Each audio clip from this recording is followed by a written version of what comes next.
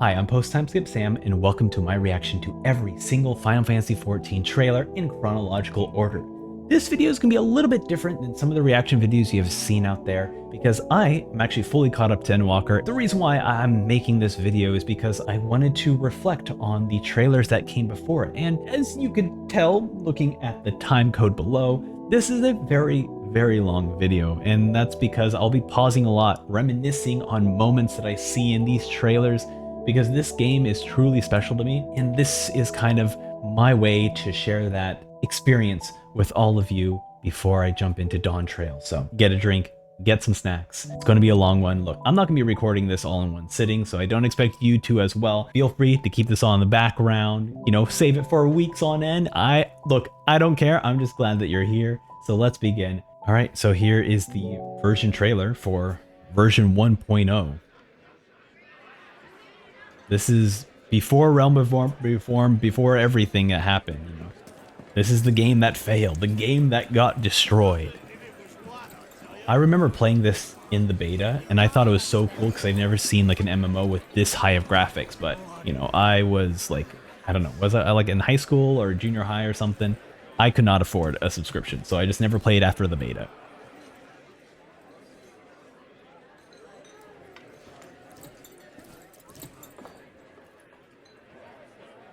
They did a good job of Very well. capturing, the aesthetic of 1.0 and 2.0, Like, this just doesn't feel like a game that was completely destroyed. How long must we wait? I grow weary of the company. The feeling, my dear, is mutual. Aha! What do we have here? No job is too daunting as long as the coin is good. What an interesting trailer. Let's see if there's no captions. The coin was good. My father, too. Now quiet down and help me What? decide. That's so interesting. I've no particular preference. And why does that not surprise me? They don't make trailers like this. Choose as you will, Midlander. This beast's Our in a fate frenzy the likes I've never seen! Look out! He's right on top of us! Oh, Move, lass, move. interesting. Oh, it's so bright. Oh, hell yeah. Going through. Check out this environment. Oh my god, that was disorienting. Whoa.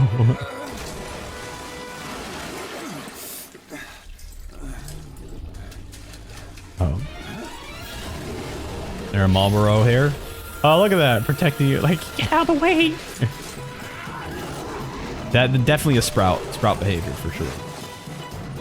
I think that's like one of the coolest things about Final Fantasy XIV is like how protective and how awesome a lot of people are towards like new players, Like you see this happening in like a World of Warcraft trailer, you're like, that would never happen in game. But seeing like a healer like protect someone from getting hit, it's like, yeah, that actually happens in 14, like legitimately.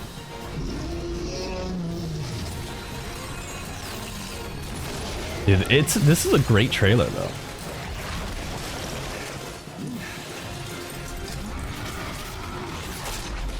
It's definitely missing some of the, high intensity music here. But I do still like the look of the trailer. Definitely way different than, Yoshi P took over. Different aesthetic and style, but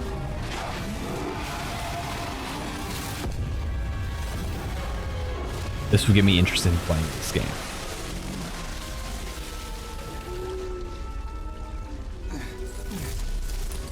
I'm burning in the water. Okay, sure. Oh.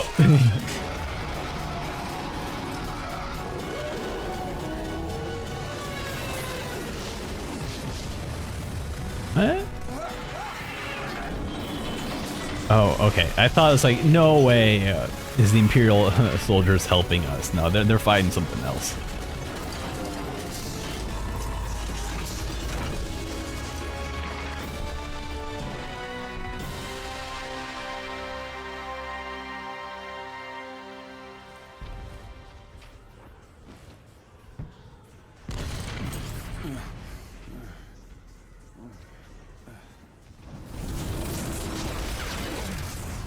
surprised I actually haven't seen this video before. Heck yeah.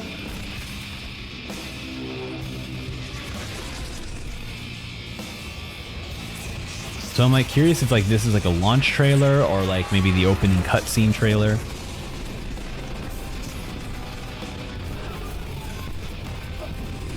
Damn, dude. This looks sick.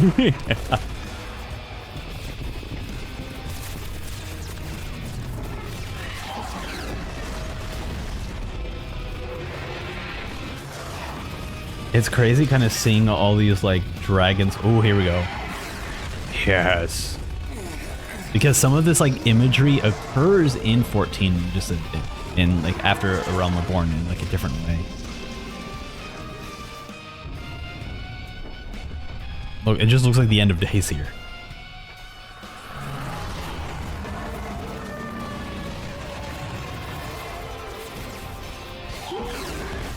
Just destroyed.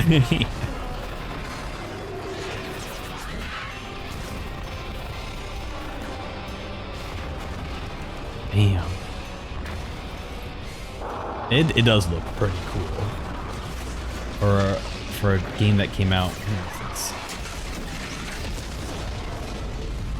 Destroyed.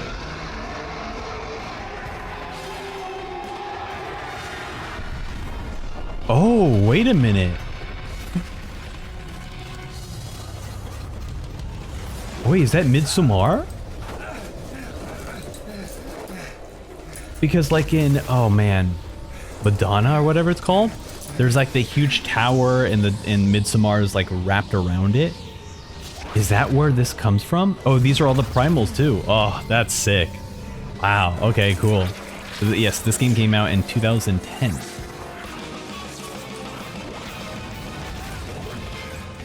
That was sick. That was awesome. Look who's returned from his reverie.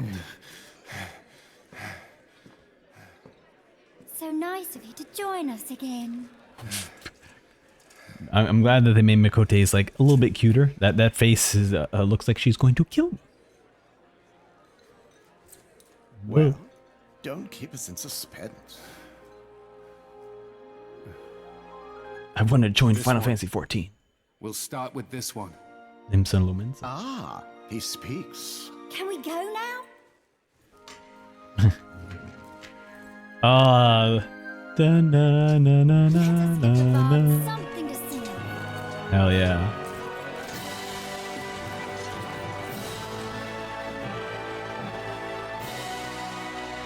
Oh, I got chills. That gave me chills. So, dude, the Amano art always goes hard. Man, that was awesome. There's not much to say on that trailer, and also this was like a different trailer than what I've seen in the past. All right, we're back with the Fate of Eorzea, the end of version 1.0, I believe. I've turned on Microsoft's live captions, and as you can see, the Garleans is also messed up, so apologize. There's no captions on this video. And in their fury, call down unimaginable destruction from the skies. In mere moments, countless lives were lost. This is just like a crazy end to your game, by the way. The fact that this entire world is coming to an end. Where we remained until now. A new age is upon us. Realm Reborn, hell yes. And we fight to make it ours. Gather your strength.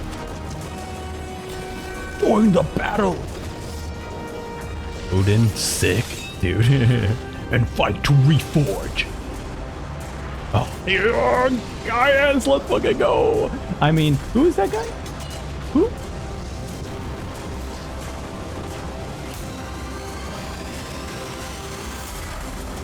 A Realm Reborn. Final Fantasy XIV, A Realm Reborn. Coming soon to PlayStation 3 and PC. Okay, I'm a little bit dumb here. I just realized that this is the same Amano art from the original 1.0. It's just bright blue. If there's one thing 1.0 did right, it was the coloration of the Amano art. Because I still really don't vibe with this bright glowing blue. But luckily, they obviously updated it and changed it and made it better. All right, so this is one of the first 14 trailers for A Realm Reborn. being released, kind of showing the destruction of the original world of Final Fantasy XIV.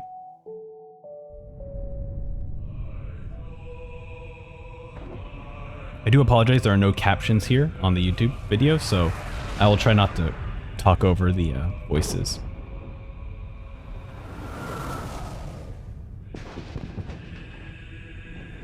This must have been such a cool event to be a part of. Because if I'm not mistaken, this was a world event at the end of 1.0. They destroyed the world. This was an event that you can participate in.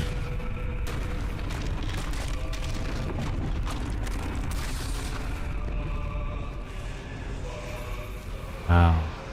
What a visual. Especially like Limsa and Lominsa hasn't changed very much, but seeing this happen, you know?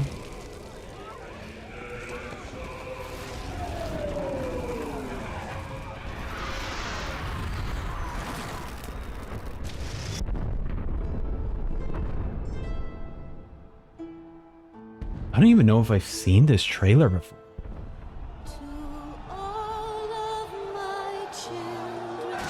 Oh, dude.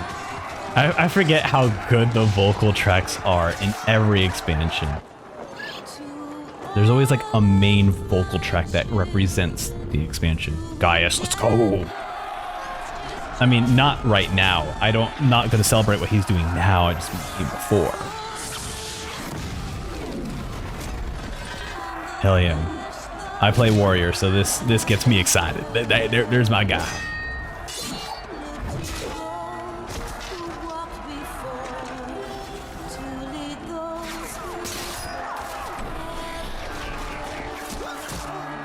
Got him.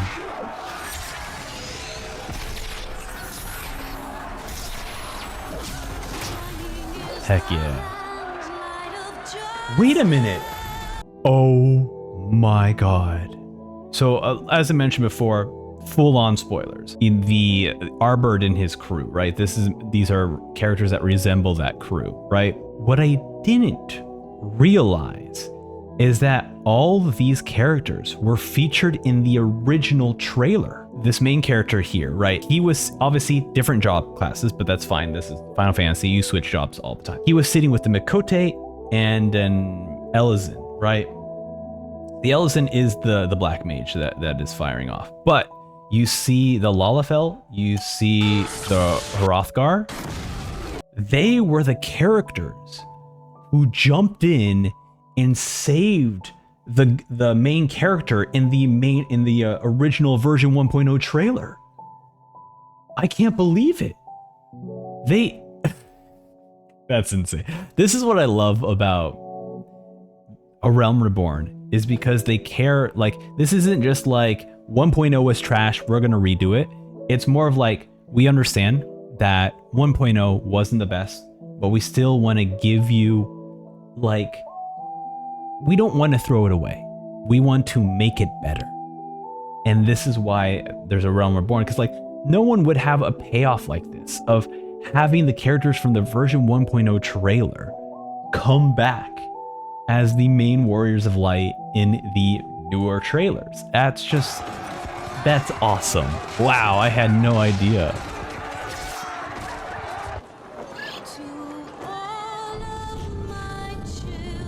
That's so cool. I had, oh my god. Incredible. They didn't have to do that, but they did, you know?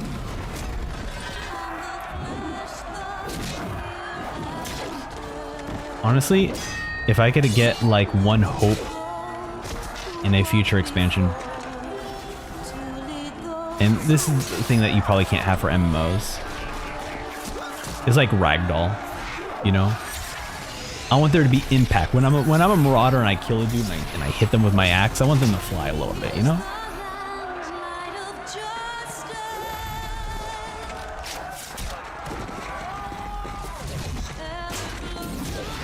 Sick, dude. He's actually using like actual warrior skills.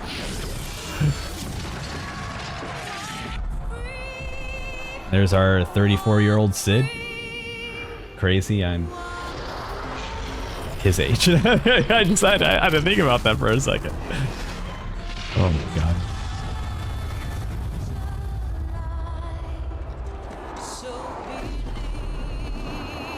Dude. What a cool visual.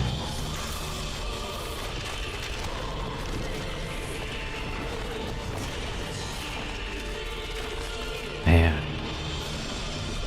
Bahamut. Look at him. Oh my god. This is such a cool visual, man.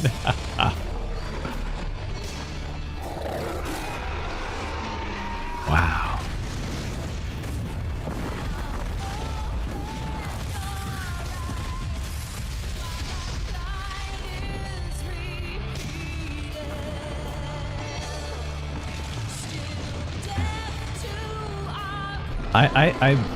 They gave us some of this vibe back in Endwalker of just like almost like hopelessness of the world ending, you know? It kind of just puts you in the shoes of these characters right now. How insane is this? Like this place that you grew up for the entirety of your life, just destroyed like this. They just do a great job with the music and everything. Makes you feel, ugh.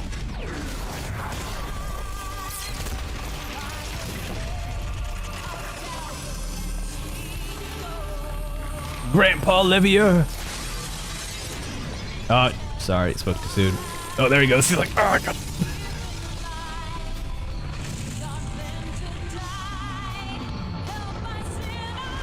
Oh, so awesome, man.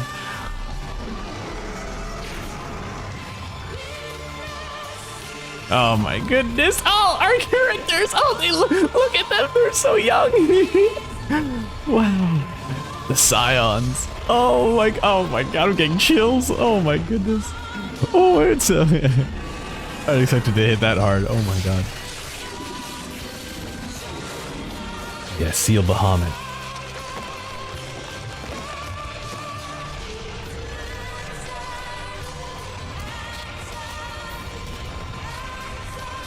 Also, really dope raid. Really dope raid. Oh, and there's the staff breaking off too. Man, everything in this becomes some sort of raid or story in the game. You know? There are no loose ends in this trailer, I feel like.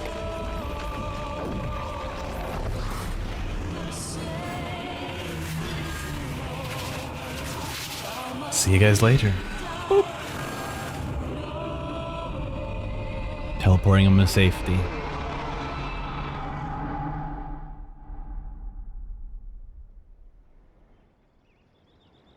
Square Enix presents.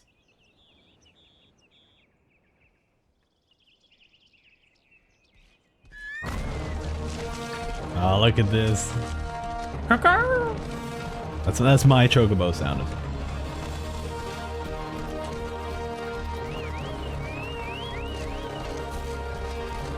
The world is healing. Doing some PvP. What's going on? All these flags happening? Yeah, giddy up.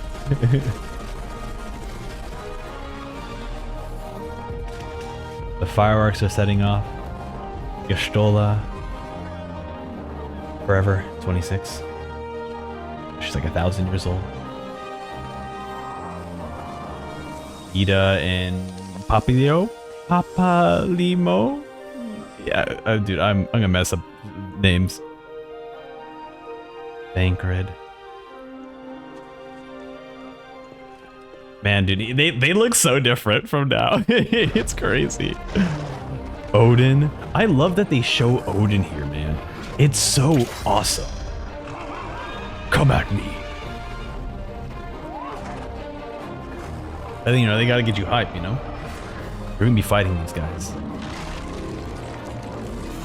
Oh, you. Starts with a B.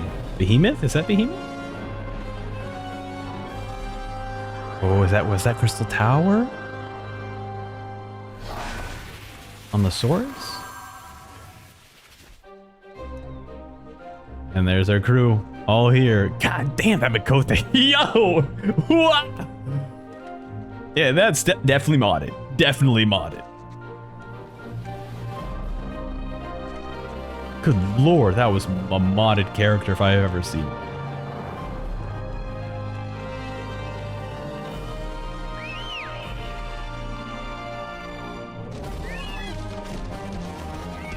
Ah, so cute. Woo!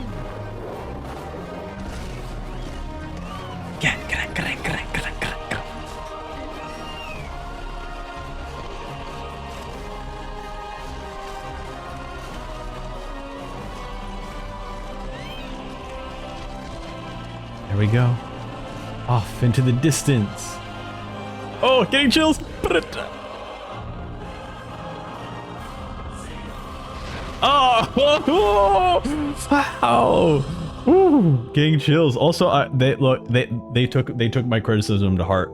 It's no longer blown out. They have the dark outlines to kind of, you know. Oh, that was the music in this is so perfect. I don't have I have some of the main themes for each expansion in this playlist, but I don't have all the music, dude. But Soken is just a god. He is a god at this. So this one's the exploration trailer. I believe this is just kind of going over the new dungeons and areas that you can explore in A Realm Reborn. Square Enix.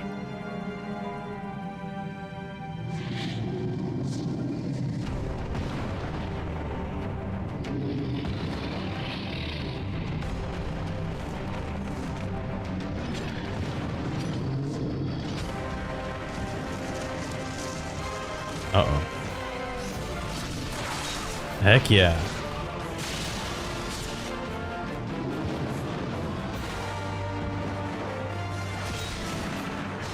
This? Ooh. I've definitely played the dungeon, but I don't remember it being like 8 players. I'm curious if that was like a way back in 1.0.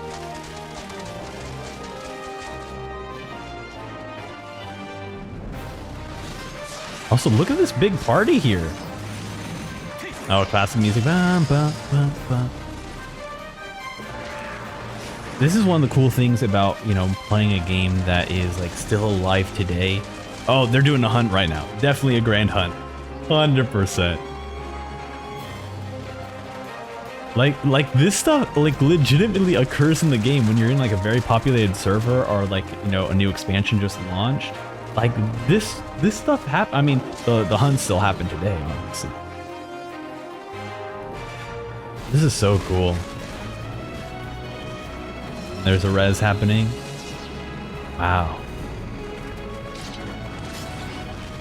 Oh yeah, fighting like a giant elite monster. The hunts. Dude, so cool. Wow.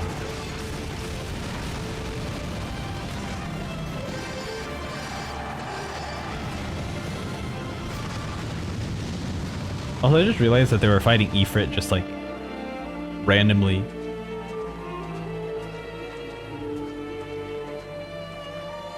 Da. That was awesome. Gardania. Good lord, those pants. I guess they're not really pants.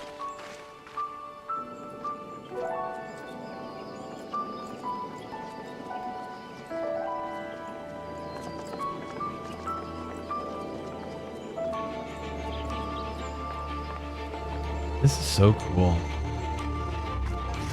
Wait, what, hold on. Someone was using a choke. Hold on. They're using a chocobo inside Gardania? Impossible. This is not this game. This is so fascinating because what I appreciate about this trailer specifically is this is kind of our introduction into the more social aspects of this MMO. Whether it be this paladin down here, like kind of talking to his friends about maybe what just occurred. You can even look at this party here who have been fighting together. You can look at this group off to the side by the Aetherite just like chatting. You're in the open world. There's a super powerful enemy. You already see people fighting in the background, and here you are, more people are joining in on the battle, which is kind of like introducing not a raid, but it's introducing like there are some massive creatures out in the open world that you can go ahead and fight. I just think like the way they have designed this trailer is so perfect and so reminiscent of like the actual experience of playing 14. Even today, to be perfectly honest, this is not something that we get in current trailers anymore. And I think a lot of that has to deal with, you know, the more focus on story. But I think if people were to watch this trailer just perfectly encapsulates like what this means, you know? I don't know. This is fantastic. I freaking love this.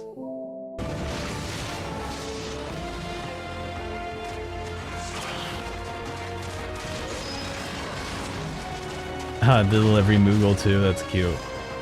This is great, showing all the different kind of enemies as well. Wow. How cool. Yeah, this is awesome.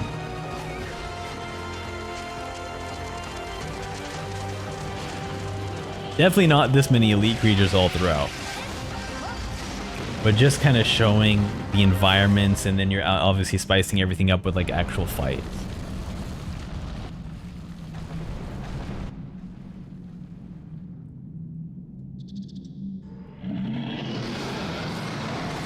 Now this is definitely not how this fight went. We did not fight these two bosses at the same time. Here we go. Oh, and this was the party that was speaking at Grande earlier. How cool.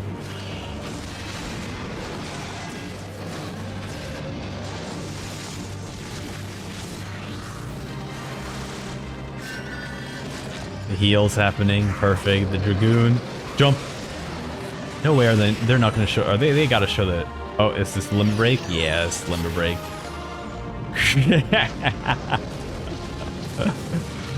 Oh, sick.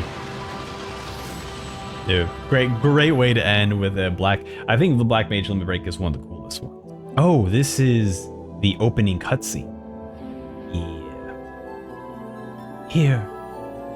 Think. Feel. Feel. Here, think. Wait, no. What is this? Wow, okay, so it's like a retrospective of all the Final Fantasy games. Wow. After I beat Dawntrail, I will be playing Final Fantasy IX just so I can understand the references. 14.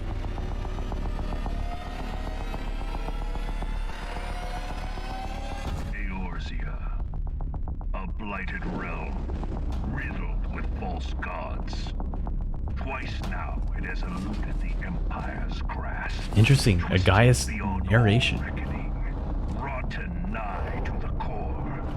Almighty Ifrit, Lord of the Inferno and Champion of the Sun, thy humble servant summon thee.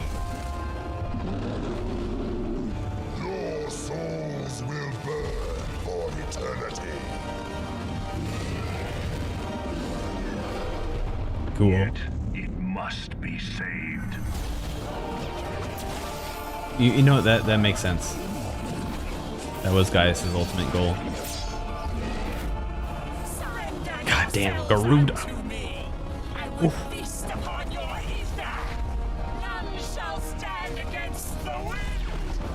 This is where you say wood, right? Is that how you say it? This was such a fun fight too.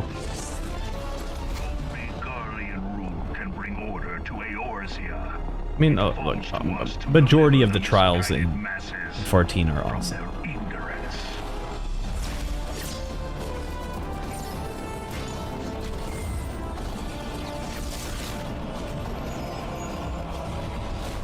Titan.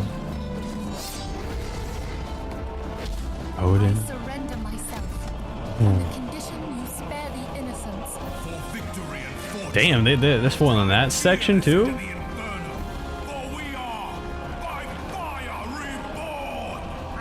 Hell yeah, Reborn. To remember the faces of my enemies. This dark, stifling presence. We are being watched. The Enterprise is no ordinary ship, and I'm no ordinary captain. In case you'd forgotten, Gaius, it's Sid Garland.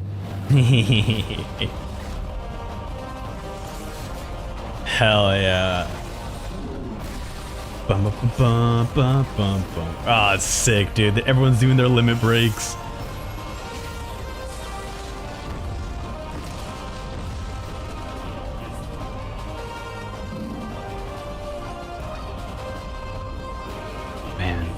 just the variety of the entire world too. When darkness falls. Oh, cute. I love this. Will you stand alone? Or will you fight? Yeah! United as one. Oh, this gets me so excited. Rise, brave hero. Some of the frame rate, you're like, oh! I don't know if I would put that in the trailer. Heed the crystal's call. Oh, dude, this is so hype. The end of your tale is but the beginning of another. Aha, Brea. The tale of My the boy. crystal's demise.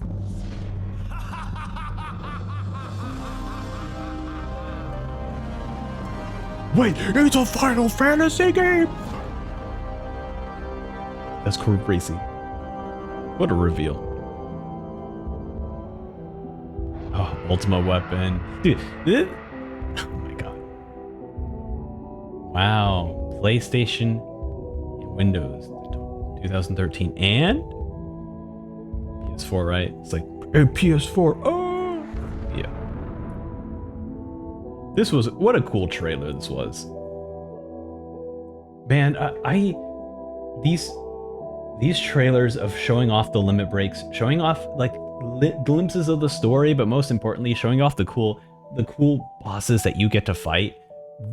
This is awesome. This is kind of a great, man. It just reminds me of this, how cool it was like for the first time playing Final Fantasy 14. And I was never someone who was into the Final Fantasy games when I first played 14. So all these references never hit me, but I just thought the monster designs were super cool. And I was like, well, this is one of my first times getting into a Final Fantasy game. And it already looks freaking cool. If this is what I get to expect with like fighting like these kind of bosses and primals, like, dude, I'm all in. All right, let's take a look at the tour of Eorzea, where we kind of, see the world of Eorzea. Which they do this for each expansion, which I really appreciate. They're just showcasing all the places that you get to visit, you know.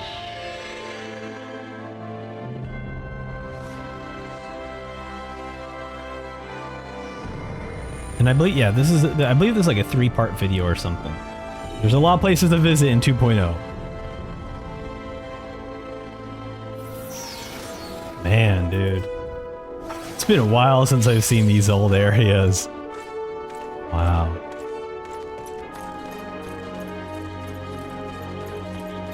This is incredible. Oh, we're even doing like a first-person run-through. That's nice. Also interesting that well, you can't see it here, I'm blocking it, but right here you can kind of see that they're showcasing like Windows, PC, and I believe it's going to probably show like, you know, how it looks in other places. This is cool, you know.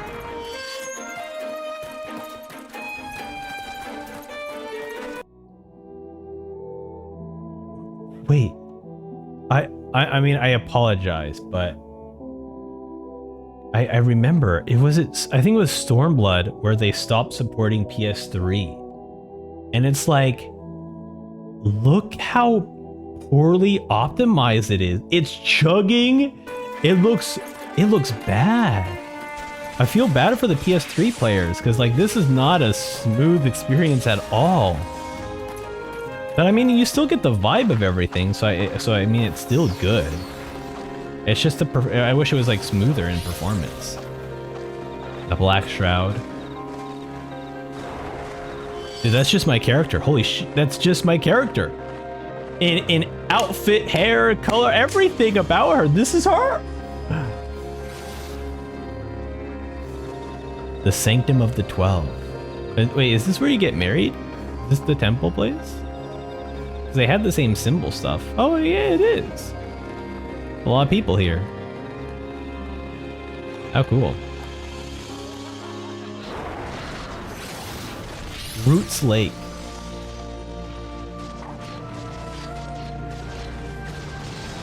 I forget where. Oh no.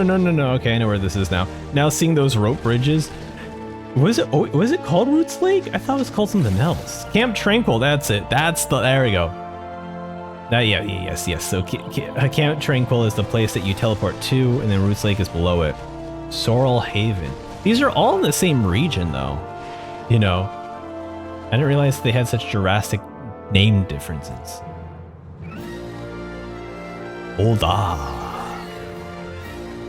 Yeah, gold text. Emerald Avenue. I still love exploring this. I mean, most of the event stuff always occurs here too. So you're always frequently visiting Ul'dah. Wow.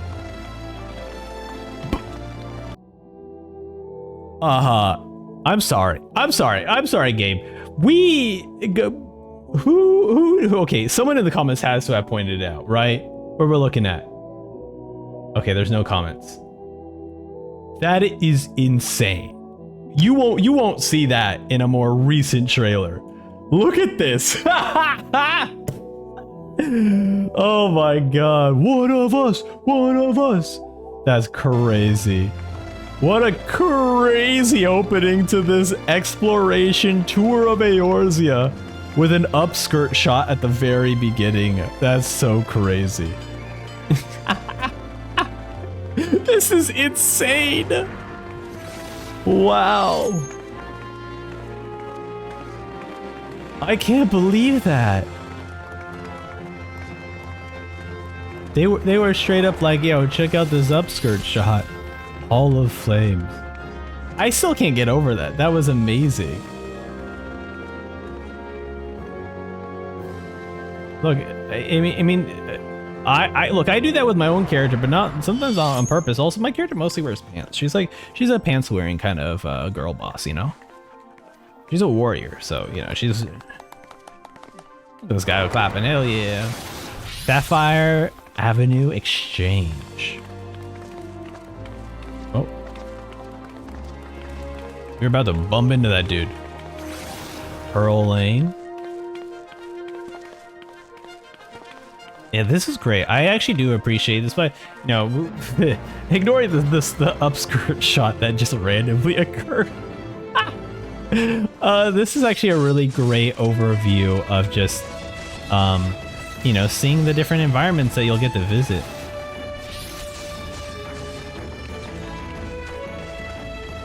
Morawi Bay.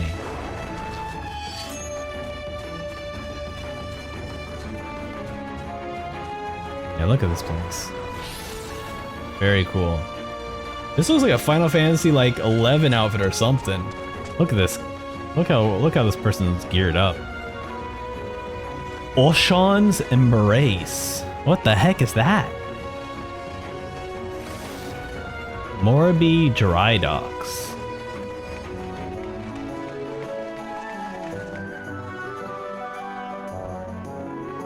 Yeah, a lot of these places, you know, just haven't visited in such a long time. Man, I feel so bad for PlayStation 3 players. The amount of lag this is occurring, it's just ridiculous.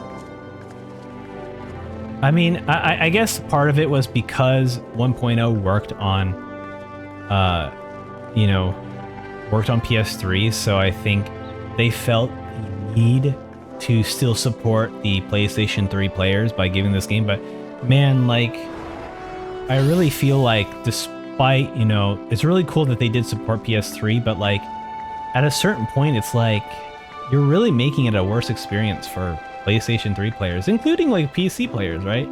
Because the resolutions can't get better because they still have to support an older system. And I feel like it's hardly supporting the older system. That's so bad. But I mean, I'm sure PS3 players appreciated, you know, that they still got to play this amazing game, despite all like the frame rate stuff. Whoa. It's so weird seeing a chocobo without any barding on. So naked. Fesca's Wash. Look, I was born and raised in Ul'dah. and I don't even recognize this name of Vesha's Wash. I recognize the area, obviously, I just not the actual name. I do like that they're showing, like, it looks like players hanging out here, and like, yeah, players don't hang out here. But you know, they got to show like the population stuff. Honestly, I'm a weirdo. I kind of wish that the game had some like survival features on, so that we got to see more players camping out, you know? Like actual camping, you know, setting up bonfires and setting up like camps and whatnot. That would be really cool. I just don't know how you would make that into the game, you know? How would you incorporate that aspect into the game?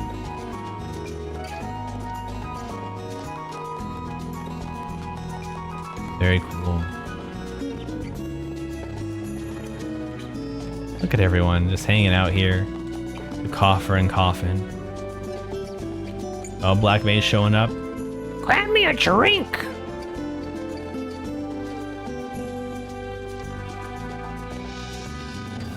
One day maybe that saloon door will open the correct way when you leave. Blackbrush Station, definitely visited this so many times. Oh my god, we're all fighting here in the rat's nest. I remember having to kill like, oh, kill 5 of these big guys and kill 5 of these small guys. It's like, okay, sure. The pinnacle of quests. Build an excavation site. This was a place I hardly visited until, you know, the towards the end of the story quest in Realm Reborn, when everyone's like escaping and then you like appear in this area. It's very cool. Great. I was like, okay, so I guess part 1, part 2, and part 3 are all going to be visiting the different main cities. Although we even get a glimpse of like the Waking Sands area. So I don't know how they're going to do all these tours. Ooh, here we go. This desert looks great. Like, this is what I mean. Like, the locations in 14 are so different than each other. Like, from expansion to expansion, that like this desert looks different than the desert that you'll start seeing in Stormblood as well. They just really make every place unique. Thanolin. We already been to Thanolin. I'm actually confused as how they're like so if I'm not mistaken, right, you can go from Uldad to Thanolin, right?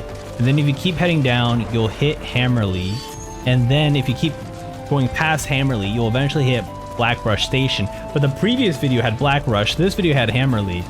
I thought there was gonna be like some consistency in terms of the places that we get to visit, but I guess not. Las Noce. La Noce, okay. Now we're getting some more grassy areas of Bronze Lake. Ooh. I forgot about this area. I love this place. It's so beautiful.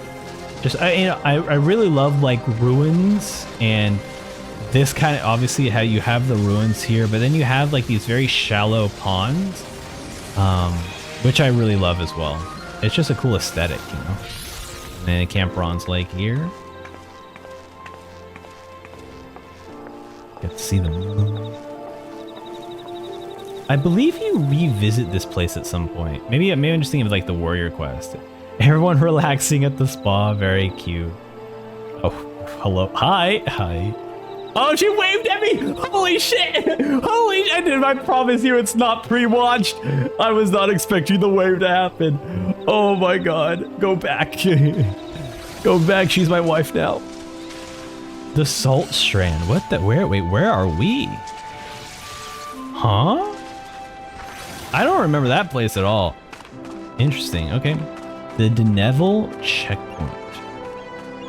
Well, we're not even going into, we're leaving the check. Okay, anyways. Guess we're gonna head to Swiftport next, right? Oh, that's cute. They're cheering us on like, yay, you got out of the checkpoint. Congrats. Or Allport, right? It's called Allport. Oh, no, we just skipped the Limsa and Lominsa. Okay. Limsa Lominsa always has a soft place in my heart, strictly because this was my starting city when I played 1.0, and I thought this was absolutely incredible because I've never seen a location that looks like this before. I never seen MMO graphics that looked like this before, so I was just like so impressed. However, to this day, I cannot for the life of me memorize the path of the anywhere. I cannot navigate this city. It is way too complicated. Yeah. Oh, it's way too complicated. The Bismarck. But it has really cool locations. Like if you actually explore, it does have cool locations. My one hope is that when we move, well, I guess I feel like at this point, the cities should no longer have like loading. You know, they should all be like single cities, right? The Black Shroud. This place is also cool. This is where you can start the Palace of the Dead, right? Or it's called something else. Very cool. Yeah, I feel like now with the new requirements for Dawntrail, I feel like now more than ever, the older cities like Ul'dah, Limsa, Lominsa, Grande no longer need loading in between areas because I don't know. To me, I feel like, you know, everyone's machines can now handle the single cities, you know? Because you even look at the more recent, you look at any of the newer cities. Oh, this is okay. It's where you fight Odin. Have I ever never fought Odin before? I'm curious now. I don't think I fought Odin before. I'll have to double check. Because from my understanding, to fight Odin, it's like a random encounter. High Bridge. I've definitely been here a lot. Definitely been here. A lot of times. It's just, like, looking at this architecture, it's just so cool, man. Yeah, look at this. And this is on Windows PC from 2013, and this already still looks amazing, but that's just because they have a great style. Great art style, great art design and direction for the environments. It's beautiful. Camp Dry Bones. Oh man. Camp Dry Bones, it has a pain point in my neck just because when I first tried playing Final Fantasy XIV, this was the place that I remember I had to keep going to over and over and over, and I kind of got annoyed. And so when I dropped the game, I Camp Dry Bones and was it like Horizon Station are both like locations that just stuck out to me as locations I don't like. And then when I started over again, you know, coming back to these cities, I'm like, oh my goodness, I'm done with them. Okay, back to Lanosa here. Very cool. We see this gigantic dragon just stuck in this stone. That's cool. I don't remember seeing that. Fool Falls. All right, we're getting closer to Gordania. Okay, nice. Cool. I do like that. The corals are here. Bloodshore. Maybe they've changed. Oh god damn. Maybe they've dude. Oh, sorry. What? What were? Hidden Falls. Hey, welcome to Hidden Falls. Part of me is like, I love being a buff girl, but man, do I just want a cat girl sometimes. It's just saying. Sorry, I'm getting so distracted. There's so many. Oh, I love Final Fantasy 14. Okay, I love Final Fantasy 14. It's like you know, Second Life without the nudity. Wait, where the heck are we? Oh, that was a tease. That was a tease of an area. Interesting. All right, let's move on to part 3 of the tour of Eorzea. These have been fun, honestly. Like, this is like the best form of like just reminiscing on the locations of, you know, these areas in Final Fantasy XIV. Very cool.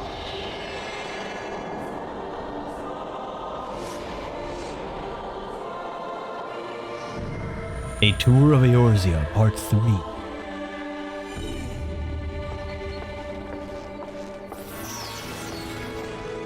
Lanosa again, okay. Camp Overlook. Oh yeah, this is where you fight all, or not fight, but this is where you find all the goblins. Alright, are they called goblins? I forget. I think they're called something else. Oh, they're called, they start with a K. I forgot. Kobolds, there you go. The floating city of Nin. Yeah, this is actually a really pretty place. This is what I like, you know, because when I go through these dungeons for these areas for the first time, I'm really not like, wow, look at this area, it's so amazing. I'm just like kind of running through it. It really wasn't until I really got into Shadowbringers and Endwalker, and even a lot of Stormblood as well, where I was just like admiring the location and the scenery of everywhere.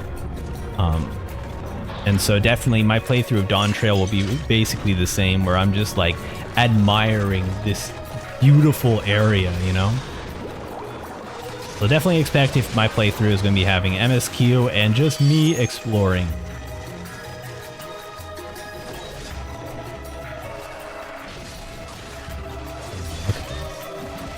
It is crazy how far they've come though, in terms of just like design, the way they're able to do things, and now with like the new lighting system in Dawntrail, oh my god, dude, the locations are just gonna look better and better. Lark's Call. Oh yeah, the frame rate here is way better.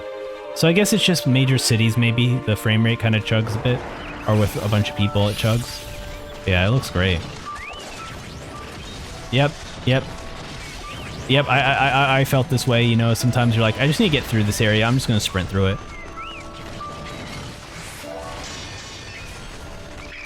And honestly, when the game is like super popular, like, you know, when Dawntrail comes out, you will see people fighting like this in areas, you know. This is Alder Springs. I don't remember what story beat this, like, you should be visiting this area. Vanillin. Yeah, it seems like a Cobalt area for sure. The Forgotten Spring. Oh wait, no, we're going... Ooh, okay, we're getting closer to the Waking Sands area, right? No, this is not there. This is way far. Forgotten Springs is by the desert. Like, so yeah, this is a different place. The Burning Wall. I don't remember seeing this like a raven human being thing.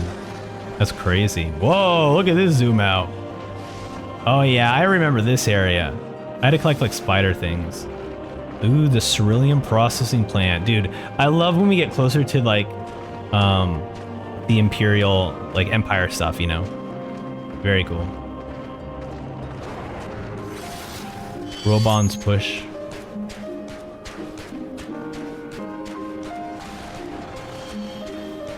Kind of seeing all the war happening. And now we're getting more closer to Magitech equipment. Very cool.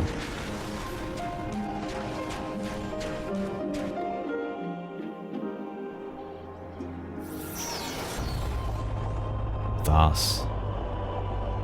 Isn't that so cool, right? When you're exploring like the locations and everything, and then you see was it Ishgard like way in the distance, you're like, oh my god, I wish one day I could visit that, and like, yo, yeah, you will. Camp Dragonhead.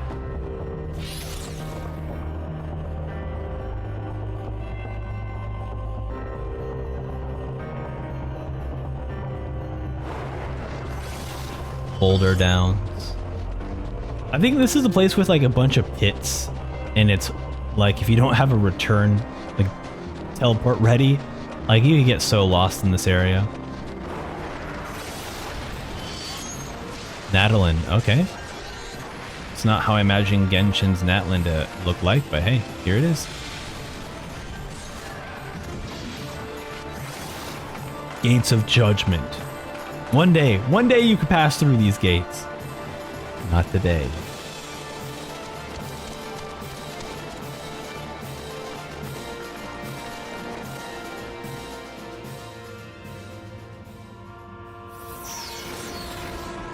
Mordona.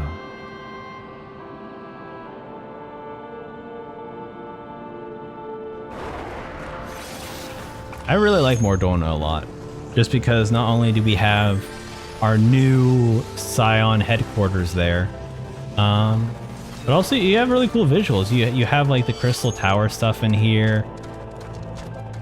You have Midsommar's like, you know, tower thing there too. And you get to sneak into like a Garlean base too. The Tangle.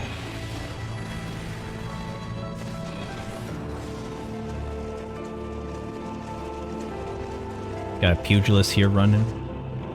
Look, this bright red, this bright yellow outfit, I'm just like, yeah, this is 100% a monk. Pugilist character. Castrum Centauri. Our sentry. This was a fun area to be in as well. You know, because you're like seeing like technology that you just really haven't seen a lot of in this game. But as you get close, as you push forward against the Garleans, do you start to see their technology. Ooh, a behemoth fight. Ooh, I'll register for the beta. Very, very cool. Dude, I love these tour videos because it's a great way to reminisce on, you know, the areas before. You know, as we get further into the stories, we'll start seeing about Heavensward, Stormblood, Shadowbringers, Endwalker, and Dawntrail all have these tour videos. So to see the evolution of the way they design environments, of the way everything looks, it's just gonna be so cool. So I always appreciate watching these kind of videos. But we're moving on to new class and new job reveals. Okay.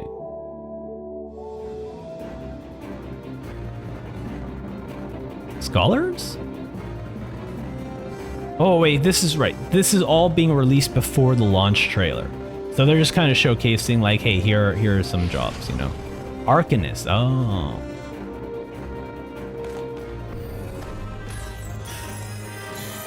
Like the job classes that I've played are Bard, Monk, and Warrior. And then the other job classes, I've just basically skipped to level 70 and I was like, I'm going to learn them at level 70 because I don't want to go through the leveling of 0 to 70. That's such a pain. I'm just gonna get to 70 and then actually start to learn those classes. So eventually one day I feel like I'm gonna start to learn them. Luckily Bajda is such a great place to learn classes without having to ruin people's like duty finder parties.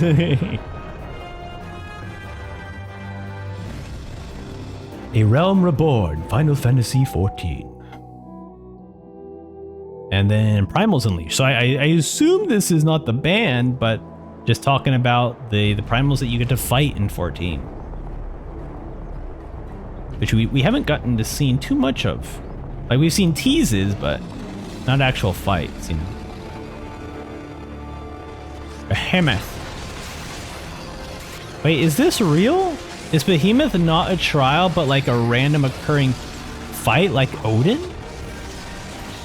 Maybe I've never fought Behemoth before then. Huh. 'Cause yeah, I don't remember fighting in this location or this area at all. This is completely new to me. That's so cool though. I mean, now that I'm at level 90, right? I could probably fight Behemoth alone. Maybe I'll do that one day. If I remember, I'll fight Behemoth. An Odin fight, nice.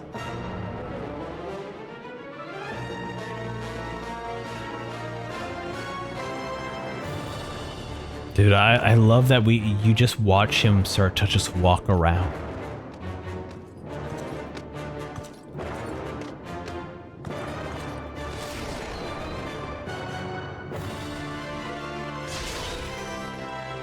Does he do his like one-hit KO ability? Forgot what it's called.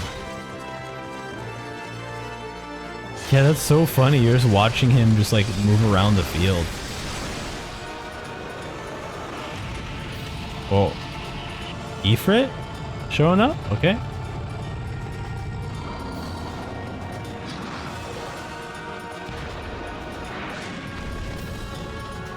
the Ifrit fight. One of the is this one? I think this is the first trial that you get to participate in. This fight is very easy until people forget to destroy like the spear in the ground.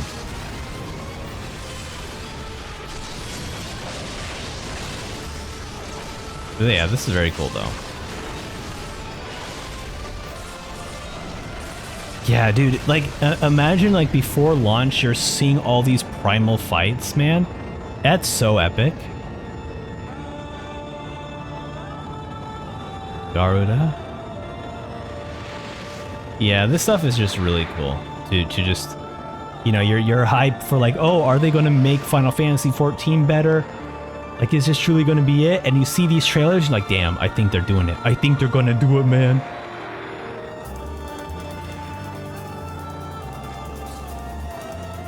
Check out that boob. Oh.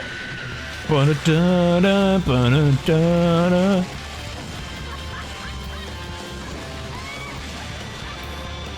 I really love the fight arena in here because it makes sense, right? That she created this tornado that you can't escape from. Whereas I feel like other fights are like, yeah, this is just a single square in the middle of space, so don't fall off. And it's like, why? Like, you know, that's just for the boss fight. Whereas here it really feels like it's a part of the environment, you know? She created this turbulent storm that you can't escape from, so you have to fight her, you know? It's very cool. I wish they had more of these like lore reasons for keeping you in the battlefield in the fight.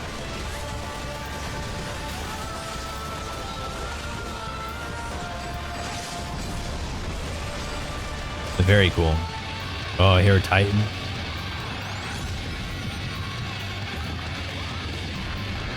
Here we go.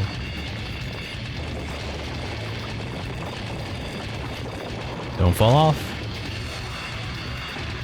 Luckily, it's very difficult to fall off now. You can't fall off in normal. Only hard and extreme can you fall off now. Which I feel like it's not. I mean, I guess so. You know, just to make sure that you don't ruin duty finders. When people start falling off, it does kind of get annoying. But, I don't know. It's a good lesson to learn how to play, you know?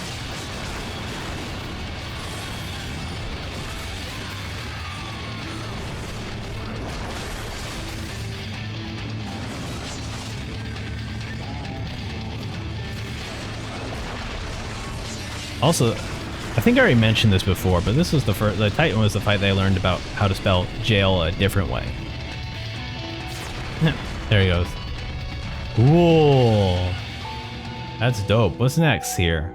All right, so now we are on to the Realm Reborn launch trailer.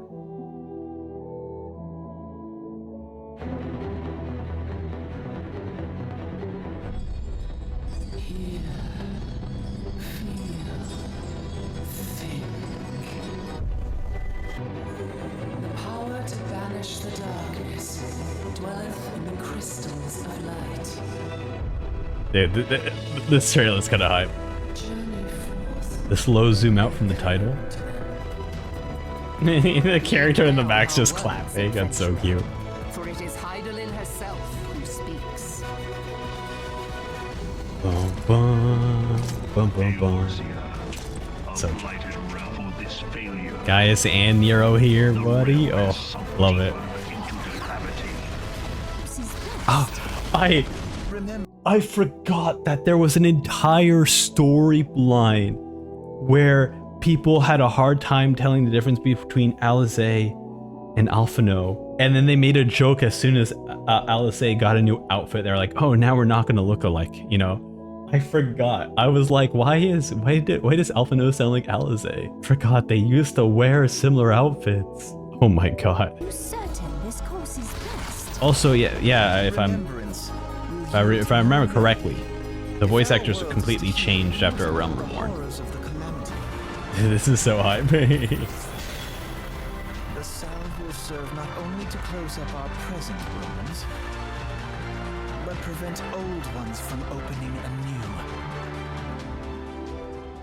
Interesting. You know, I'll be honest. I think the Crystal Call trailer, was it Crystal? Yeah, I think it was the Crystal Call trailer. I think that one was like a lot more exciting. This trailer obviously focused a lot more on story, but I think it doesn't capture some of the hype moments of Realm Reborn.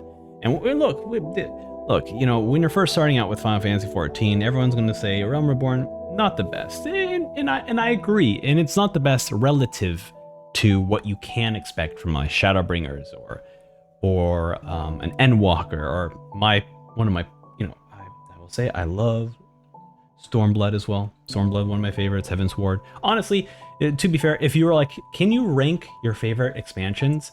It's just in it's in reverse chronological order. My favorite is Endwalker, then Shadowbringers, then Stormblood, then Heavensward, then Realm Reborn. It's really just a complete incline for me. It just keeps getting better and better. All right, so now we're gonna watch the TV spot from Realm Reborn. If I remember correctly, all their TV spots for some reason are in live action, and it's people dressed up as Final Fantasy XIV characters. So you know what? It's goofy and fun, and we're watching it. Von den Kriegern des Lichts. Dies ist der Beginn eines neuen Zeitalters. Wir müssen look how good it looks though. He actually looks like Olivia. Wir müssen dieses Land zurückgewinnen mit Schwert und Magie. Bro's hulking out. Oh, it looks so wild. Look at this. Nimm deinen Platz ein. Oh, that's cool. Has that always been the case that it's kind of representing? Has it always been like a crater, the logo? But anyways, we're jumping right into 2.1. You know, a realm awoken.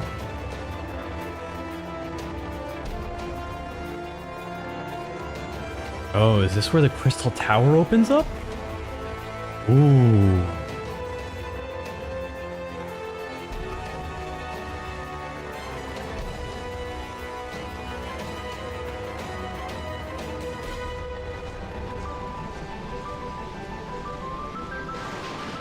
I love the Crystal Tower. I'm actually surprised that I cared so much about the Crystal Tower. Because this was like, I didn't think this story was like important. Because this was before, this was required to play Shadowbringers. But also before the developers, or at least I missed the developers telling people that you need to play Crystal Tower.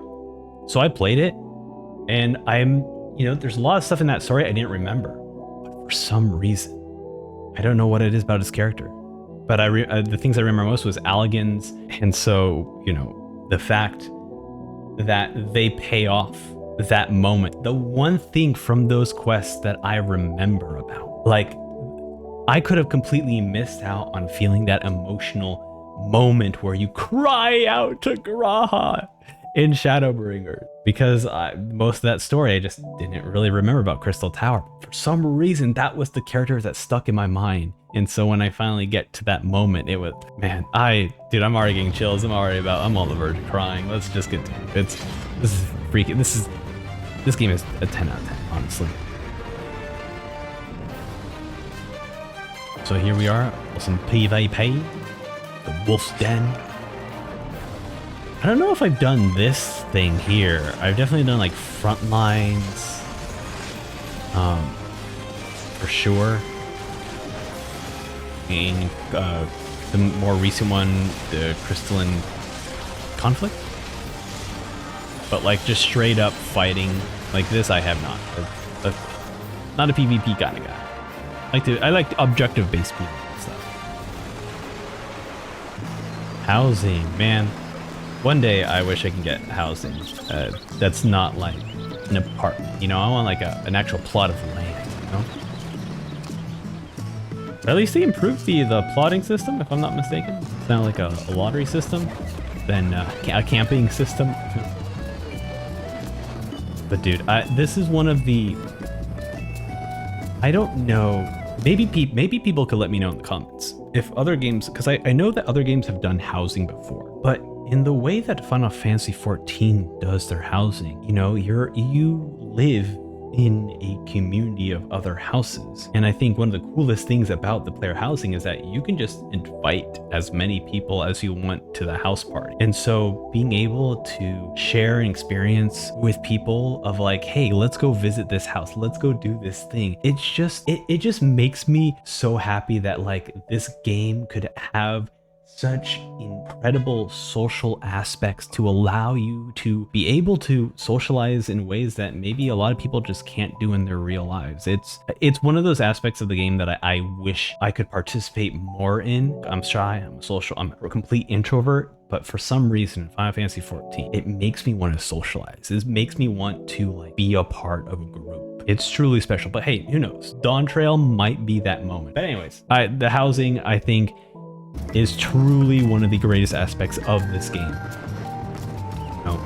Obviously MSQ is number one, but just being able to real quickly, what outfits are these? I'm just asking. Look, also I freaking love that because of when was this coming? This video came out 10 years ago. The game, the resolution is so pixely, the bitrate is so bad that you can't even see their straps. So it looks like they just got like these like tiny short shorts and no top. It's hilarious.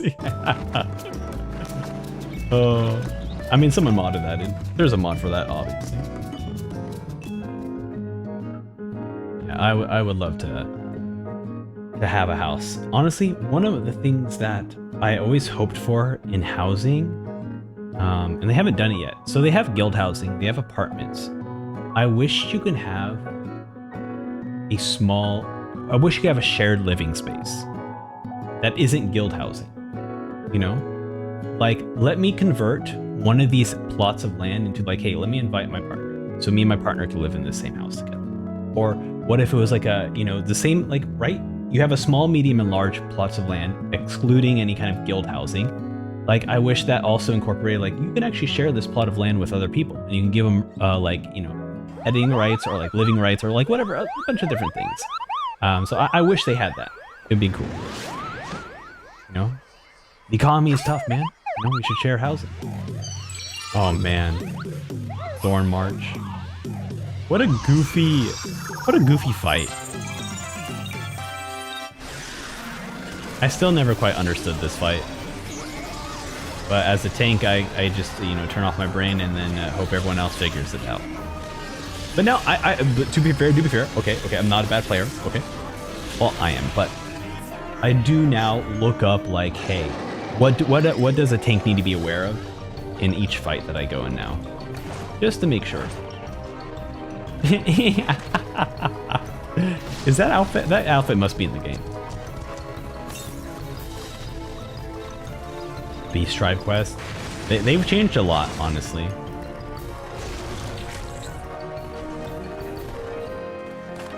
Which, good on the game. You know, that's one of the cool things about this game. You know, I still haven't actually done treasure hunting before. I should probably try doing treasure hunting more. There's a lot of the game I still haven't explored or played a lot. The esthetician. Hell yeah. Everyone looking good. This is great. Kind of showcasing all the cute styles that everyone can wear. Oh, oh my god. The best, one of the best like quest lines ever. Ba-da-na-na-na. I can't, Hildebrand's the best. 10 out of 10 all the time.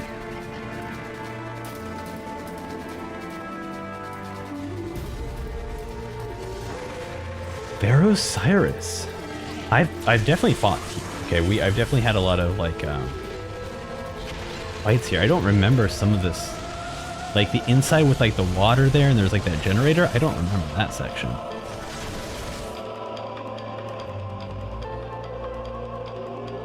Hi.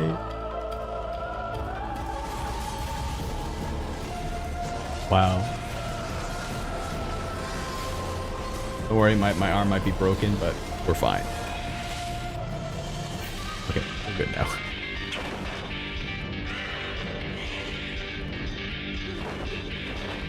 This one, the manor, I hope they fix the manor. I don't know if they fixed the manor yet, but like, you know, the common thing in this manor is that you go through one floor. At the end of the floor, you need to go back to the lobby. And so whatever, like this spot here. So this is the end of the first floor. You beat this, right? And then you have to teleport back. Oh my God, my arm is breaking. I apologize. We'll hide the arm over here, you know, so you don't see that. But the thing is, you know, the quickest way is to use return and go back, and that brings you back to the lobby. The issue is that as a sprout, you don't know this. And this is one of those dungeons that everyone just quickly goes through. So no one really gives you advice on what to do until they realize that, like, oh, it's been 2 minutes, they haven't returned. We should probably tell them. But it's like, but I guess in a way, this is kind of like every sprout's introduction to, like, hey, if you use return in a dungeon, you will go back to the beginning of the dungeon and not leave the dungeon. So you know what? Never mind. Don't change it. Don't change it. Because I think it's a great lesson to teach you the importance of using return in a dungeon. So you know what? Never mind. I've solved my own issue. This is fine. This is perfectly fine.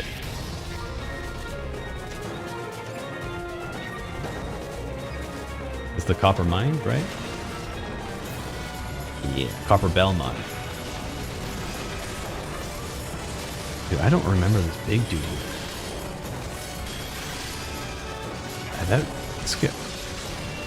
Oh, this one's fun, right? Because he had like to set off the bombs in places and troops. That was actually a lot of fun. I do like it.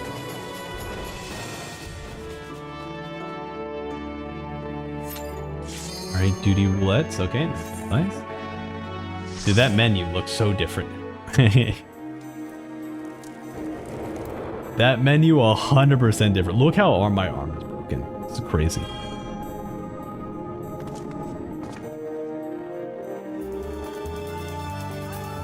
Sometimes it looks weird, but you know, I had to fix the tracking for all this stuff. Oh yes, the Garu theme. Garuda theme.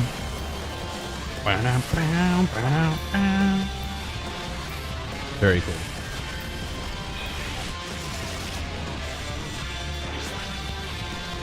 Oh, this is Garuda Extreme too. Okay. Sick. Awesome.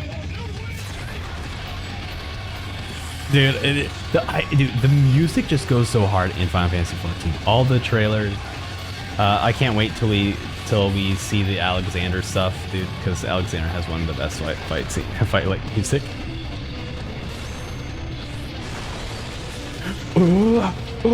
Also, this is also the first game that taught me that jail could be spelled G-A-O-L. I always called it Gaol. The Bowl of Embers. Ifrit Extreme Fight. Look, I'll be honest, I'm a coward. I don't like doing extreme fights. I don't like doing savage fights. You know, that stresses me out, especially as a tank. I'm like, dude, I have the fate of the party in my hand.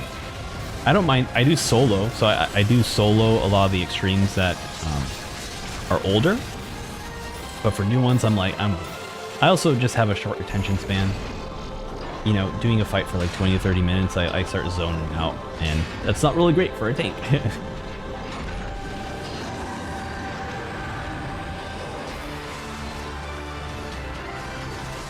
Mistral's Ballad, Ultima's Bane.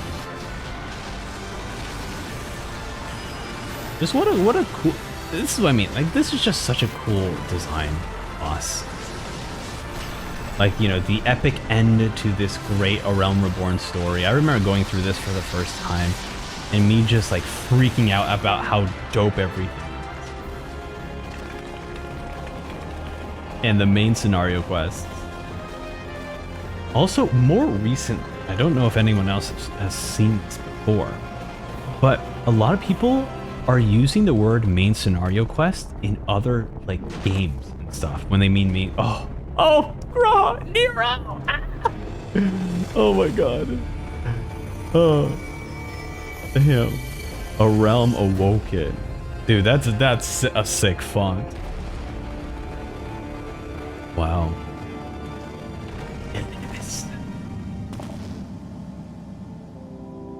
Man, dude, what a cool tease at the end for the main scenario quest. But yeah, look at that Nero in Graha here. Oh my goodness.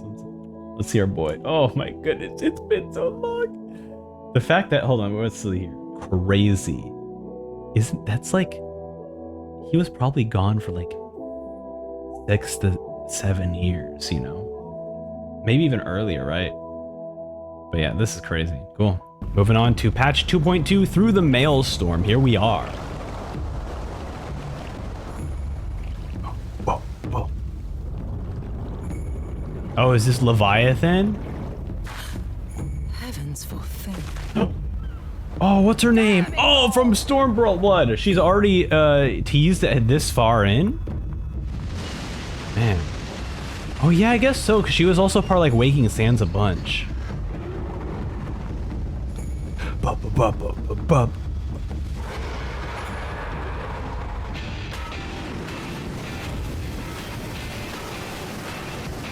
The Horror Eater.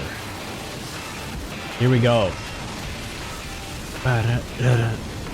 I really enjoy soloing this fight on Extreme, just because the battle isn't necessarily the fight being hard. It's like trying not to fall over. Oh, this is the end of the Hildebrandt episode. This is always my favorite. Okay, my arm can't do the Hildebrandt thing back there. That's creepy. New hairstyles. Wait, really? Oh, I guess maybe because Moonbrita was just introduced during these patches. So that's why we got her hairstyle. Big fishing.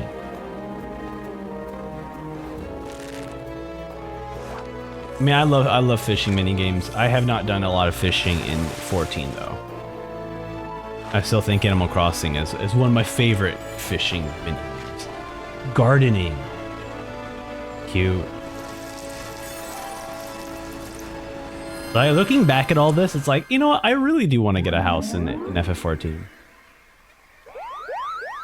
Oh, we're doing, so they're releasing the extreme mode now, okay? Bum bum ba bum bum ba ba da ba da. Bum bum ba ba da ba da da da da da da da da. Very cute.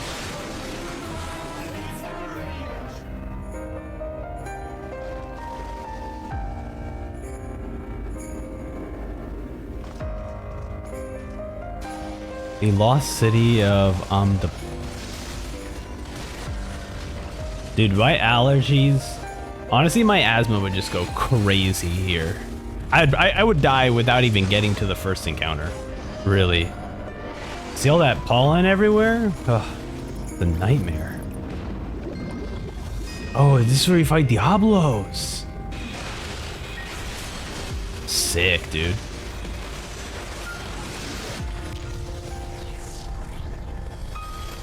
I think that's like one of the most like iconic bosses. By that time, I played a bunch of Final Fantasy games, including Final Fantasy VIII, which was the first game that I saw Diablos in. And the coolest thing about that character, about that summon, is just this pure black orb. And when you look at it on like the PlayStation 2, it's like, oh, you clearly did not have the effects to do this properly or do this right, but it still looks cool because it's just this empty black void in 3D.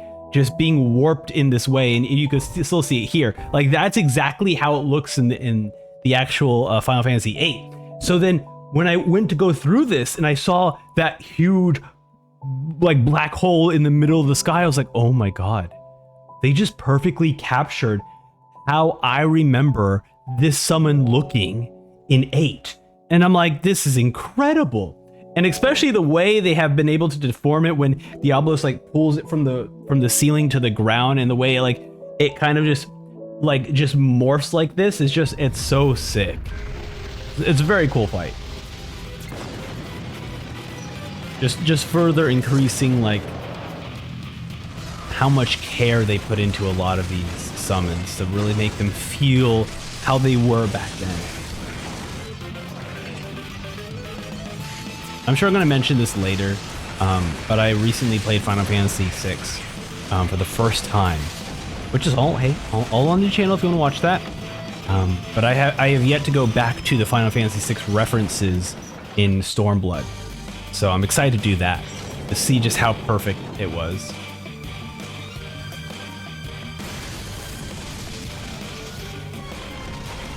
You know, I'm always like so deep into these fights in these dungeons. I didn't realize that huge like mech robot had like a single red eye. That's so cool. What an awesome design. Is this the one with like the maiden doll, the dark maiden doll? Okay, I guess we won't know. Wait, retainer? Oh, okay, so this is where you can send your retainers off to do things. I need to remember to use my retainers more often. They're kind of forgotten. Just like the squadrons. I always forget that the squadrons exist. Oh, that's sick. Some cool glamours. Oh, Dragon Quest glamour, that's funny. Oh, that's cute.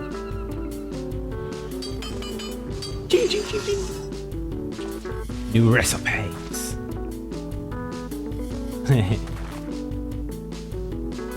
Wait a minute. Okay, so they must have like, they must have reoccurring NPCs that they use. This guy has already appeared in a few other trailers as a paladin. And then this actually look like the Lalafell in this looks a little bit like Yoshi P's character. Interesting, cool.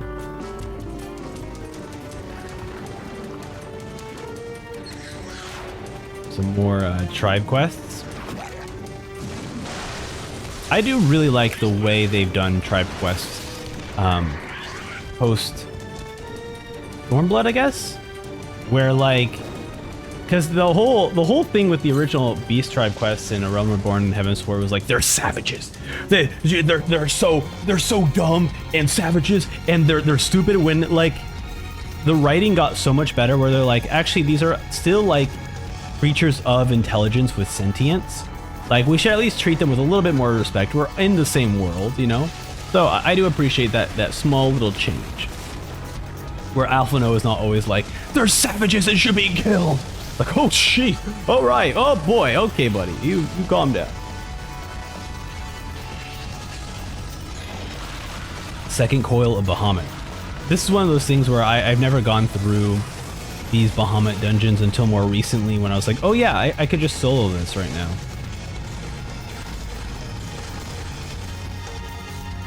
Especially as a warrior, it's just smooth sailing.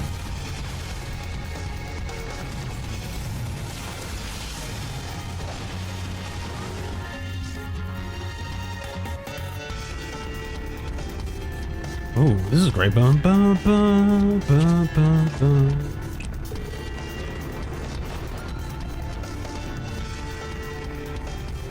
Oh. So main scenario? Yeah. Far across the sea from the land of Yukari? Is that her name? No. Something new. Hells take that sea demon. Behind you. The Sahagin, an elder by my judgment, spoke of attaining the gift and knowledge of eternity. That's sick, dude. Thancred doing some cool, sick moves. There is something I must see with mine own eyes. Ophelia! The true nature of the echo. Oh.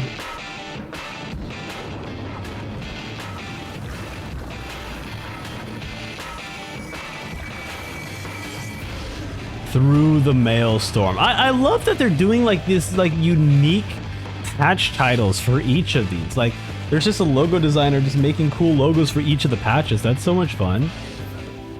Cool. Let's move on. So right now we're going through the, I believe this is the April 1st. Yeah, so we're looking at nearly the April 1st video. Super. It's just that they put so much effort into these videos, you know, it's worth sharing. Look at this, this is so cool.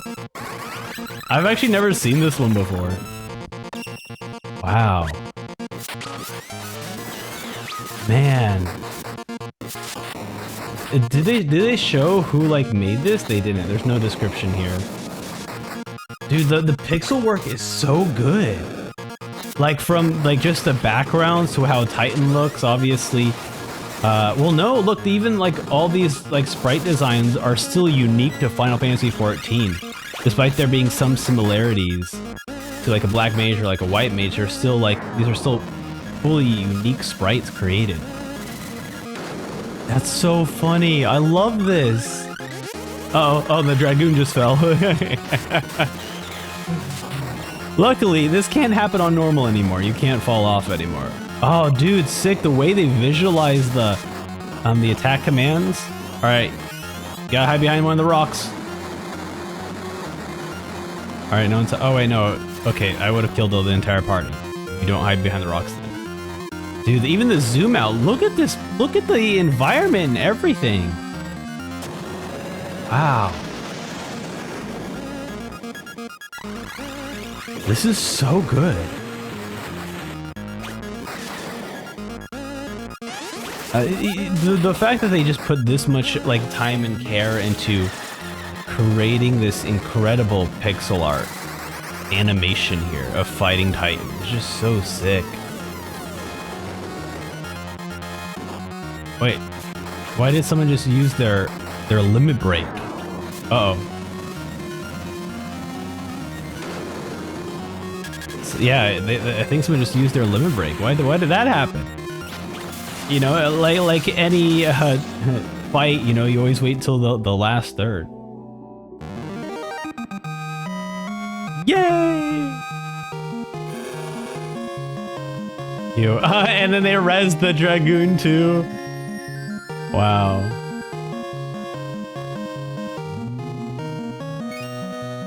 Oh, the dragoon got the mount, and he leaves.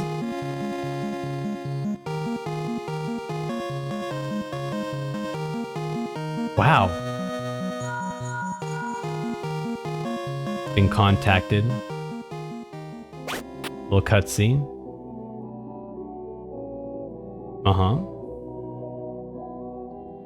You know, I can't read Japanese this quickly. I can only read hiragana and some katakana, so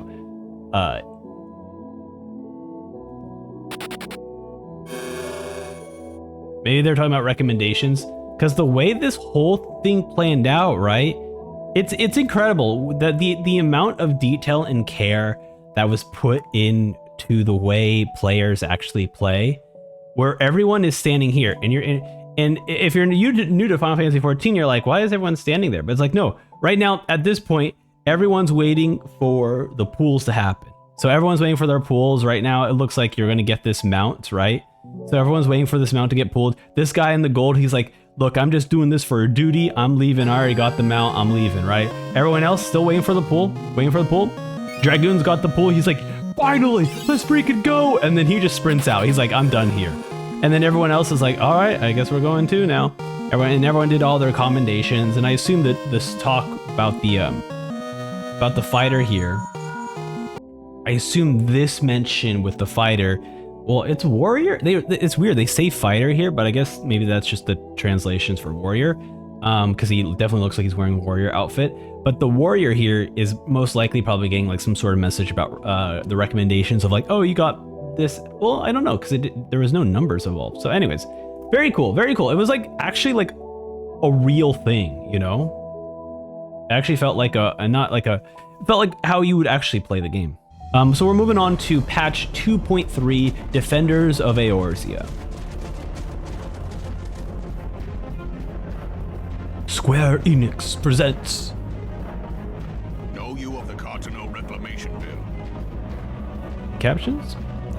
Still captions. It is a proposal to annex the Cartano Flats so that refugees may establish permanent settlements. When last I looked, that was disputed territory. Aye. Some might even call it a battlefield. Final Fantasy 14.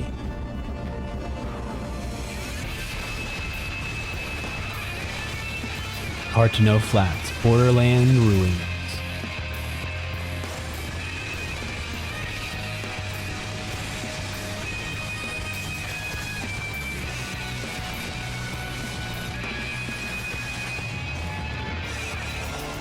Is this where we're gonna have the hardest trial in the history of Final Fantasy 14?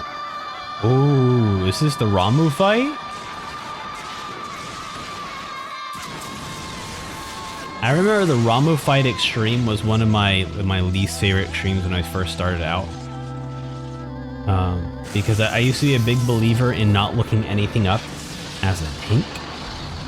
So my first time going through this was a nightmare because everyone was yelling at me and a few other people. And I'm like, oh my god, this is too stressful for me. I'm out.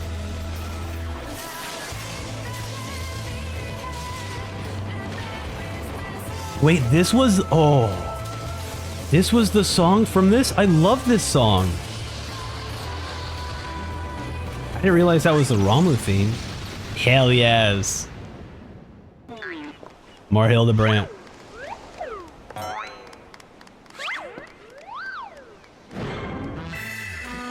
Ching. Ba ba da ba ba ba ba ba da na na.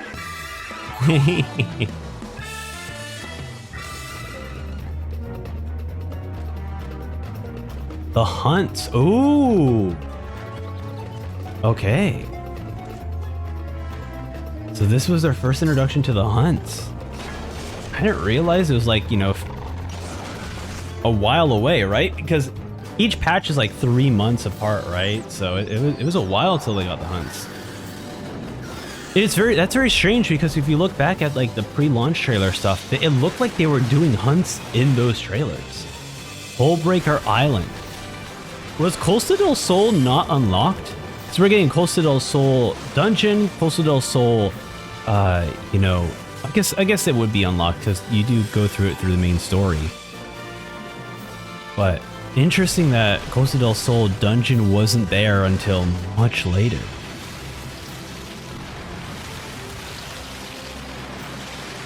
Yeah. Yeah, fight that Kraken. Beat it up. Beat those tentacles up. Smack them. Smack the tentacles. You tell it who's boss. You tell that little son of a... Oh, the gate? Yeah. Man. Stone Vigil. Oh no, this is the dungeon. But we're slowly going there. We're in Korthus right now, right? Korthal? Look, my memory of a lot of Final Fantasy 14 things is like, let's just remember like the first 3 or so characters, and then we'll hopefully be able to guess how the actual word is completed.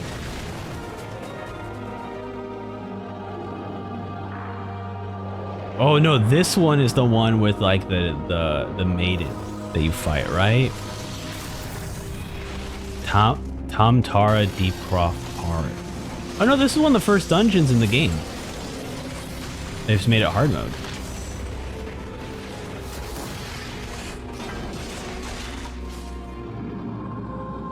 Oh god, that thing is so freaky.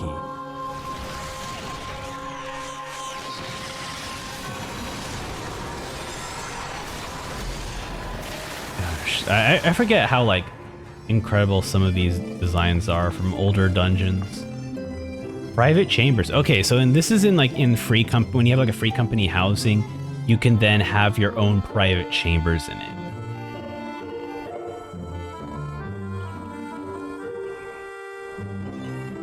He's so happy. He's like, look how beautiful I've designed my house. Chocobo raising. I don't think I've done any of this before. I don't remember any of this. Bum bum bum bum bum bum bum bum bum bum bum. Desynthesizing. I need to get back into like doing my crafting stuff. So I only recently did I realize maybe I should try desynthesizing things, and then later realize that you. Or no, maybe no. I'm thinking of melding. Never mind. New recipes. Wow. Okay, those are kind of cool. Oh, that's cute.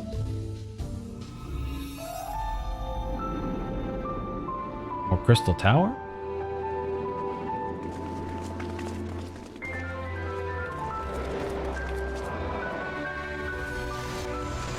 Ew, whoa, that's a cool boss. That's the thing, you know, when you haven't played like a certain dungeon in a really long time, you're like, what the heck is that thing? I don't remember fighting that thing. Then again, like my camera is always like super close to my character when I first start playing. So I hardly see the faces of main creatures. Like, oh, I recognize your foot. The Matador. So this is sick.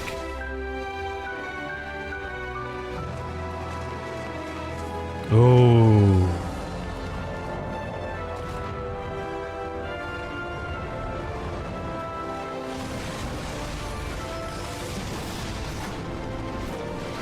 This is a fun fight because I believe this was also like the major cutscene at the end of the story. Voices of the forest. What unseen evil begets this unease in my Begets. Baguettes. The light and dark given form when man was born. Ramu. One of my favorite characters. I pray you yet watch over us. Oh, Grandpa Livio. Take your place at the Scion's side as guardians of Eorzea, and together we shall fight Oh, damn. for the freedom of all. Dude, they always do some cool imagery with the characters. Defenders of Eorzea. Yeah, look at this. Cool logo treatment. Always changing it up. Love it.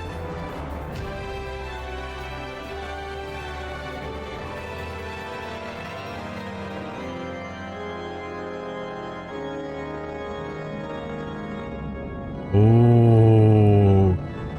Heavensward tease.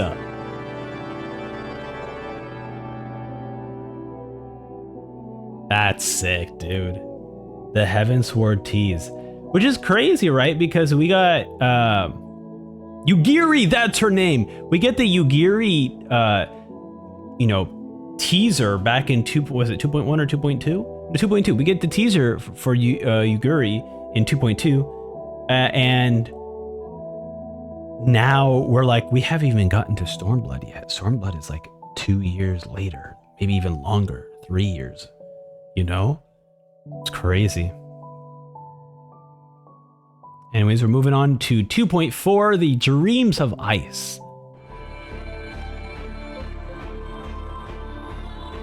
Square Enix.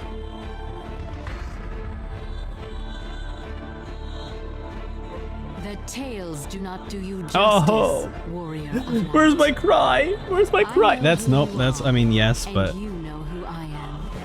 I do know who you are. Hell yes. Dude, look at Shiva, man. So freaking bad.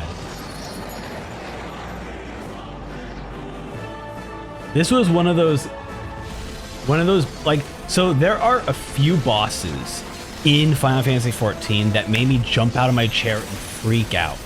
And the Shiva fight was one of those because of the Diamond Dust sequence. Because this was like one of the first times where like the form changes and then the music flicks in and the music is so freaking hype that I'm like, this is perfect.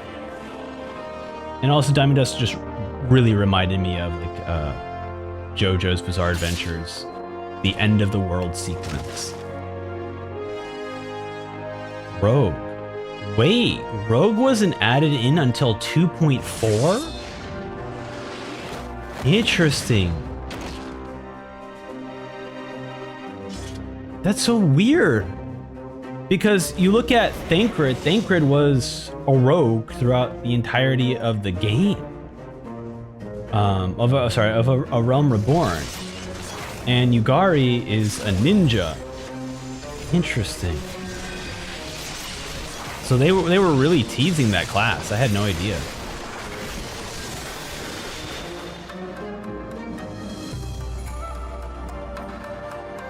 Because I definitely remember playing. Oh yeah, there's ninja now, ninja stuff.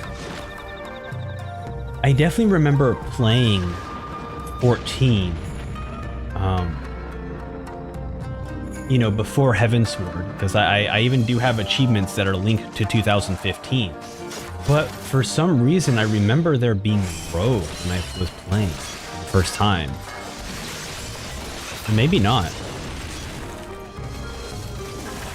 Maybe I'm thinking of like the beta for Final Fantasy 1.0. Is this the Colosseum stuff from Hildebrand? Oh yeah, it definitely is.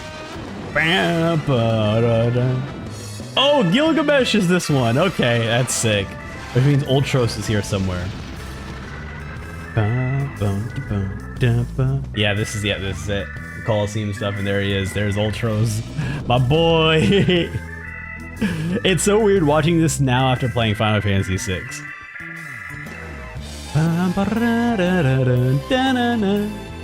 Dude, this outfit, hold on, this center outfit is so gorgeous. Oh my god. This is one of the things that I wish in this game could occur, is that like, I wish that I could just, you know, I'm a warrior. A warrior's not gonna be able to have this outfit. But man, I wish we could. Oh, this is cute. Look at this. So rad. All the glasses and everything.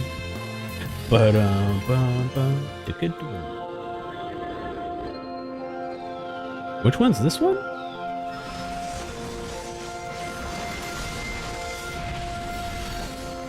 Snow Cloak.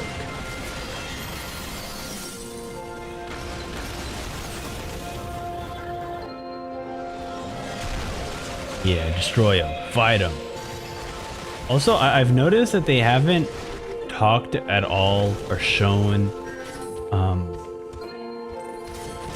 Man, I had it in my mind when I was bringing up this question, but now I forgot. It's like the dungeon. It's the underfloor dungeon crawl. There's the Palace of the Dead, right? But I think there's something before it. It's called something else. But yeah, they haven't. I guess maybe it hasn't been released yet, or it was released during the beginning of the game, and they just had no need to update it or talk about it. Ooh, here we go.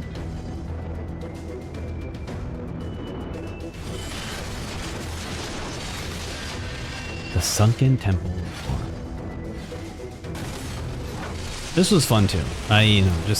Just seeing this, like, you know, ancient Egyptian feeling dungeon.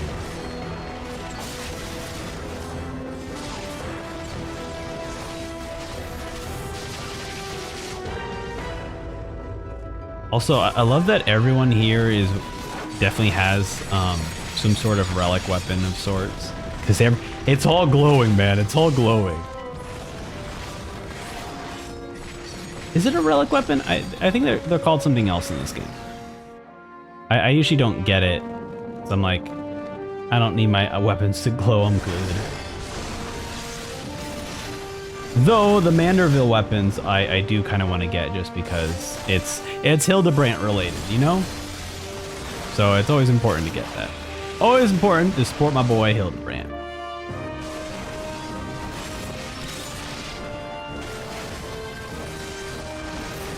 That's a sick enemy. A scimitar and a gun. How sick is that? Oh, you know what? Is this is the same guy from the other dungeon. The Hullbreaker Isle dungeon. So this guy was like, yo, you beat me here, I'm moving out to a different island. He's like, oh my god, you guys are here again? Ooh, is this another coil?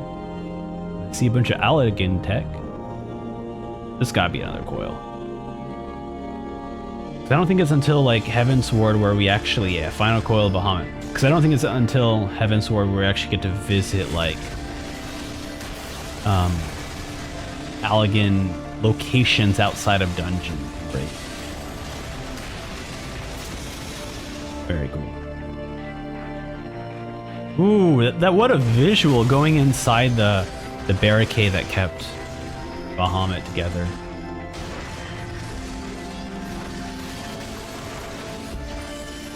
What a cool... I really love the way Aladdin technology looks. It's so striking. Oh, Livia! To hear the truth. Dude, what a cool visual.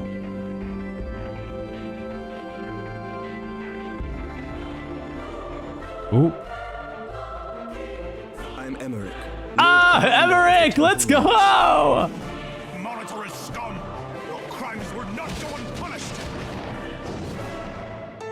Joyous reunion indeed. What a hottie. Oh, Moon Breeder. Oh no, Moon Breeder. Would risk the lives of our best and brightest. Oh my god, they're showing off all the start of it. Oh man, what is his name? Alegi. Oh my god, dude. This is where Oh, this is so beautiful. Final. So I was gonna bring this up in 2.3, but what I really loved about the more recent expansions, honestly, it was even there during Shadowbringers, was the actual like cover art for each patch. And I guess starting in 2.4, they start doing the cover art. This one with Shiva is so beautiful. Here it is, the full image. Ooh, this is great. Especially since like, it's cool because you don't get her full story until Heavensward. Man, okay, dude, so sick. All right, let's move on. So we are looking at the Heavensward teaser. Here we go. Ooh. And when was this? 9 years ago, October 18th. Oh, Dragon Song.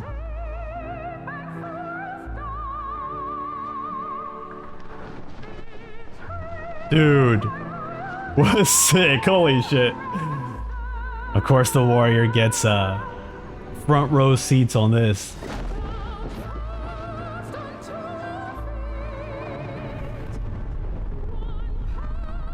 Square Enix.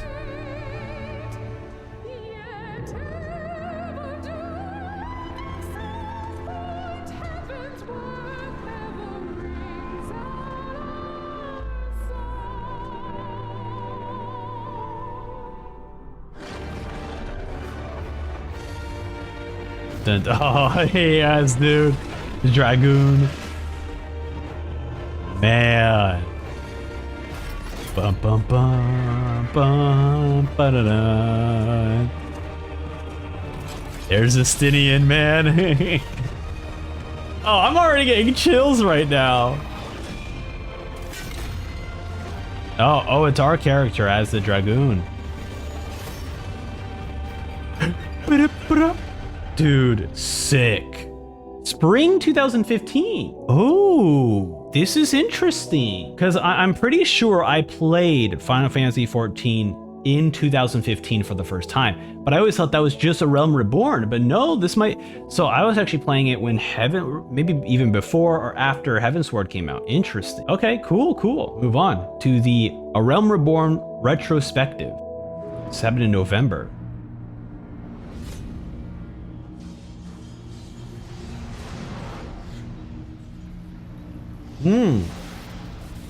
Getting cool timeline, okay.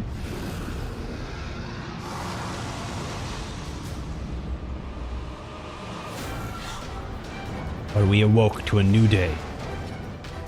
Realm Reborn launch is August 27th, 2013. Wait, hold on. I would recommend you all watch it. It is basically a full documentary about the creation of A Realm Reborn with actual interviews from Square Enix, Yoshi P, the Final Fantasy 14 team. Definitely highly recommended. It's such an informative and amazing look into the insane difficulty that Yoshi P and his team were brought in to repair and fix. It's a really awesome story. So I definitely recommend everyone go watch that if you haven't. Yeah, this is cool. Then this is the launch. Dude, also, all the art is incredible. This art is so good. Our world had a new patch 2.1, December 16th, 2023. Or 2013. Oh, say 2023. Dude, I love the art in all of this. Filled with unique discoveries. Patch 2.2, March 27th, 2014.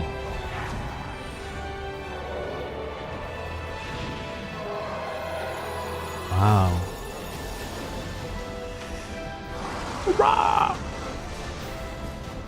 Challenge faces with countless allies. Patch 2.3, Defenders of Eorzea. That's a sick picture of...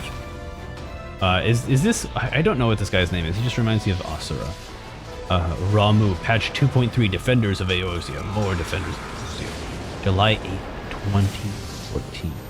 To all the citizens of the realm, we thank you for an unforgettable year. Together we are more than 2.5 million strong. Really? This early? Dude, what a hottie. Oh my god. Is this hairstyle exist in this game? Dude, this is a hot character. Anyways, let's continue. Join us. This is crazy. 2.5 million at which time? November 17th. 2.4 Dreams of Ice, October 2015. Very funny that they just don't have the location of it. Wow, okay. Play now. I mean, look, this was a great retrospective. I'm still surprised at 2.5 million already. But I guess, you know, after you're looking at the game releasing back in 2013, we're nearly there at 2015. So I think by that time, good word has passed around that like, yo, they freaking fixed Final Fantasy. I guess now they've introduced weddings into the game. Something I have not yet participated in, both being wed and being a part of a wedding. So please invite or marry me. Thank you. Wait, what are they trying to imply here? Is she like just like adventuring and trying to find the right person for her, and then later does she find the right person? Oh, look, those outfits look so cute too. It's adorable. Everyone's there all waiting for them like, oh yay, congratulations. That ring is huge. What the heck? It's a massive ring. Dude, how expensive was that? Also, this is very cute that the Moogle is an officiator. That's adorable. Also, they censored the kiss. How could you? How could you? Oh, this is so cute. Everyone's all celebrating and cheering. Wait a minute. Hold on a second. Wait a minute. Hold on a second. That character's skin tone, hair, face shape, race, eyes are identical to my Final Fantasy 14 character. Now, the hairstyle, I believe I used in an older expansion because every expansion I always change up my character's hairstyle. But like legitimately, that is my character. That's crazy. Dude, I didn't know I was a part of this wedding. Sorry for lying, chat. I had no idea. Like, that's my character. Hey. This is cute though. And the doors are closing.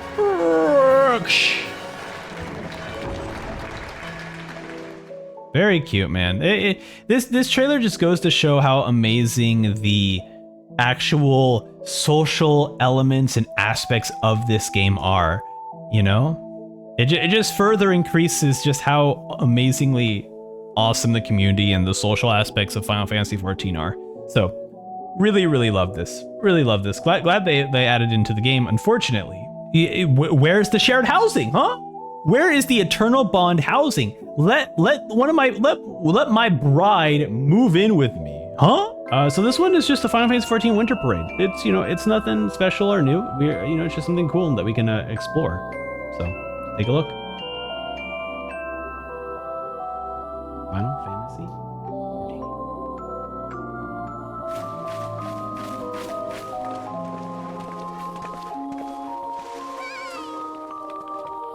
I don't know if these are much of parades, but Christmas event. Wait, I'm curious if they've had a Christmas event like this before. You know? Because I don't remember there being like an event like this before. So I'm curious. We're all making some cake here. Also, you know, this is a wonderful introduction to how wonderful events are in 14. The events themselves might not be that great, but it's the community aspect that just makes this so much fun to experience and be a part of. That I really enjoy.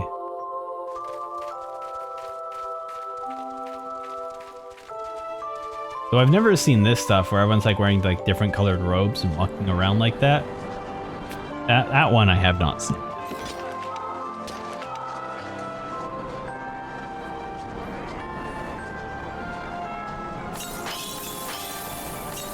Oh cool, they're setting off fireworks in the color things. Oh, that's cute. Oh, that's super cute. Someone probably does this in 14 actually. Looking at this, it's very cute. Wow. That's adorable.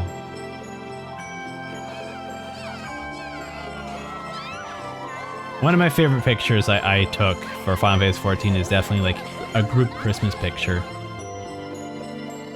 So that stuff is always very, very wonderful and something always memorable for me. So this is patch 2.5 before the fall. So I guess this will be our ease in into Heavensward. Full bright upon the Wormlord's call. The red behemoth beckoneth, and flame consumeth all. I really wish they had captions. Countless assaults weathered, and this will be no different. Why am I not convinced?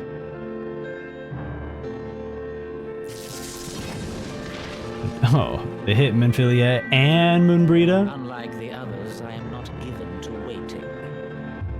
I shall take that staff Aha, and bring Brea. about the next rejoice.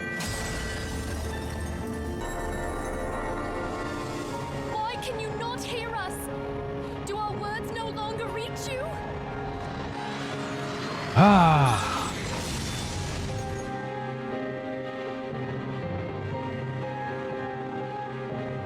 It's crazy that, keep in mind, after 2.0, it was like literally, it used to be 100 quests from 2.0 to 3.0. Like players had to complete 200 quests to get through the story of, you know, post Realm Reborn. And also, these quests weren't always story driven. Some of them were just like really terrible, like back and forth quests of like, take this to this person, take this to this person, return this to that person, do this thing. That like, it didn't really have much of like a good story involved. You know, and they fixed it recently. I believe they cut it in half or something. So it's only like 50 quests. But I really feel like Final Fantasy 14 has a lot of bloat. In terms of there are, I still think. Oh, I don't want to distract us fighting Midsommar. Bro, turn into a baby version of yourself and help us out. But what I was going to say was that I think even to this day, and we saw this in Endwalker as well, so they have not fixed this yet. But there's so much, like, and honestly, you see this in Final Fantasy 16 as well. For some reason, there are some quests in these games where the story is so good but they're like, we still need to add a quest that is kind of meaningless of you like picking up flowers, 10 flowers or something. Or like, I definitely remember in Endwalker where it's like, okay, we're gonna do several stealth missions in Garlemald. It's like, what? I don't know why? Like, so that stuff is just kind of confusing. Where it's like, you have such a great story and you have so much story that like, you really don't need filler quests anymore. You know, I think the player base will be fine if things are shorter, you know? So, very cool. Oh, dude. We get this horse, right? I remember, I think I have this horse. I think that the Headless Horseman, the Dullahan, does drop it.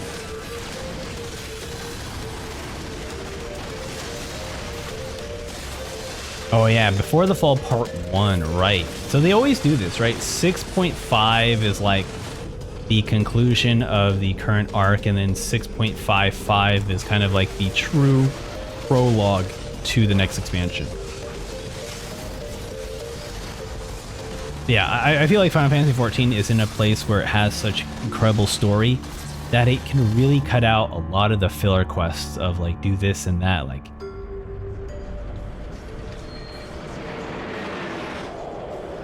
wait, are you saying Golden Saucer wasn't released until 2.5? This is such a big part in the Final Fantasy XIV community, and it even happened until 2 years later, essentially.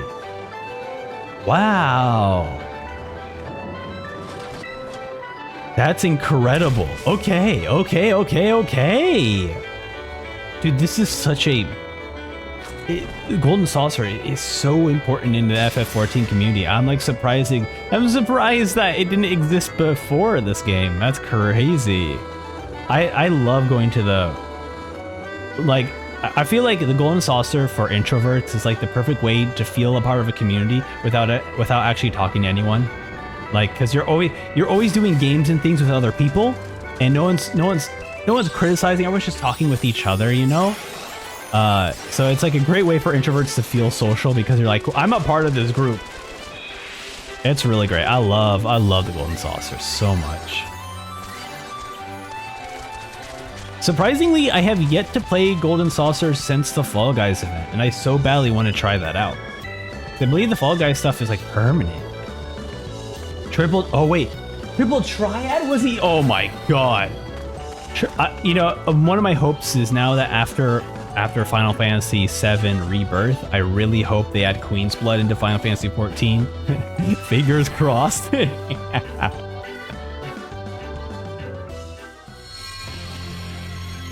Hell yeah. I can't get enough of Hildebrand, man. Hildebrand's just the best. Look at this Chad here.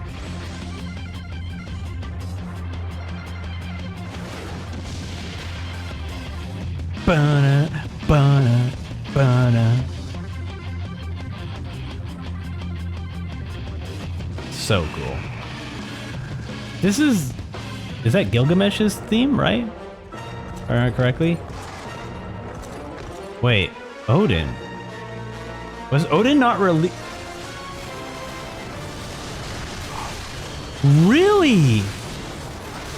So they teased Odin since the beginning launch trailer, and you don't actually fight him until 2.5? Is that real? Or are they talking about like now Odin's an actual trial that you can participate in and not like just a random encounter? That's so interesting. I had no idea. Where's this?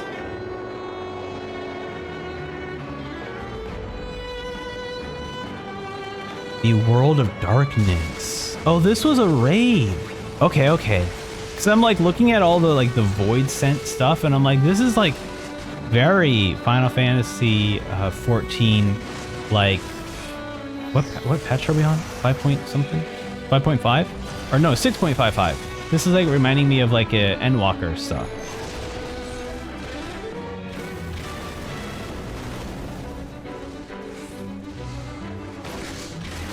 I mean, this was a cool one, right? This one you fight... No, Hades is a... It's a Shadowbringers fight. So who do you fight at the end of this? Hades? Would you fight Diablos again? I don't think so.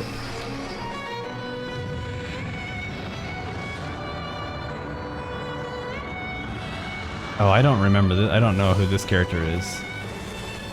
I hate it. It's so scary and creepy. Oh my god, look how frightening of a boss that is. Ooh. Main scenario, here we go. Go on ahead. Thancred and I will deal with this. Now, may I have the last dance? Oh, Daru.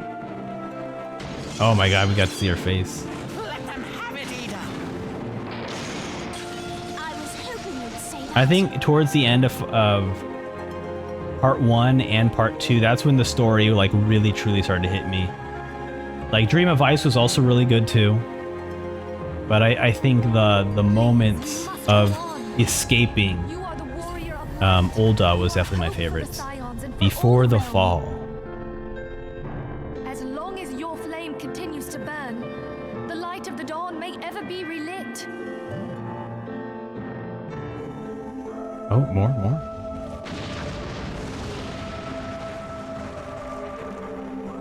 My people have heard the song. Ishgard shall burn. Yeah. Interesting. Look at this. Well, late March. It's part 2.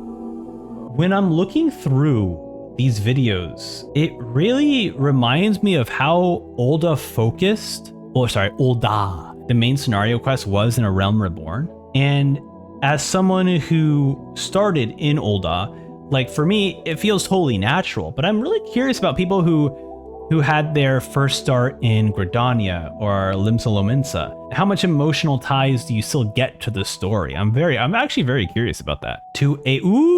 This trailer specifically is called A Tour of the North. So this is what I really appreciate about, and we'll see this more often. They'll always release like benchmark videos, they'll release tour videos, they'll release new job classes, they'll release things to set up the excitement of Heavensward. So we're going to get a tour of some of the new areas in the game. Yeah, this is cool. I love this. Final Fantasy 14. Heavensward. Wah, wah, wah, wah, wah, wah, wah, wah. A tour of the North.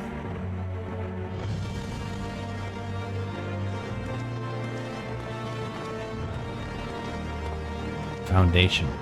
This was such a cool place to be a part of just like going here for the first time. I was like, whoa, this is so different, like just architecturally too. So different than what you're used to. That's what I really appreciate. They really make the different regions feel completely unique to each other. Look at this catboy just hanging out there like, what are you doing, buddy?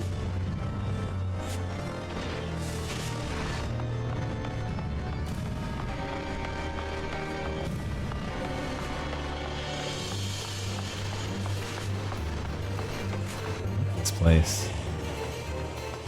And the verticality also to this area is so awesome. The pillars.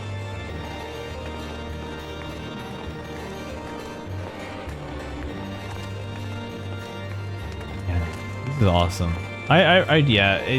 That's something I just don't appreciate as much as like the architecture, the care that goes into all this stuff, you know? Because sometimes, you know, when you're playing it for like 10, 20, 30, 40, 100 hours on end, it's like, it all kind of like, you don't really take the time to appreciate it anymore. And so these videos allow me to take that time. The Korthos, Western Highlands.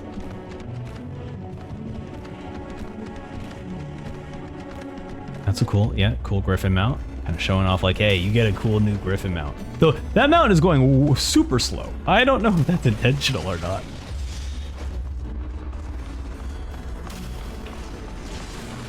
And you can see how it's all prepared for dragon fights. That's another great thing, is that like, oh, you can see a dead dragon up there too. Man.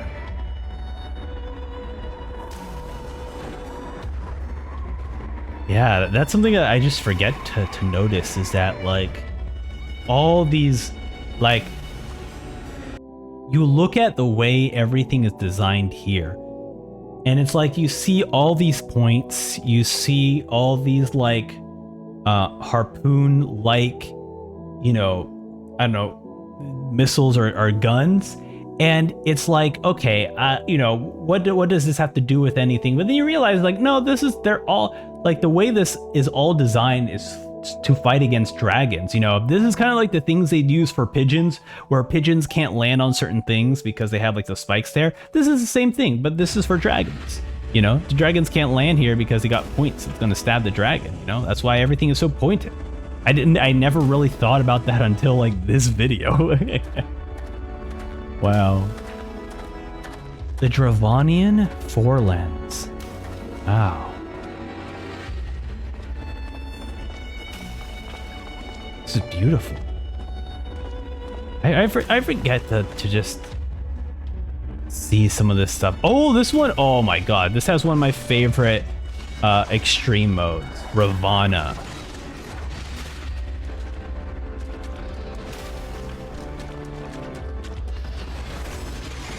Because even like, okay, this is the, I know I'm gonna keep getting impressed now as we go from Heavensward to Stormblood, to Shadowbringers, to Dawntrail, to Endwalker. But like, there's not a location that looks like this in the game. You know, it's just the Forelands that looks like this. I think that's something that's so important to Final Fantasy XIV.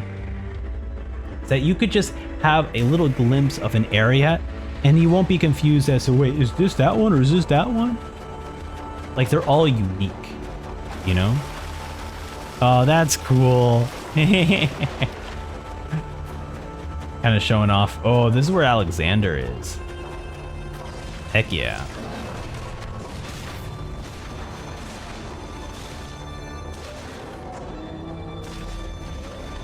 This is fantastic.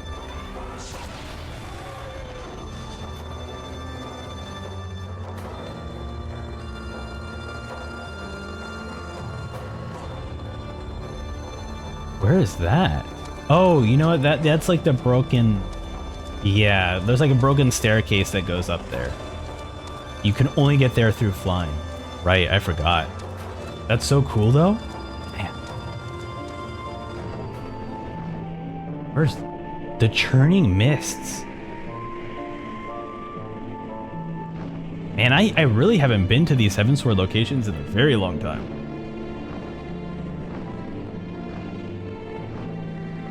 Is this where you get the dungeon for fighting Hraesvolger, right? I believe this is it. And this is, I think, where also all the Mughals are as well. You see everyone just fighting dragons here.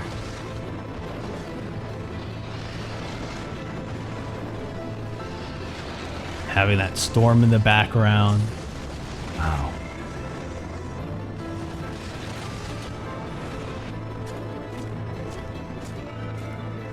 The Sea of Clouds.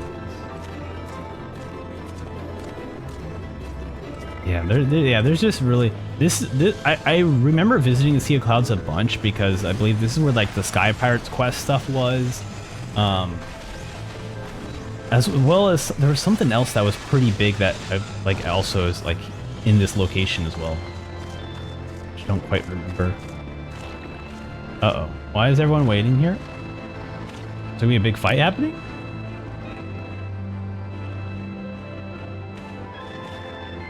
Oh, I guess not. We're there. They were just chilling here. And dude, seeing the sun rays, very cool. I will say, I am one of those people who believes that flying mounts ruin MMOs. But you know, that's just my opinion. Oh, here we go. There's the Allegan location I was mentioning earlier. that you get to visit without having to be a part of like a dungeon or a raid or anything like that, dude. Look at all these locations that they're teasing at us. Damn, dude, Heavensward, so awesome. What an awesome tour of just how freaking dope this is. Man, dude, that was so rad. Okay, I do want to briefly mention, because I did just throw a one-off comment about me thinking that flying mounts ruin MMOs, because I want to finish this point before we jump into the actual launch trailer for Heavensward. But the reason why I feel that way is strictly just because I think, you know, these developers are creating such incredible worlds and incredible environments, and then you just fly over them. You know, like Final Fantasy XIV sometimes does a good job of like making sure that when you're flying, there are still more locations and things to visit. But I feel like it's far more interesting to not fly over things, you know? Just make the mounts faster if you're worried about like traveling, make the mounts faster. Or the one thing that Warcraft did, which was super smart, which they had flight paths before you could fly around Azeroth. They had flight paths, so you can fly to a location, so you can still get this aerial view of the location, but you don't get to fly yourself. I kind of wish that was the case for 14, but Eorzea, a land embraced by gods, delivered from destruction by the warriors of a light. However,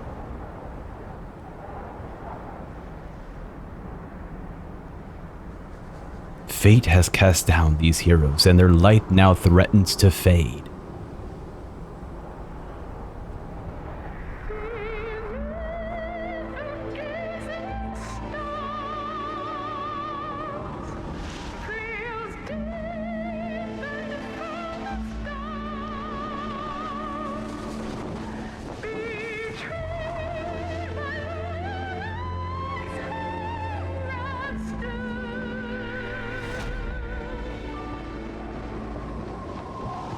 Just wading through the snow, dude. Dude, I love this. I love the Heavensward theme. It's so good. And soon, hopefully, we'll get to see Dragon's Song as well. Another favorite song of mine. Oh, this is the end of when you're escaping Ul'dah. Ooh.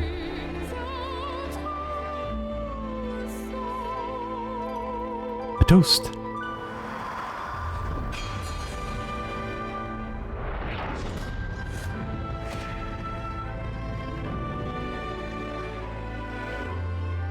There he is, Elegi Adeleji.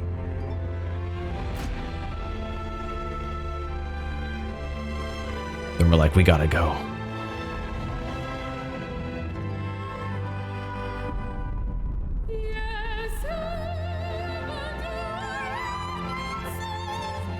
I love the massive axe we're wielding. Like, we're not a mysterious stranger at all, you know?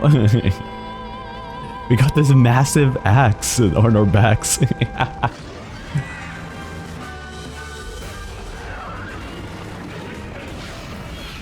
There we go, introducing to all the dragons. There's our warrior. I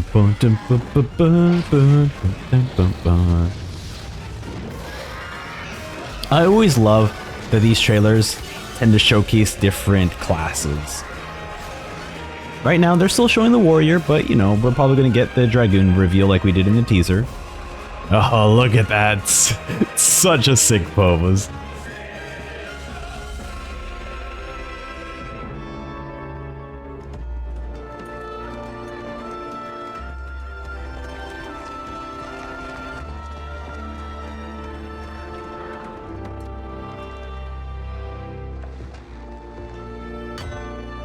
Putting up the axe. I need to go do something else. Yeah, I thought he was gonna rest his hand on the window, but no, he's gotta open it up. I'm seeing here the beautiful castle. Ishgard looking good. Sky pirate stuff. Sea of turning mists.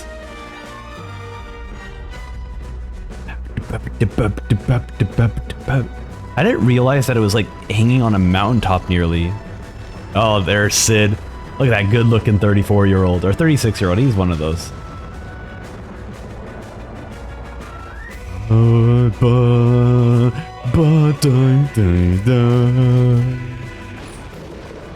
He's like, I need a different class.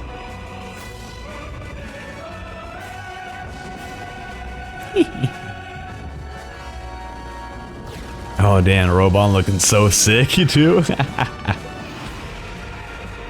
Dun, dun, dun. Dude, I really need to learn how to play Dragoon. This seems like such a cool class to play as.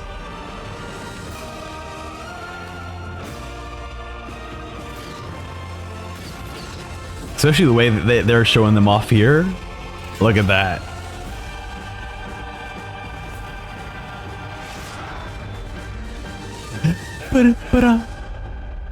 So sick. Their like expansion trailers are always going to be the best of the best, and they do a great job of showcasing the new classes that are available, as well as just like getting you just really into like what is going on. So always appreciated. Now we have the Heavensward benchmark trailers. So I've added a bunch of the benchmark trailers in here just because they do feature a lot of it's pretty unique moments and cutscenes. So figured it'd be cool to look at.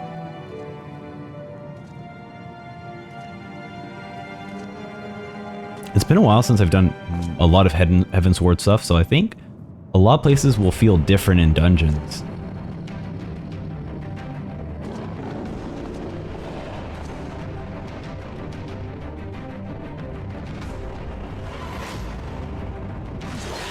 Oh, that's sick, a Dark Knight. Awesome.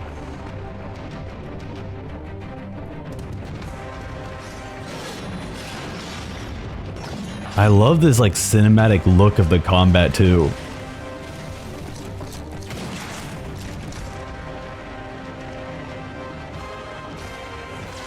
Machinist, dope.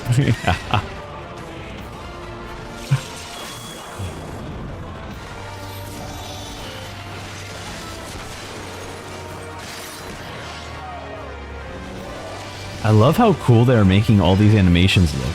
I mean, they are cool, but I just mean the way they've cinematically filmed it looks awesome. Oh, new mount. Oh, yeah, the flying mount. We're flying! We're flying!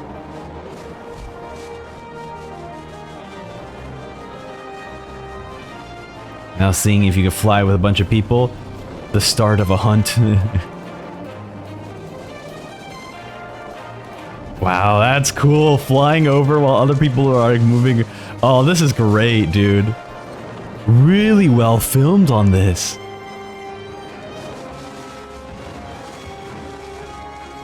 It's very funny that they're using like a Realm Reborn music rather than like Heavensward music for that soundtrack.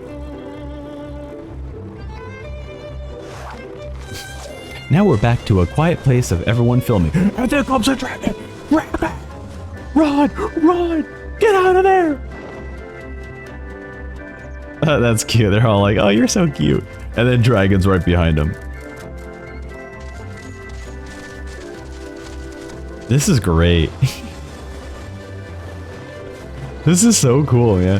Because like this really does feel like this happens in 14, right? They're on a hunt. They're going across, you know, the Heavensward areas.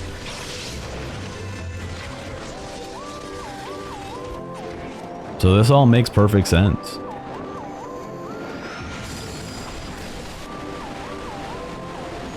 And I guess for a benchmark trailer, right, this makes sense because you're having multiple players out, a lot of animations and effects, like there Alexander sits and wait.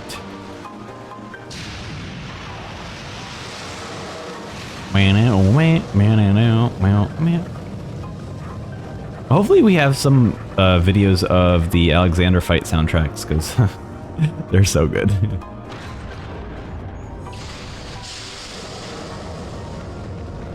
Watch out! Okay, if those guys were a bit slower, they would have been crushed.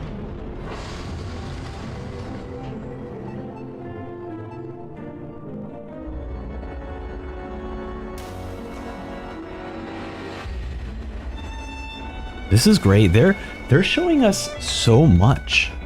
It's awesome.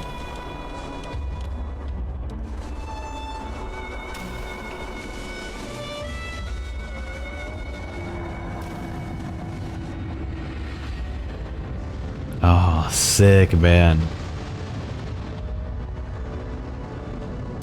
This was a really fun boss to fight because I think it was like you have to deal with like the harpoon stuff. Not very fun on solo because it's you gotta use like a bunch of mechanics. I'm like, I just want to smack you a lot. But cool fight, cool fight.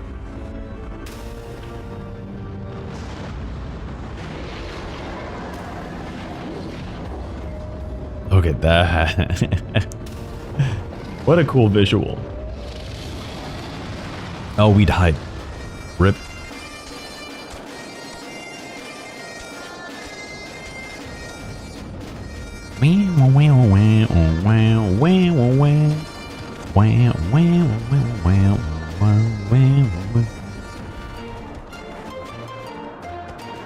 Welcome aboard. Oh, I can't believe it. You told him that?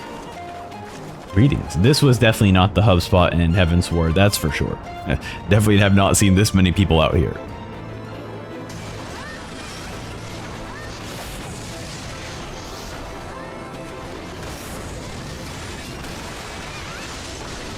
That thing is, I don't remember that fight, but hey, this is excellent. They're showing you all the effects. They're like, okay, can your computer handle this part?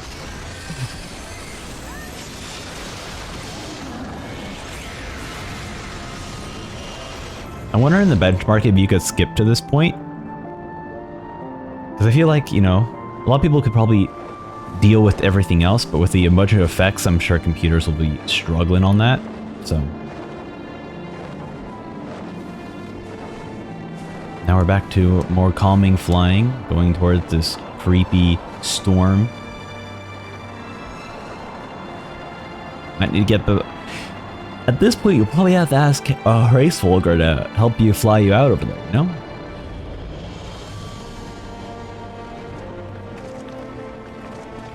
We're finally here. Now, folks, we must fight. Yeah! Let's fight! Hooray! Yip yip hooray! Great. Now, I know I'm a dragoon, so I don't know why I'm leading this party. Paladin, do you mind getting sticking up front? I'm only DPS, buddy. There we go, there we go. Now the paladin's up front. Uh-oh. Is he gonna jump? Don't worry, guys. I got this. Shoo!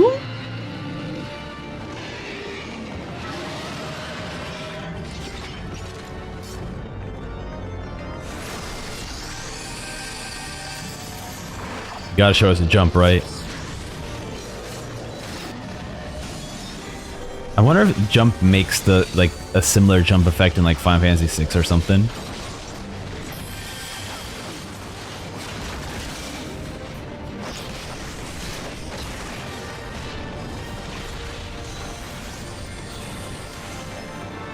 I also maybe I'm wrong on this, but I don't think jump follows you. The camera doesn't follow you when you jump, because it would be very disorienting. But I kind of wish you got the option to do that, because I would love to see the camera perspective of jumping. It'd be so much fun. Nope, there he goes.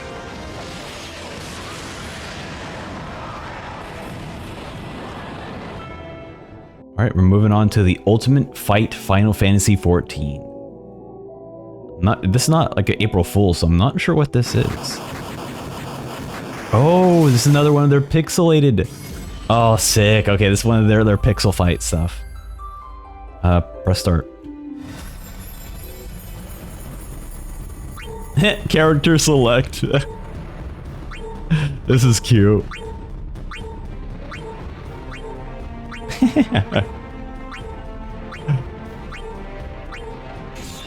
Yeah, choose Hildebrand. Ida versus Livia.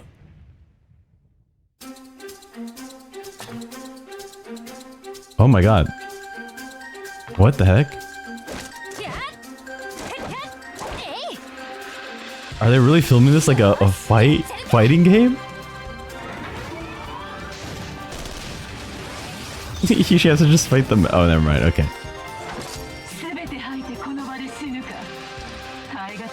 This is actually really funny. Yeah, put him up. Put him up. Oh my god. This is so cool.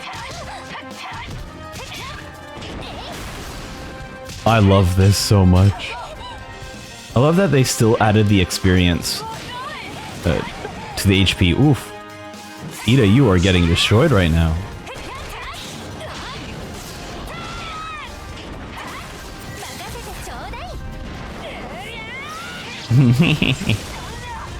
Awesome.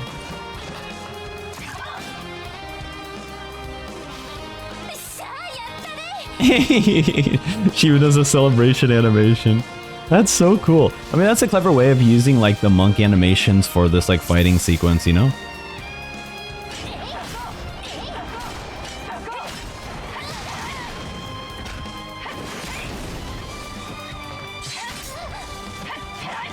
Man, low key. I mean, honestly, it's probably high key.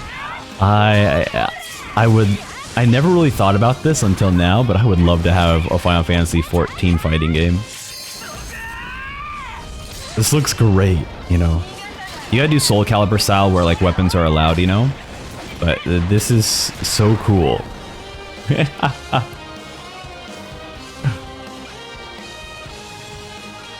So where'd you go? Yeah. Oh, damn. Wow. I like that Livia, like, you know, got KO'd, but they just, they did it to Ida. She just got wrecked. Ooh, limit break's increasing.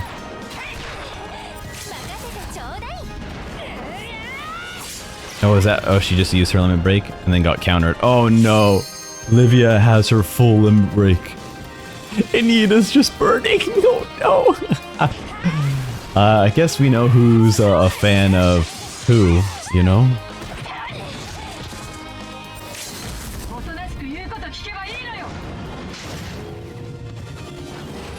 Oh my god. Dodge out of the way. Limit break counter.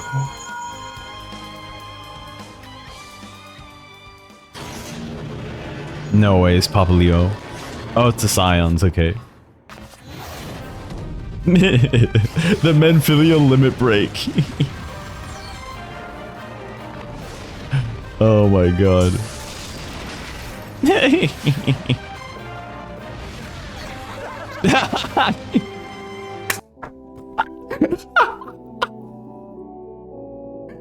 No way.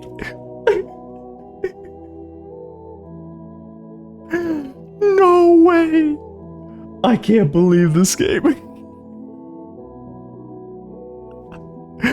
Oh my god.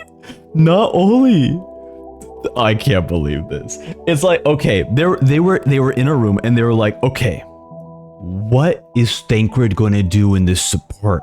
They wrote a bunch of things down and the thing they came up with was this. Look at this. And particularly, I also love the fact that they were doing the laughing meme from 14, where the guy's like, ah, ha, ha, ha, ha. And they literally just did this meme too. Look at that. Oh, so goofy. They throw their books? What do you mean? Alright, what are you gonna do with your Anjay?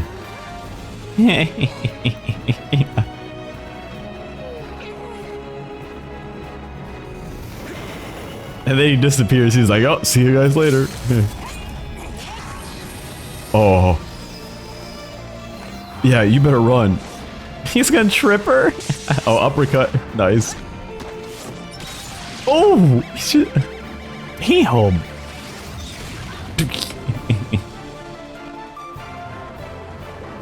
And there comes the meteor. Ultimate KO.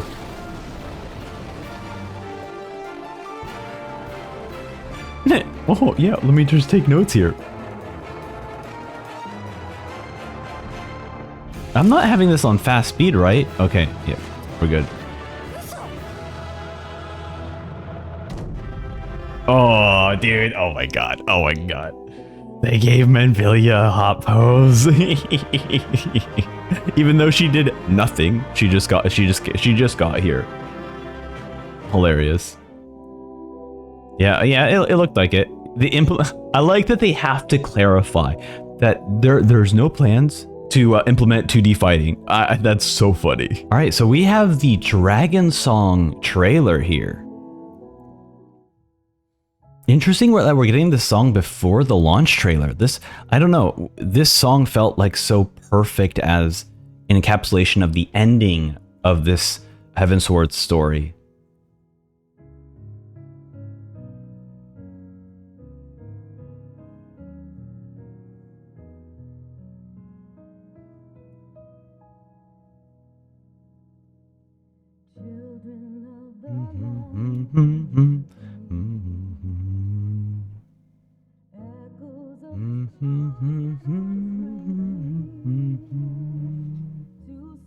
Two souls intertwined.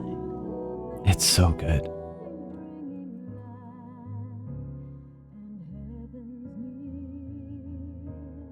And I love that this song specifically is kind of talking, you know, the relationship between Shiva and Hraesvelgr during the Dragon Song War. You know, it's just so beautiful. It's a romance song. It's crazy.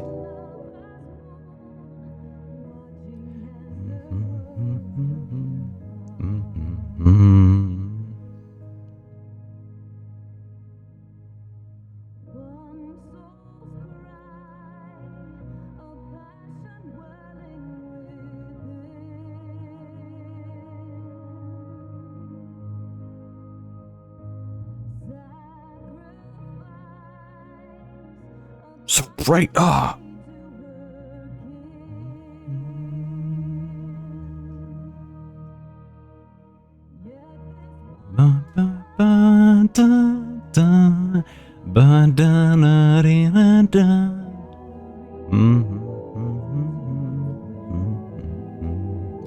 You know what I'm very curious about Dawntrail, you know, looking at, you know, all of our scions, looking at all of this, it makes me think about, like, you know, the characters that we've lost throughout this game, specifically scions related, whether it be Menfilia, Papalymo, but it kind of stopped there. And we've had fake outs, but not true deaths. And curious if Dawntrail will introduce more, I don't know. But I think there is something to say about a death being super effective. And obviously, Menfilia, still effective till this day. Oh, speaking of which, oh no, Artrafot, no. I was not meant, I did not mean for that to be timed like that. Oh my god. Oh, Shiva.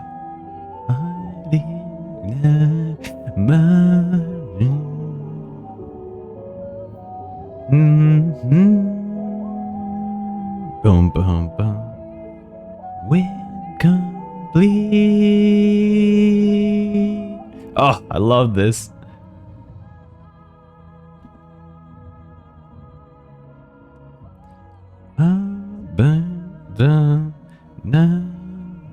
Emmerich looking cute.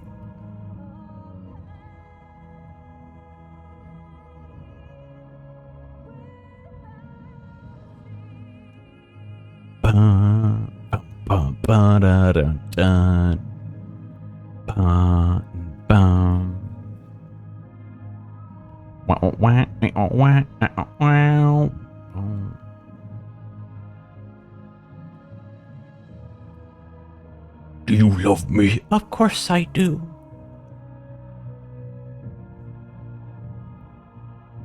Now, look, it's a cute love story. Am I still crying? Yeah, I am. Okay. It's a cute love story. Now, we just won't look too deeply into how it works, you know? We're just going to accept and smile, you know? Oh.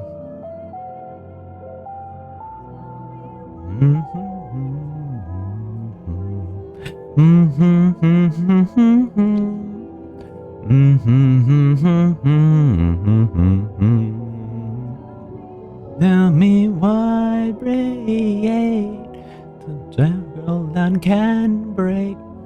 Why was you let go? Your might the will restore. This I fear I'll never know. Never know. I love the dragon song. It's so good. Oh, beautiful, beautiful. I had to pull up the lyrics because I've definitely been saying this entire song incorrectly, and I'm like, you know, if I'm gonna sing it in a video, I might as well pull up the lyrics. But yeah, this is beautiful. I already mentioned it's a romance song between Shiva and Hraesvelgr. It's freaking fantastic, and it encompasses the entire relationship between dragons and Ishgardians in Heavensward. So 10 out of 10 song. All right, and now we're doing the Heavensward launch trailer. King Thordan and his knights 12 fought and defeated Nidhogg. Unfortunately, still no captions.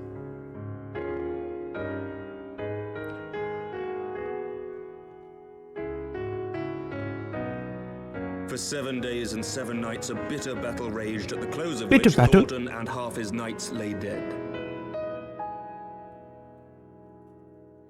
Children of the land. We seek to excise the root of an evil that has blighted us for 1,000 years. For 1,000 years? I don't know. You seem pretty evil to me, buddy.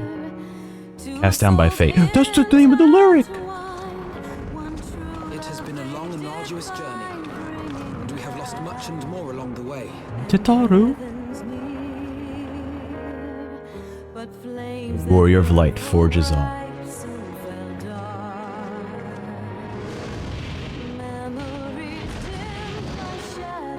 Into the bleeding heart.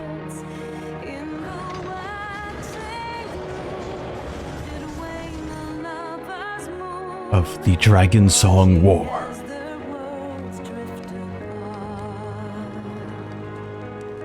So, the dragons are coming. Oh, the music. Oh my god. Boss fight music. It shall be my penance to bear when that day comes, no prince shall perish, but a hell's bound. I think that's one of the craziest things about, you know, this expansion is that, like, I'll be honest, I was never expecting Estinian to be such a big character in future expansions, but I love it.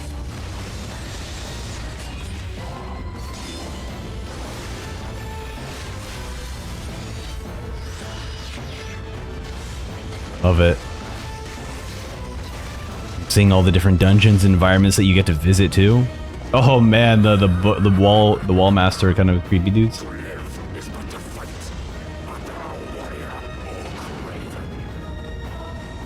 Oh, is this Ravana? Yeah. Yep.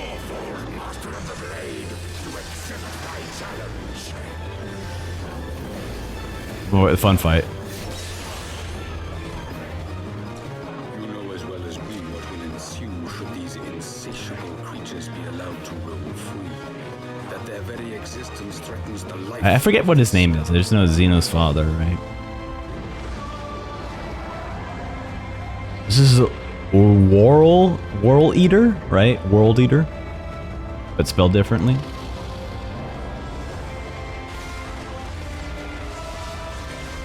Heck yeah, I see someone using a warrior there. Warrior Dragoon. Rise, brave heroes. Mayhap they're waiting for a fitting moment to break the news, or mayhap they know of some other reason to delay. Hearken to me, O great ones. Hearken to me. Yourselves to the life stream, a drifting soul to find.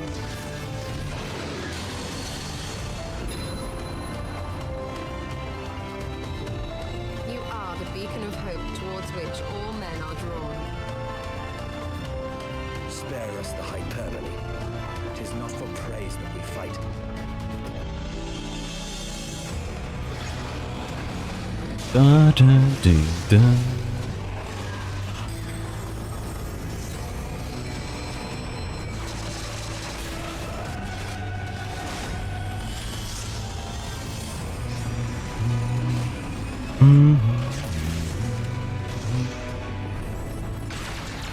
Ba, ba, ba, ba, da, da. Heed the crystal's call.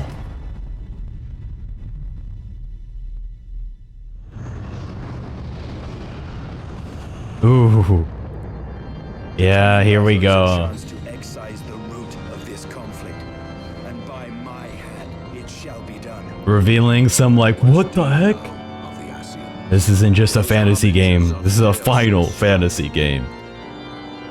Very well. Let us show these mortals the true power of the echo.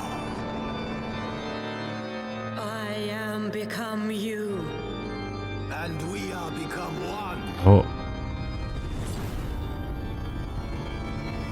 Oh, is that when that is like the merging happening when they all turn into knights?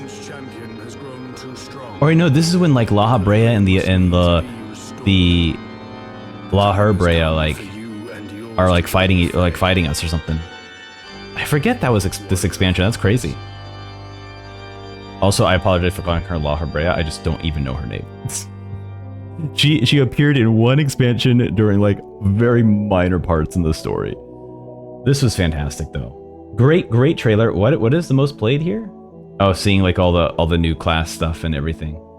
But yeah, this was fun. This was fun. A great glimpse of the story, of the mystery towards the end, right? Because they set up the story of like the Dragon Song War. They give you a lot of that information there, kind of introducing you to a lot of the characters, then show you a little bit of job stuff, and then at the end, they show you kind of the mysterious aspects of like, oh, here's what the Ascians are doing. Oh, guess what? There is another new area that we haven't teased at all. That's all Allegan technology. So I love the way this trailer was able to go through an entire life, you know? So let's move on to the Heavensward Alexander. Please give us the music for it. Yeah.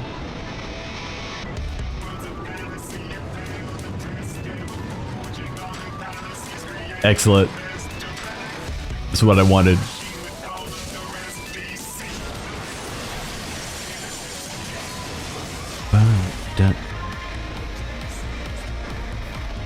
The Alexander stuff was so interesting because it was like my first time playing through the game where I was like, whoa, these are really just like fights, you know? There's a slight bit of traveling, like maybe less than 5 minutes of traveling to the boss, but you're mostly just fighting bosses. I was like, oh, this is such a unique way of doing bosses, you know?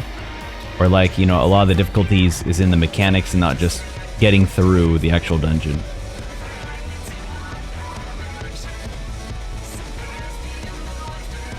Oh, dude, the armor is sick though. They don't do a lot of this anymore, where it's like, here's a video of the new raid boss and the armor that you can get from it. Very cool. All right, let's continue onward to patch 3.1. As goes light, so goes darkness.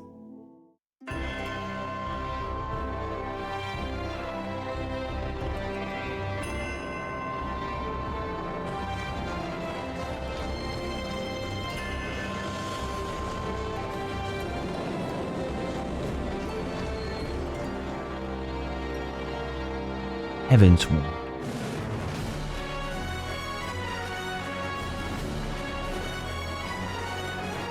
Exploration missions, the DM. The diadem. Oh yeah, this is like the crafting area. I forgot, like, and this is great for like even, I believe crafting even like up to 92. Maybe not as efficient, but as a loser like me, hey, I'm all down for it.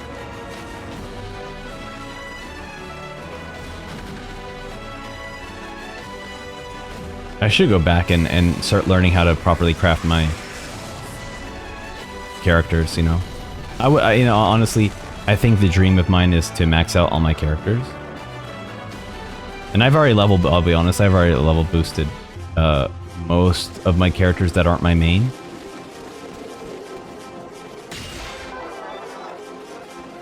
Gold saucer, some more gold saucer stuff. The Lord of Vermilion. This is, I'm not kidding you, I've played this game for, I played this game like consistently for the last, I think, 2, 3, or 4 years. I've never played Lord of Vermilion. That is the first time I've ever seen what Lord of Vermilion looks like. Oh, that's really funny. That's like the first time I've seen it. Oh, here we go. Here's some cool areas.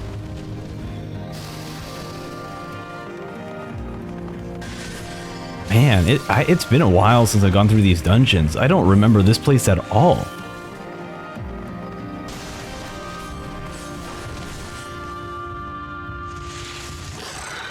Ugh.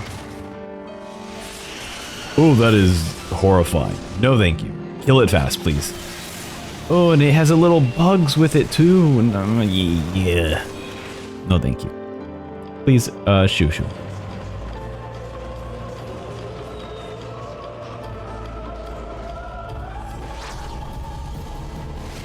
The Pharaoh Cyrus Hard. Yeah. This was actually a really cool dungeon. Confusing a little bit. I definitely remember because the first time I've gone through this since this wasn't required was solo, and I definitely got lost quite a few times.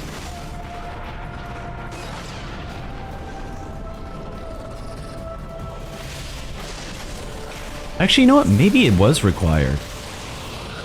Because like I remember this area a lot more. I remember being in a group, maybe? I'm not quite sure.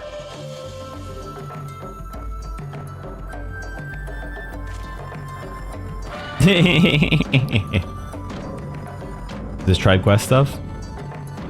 Yep.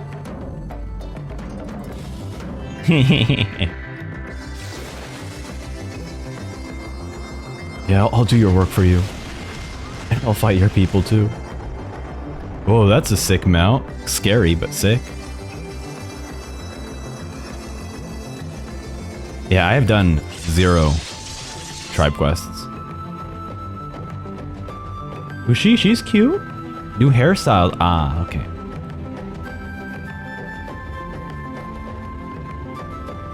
Yeah, these are all very cute. I enjoy them. But the glow, those glasses look good. Finally an afro. I love it.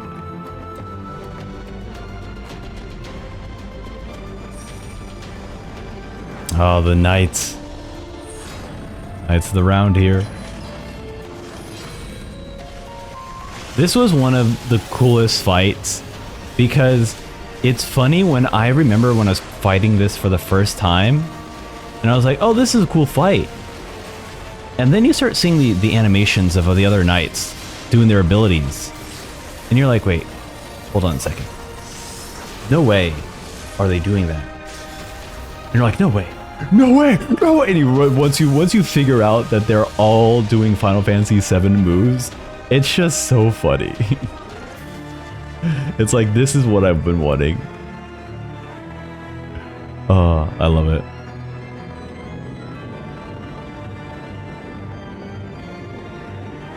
Oh, the Sky Pirates. Hell yeah. This was such a fun quest.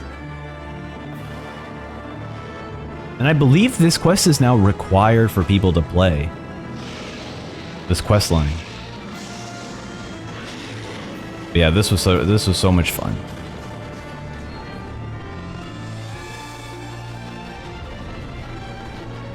The Void Arc.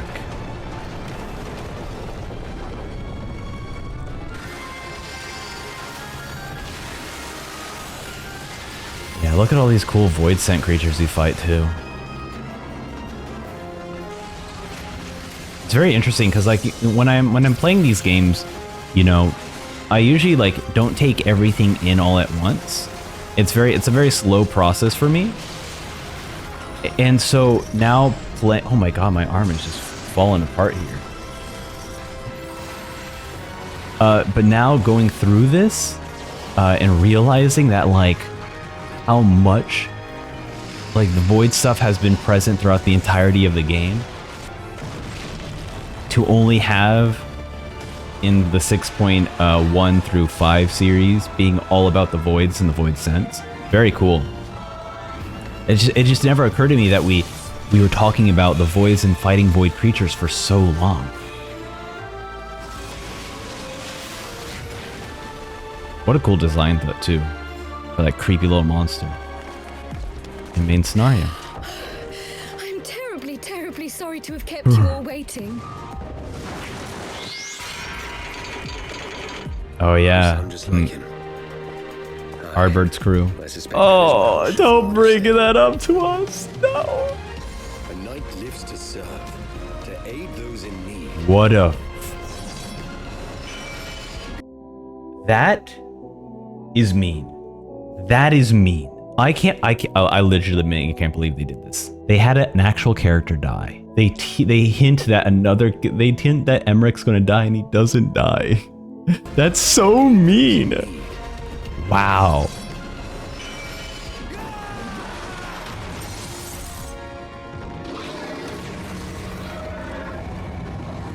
So you are the warrior of light, the savior of Eorzea.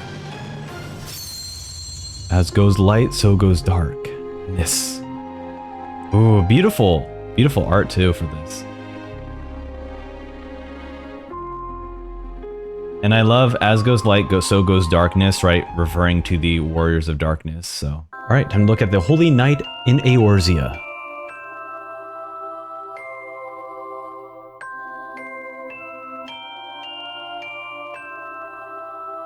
Another like Christmas themed trailer looks like.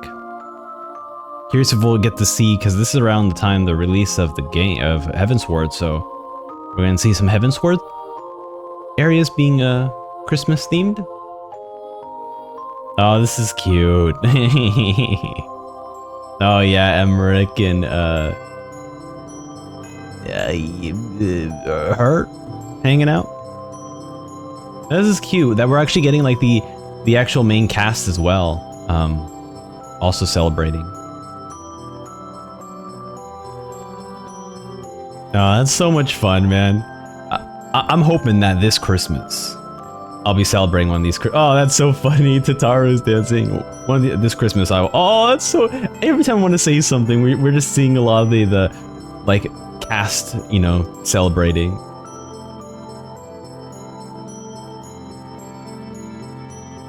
Yeah, I was going to say that I would like to attend some Christmas parties.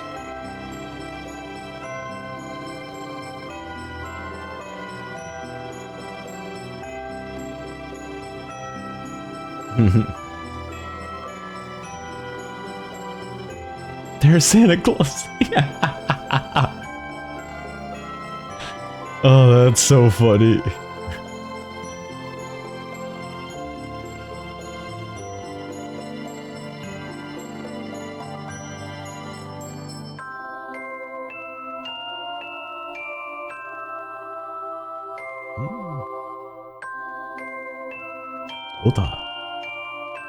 Come on, Eorzea! Everyone's like, oh, hey, wave at that. You can wave back at them, you know? That's very cute. Oh, this is cute. The little pixelated versions of them, too. Adorable. Alright, time to look at Lord of Vermilion. A minigame in the Gold Saucer that I have never played or seen.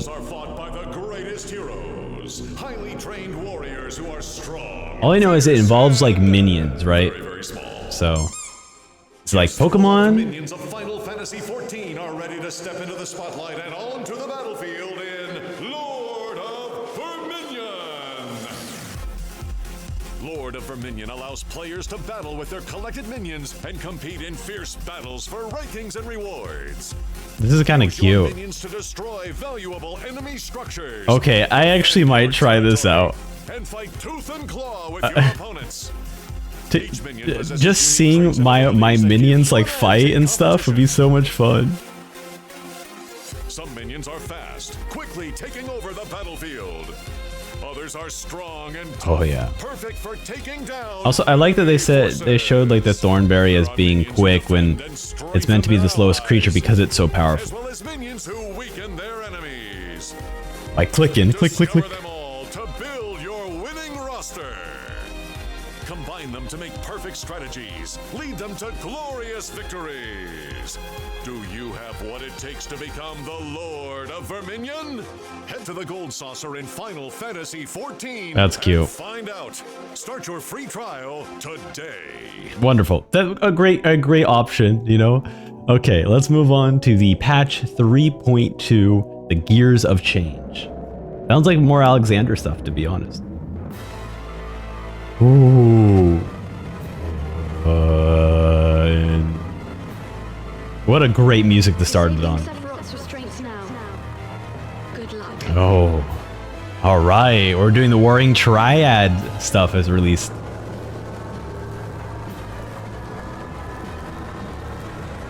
Only this past year, like within the last 2 or 3 months, did I actually beat and play Final Fantasy VI for the very first time.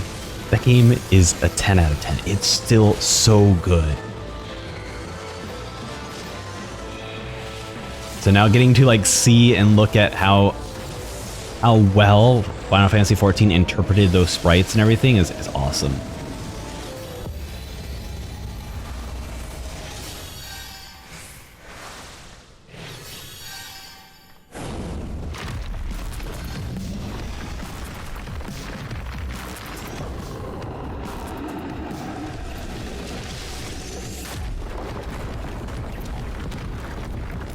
Awesome.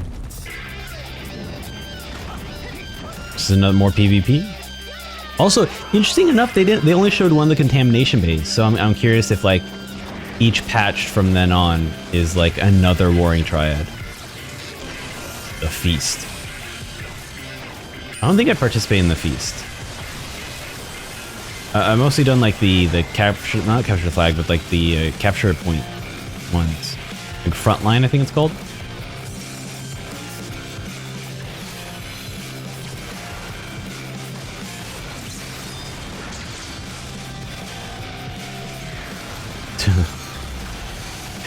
This person just got hit with 2 different limit breaks. That's so funny. Like, yeah, good luck surviving that, buddy. The Hall of the Novice. Oh, really? Was the Hall of the Novice didn't exist before 3.2? Because now, if I'm not mistaken, they require you to go through this when you're first starting out to get used to knowing your class. Cute.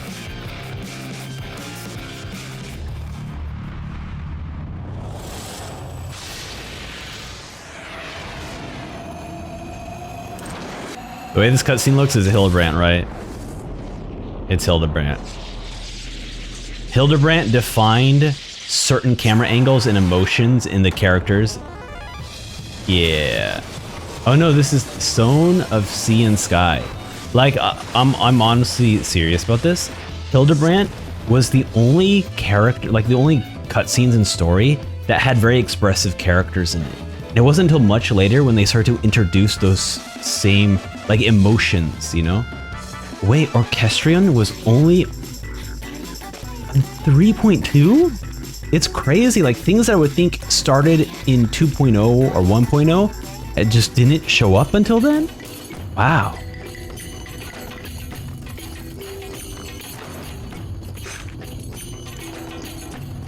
Oh, more tribe quests. Okay, cool. Yeah.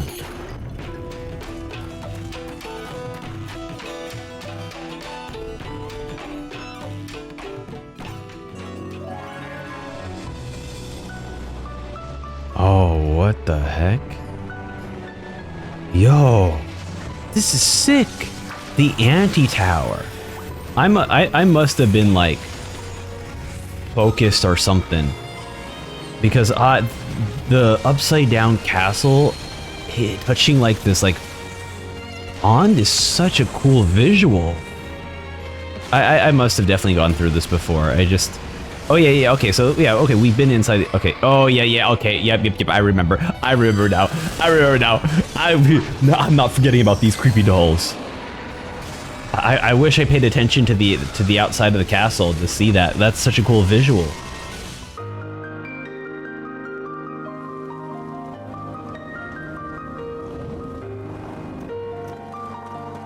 no, asthma.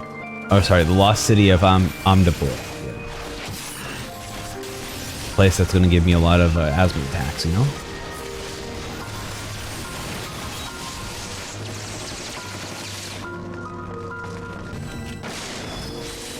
Thing looks so gross. Oh, never mind. I thought the crown was its face. There's just a lion. Looks like a sin eater, honestly.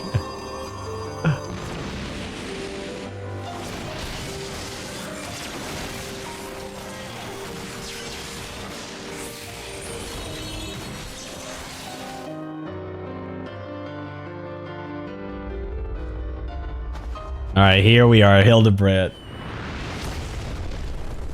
Banana, banana,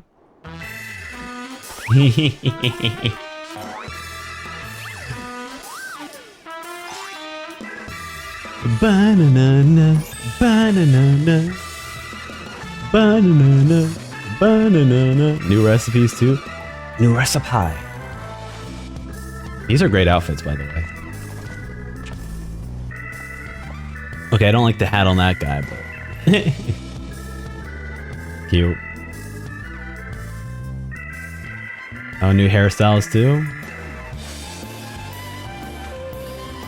Really? Some of these hairstyles, like, you know, like I said, they feel like they've been here forever, but I guess not. Oh, here we go. More Alexander fights. That's what I like.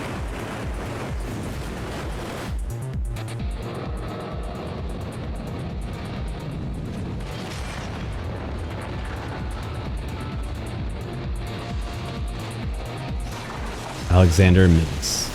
I don't know, I say Midas. It's Midas. Hello, I'm Alexander Midas.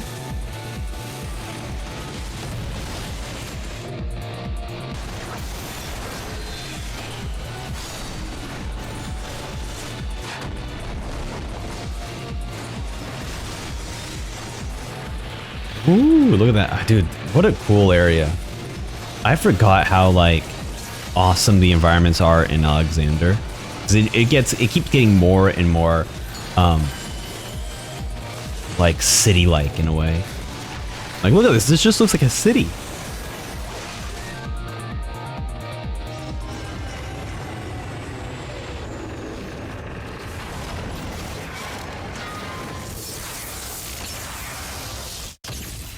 Oh. Since the days of El, They cut us off on the music. Man and dragon were sundered by our hand. Our peoples have known only war. This is my okay, this is one of my favorite quests. And strictly because I'm gonna post the image right now. It's because of that image. You gave the goofiest reaction to Horace Fulgur. I love it. Whatever it takes to fight, to kill, and if necessary, to die. Oh yeah, I forget, like Thancred disappears at one point. And then he gets like a beard and it loses his eye.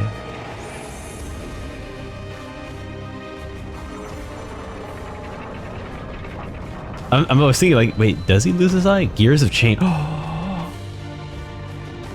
This is so pretty. We have Heidelin in the background with Menphilia looking like she's like trapped against. Oh, this is beautiful. Here's their April Fools called Choco Go. Well, there are times when a startup can All do right. something revolutionary. The Final Fantasy XIV inspired Chocogo app is pioneering a new green energy alternative in transportation and bringing a truly progressive ride-sharing option to our customers on the street. We've partnered with the best scientists, engineers, and genetics experts in Japan to breed an exceptional fleet of chocobos. This 100% looks like a dude from the Silicon Valley starting up his own startup. This 100%. They found the perfect actor for this. Choose its color, play your favorite Final Fantasy XIV music. You can even choose to tip it extra greens. That's cute. Imagine a world free of angry drivers and traffic jams. Our chocobos are essentially on autopilot. Just pop in your destination and enjoy the scenery. They have built-in Wi-Fi connectivity. Well, here at Chocogo, we believe the best product is always a husbandry of technology and nature. When you see one of these birds in person, you just can't help but be touched by their power and grace. I love the macro shots of the feathers. And wherever you go, go green with one of our amazing chocobos. Happy riding. That's actually really cute. Disclaimer, by the way, this is a work of fiction, in case you didn't understand that this was an April Fool's joke. Okay, let's go over to patch 3.3, Revenge of the Horde.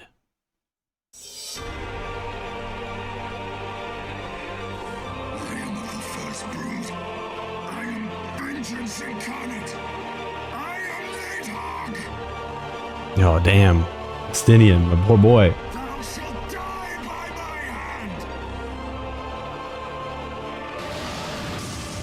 So is this the actual, this probably is the final fight then.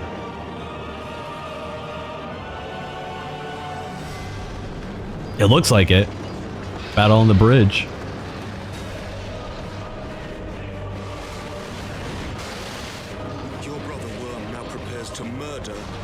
This was such an incredible ending. It really goes to show.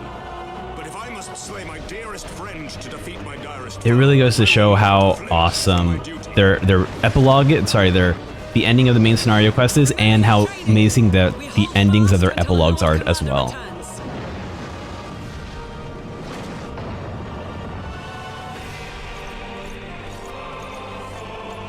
What a sick scene here. Nidhogg. I come to challenge you. What? What did we just cut to? More Sky Pirates? No, it's a raid. What is this? The Weeping City of Mach. I may have done this once. But yeah, I don't remember any of this.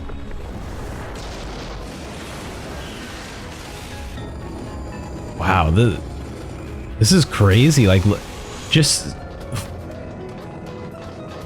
where the heck, dude? This area went from like 20 to 1,000. Wait, wait. Isn't, what's it called? I forgot what this thing is called, but isn't this a part of like a different thing? I forgot what this area is called. It starts with oh my god. Oops. Sorry, I got distracted by the boobs. Man, I forgot what it was called. It's like, it's not Bajda, right? Bajda is the Stormblood version. But it was something else. Starts with an E. More Moogle tribe quest. Oh man. Oh, it's making sleepy. Oh, that's so cute. They're little digging. That's adorable. I think one day I'll start doing the trial or the tribe stuff.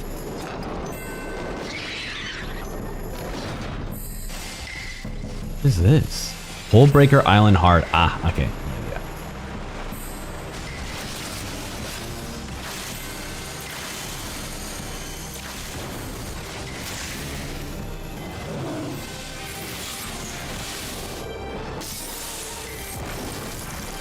Get smacked on the head.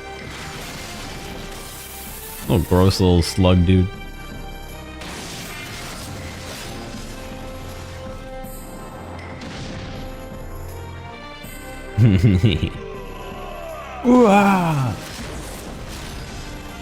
Wait, is this is new?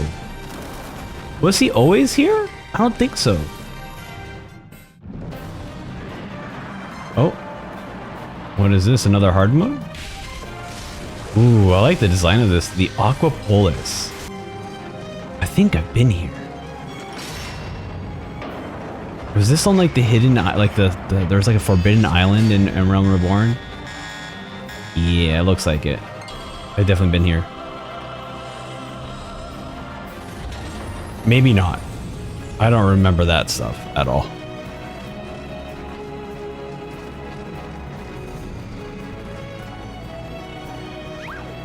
Oh, here we go. Back to Hildebrand. With Vivi. Wait, do they call it Vivi in this? Yeah, I think they do.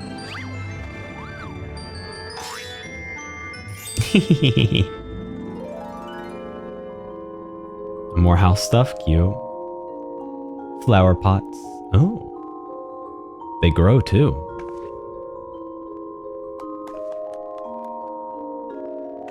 Yeah, I really need to get a house in FF14. And more new hairstyles. Damn! Dude, Heavensward, they've been releasing hairstyles. Great.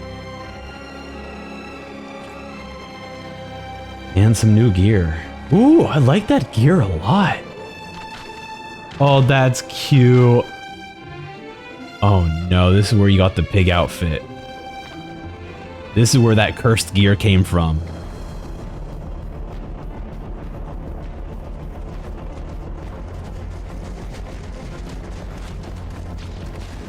Yeah, I've done this one for sure. The Fields of Glory. Definitely done Fields of Glory for sure. This is a lot of fun. Because, you know, it focuses less on, like, you know, fighting and more just, like, objective based. Which I like in PvP. You know, I like more objective based stuff.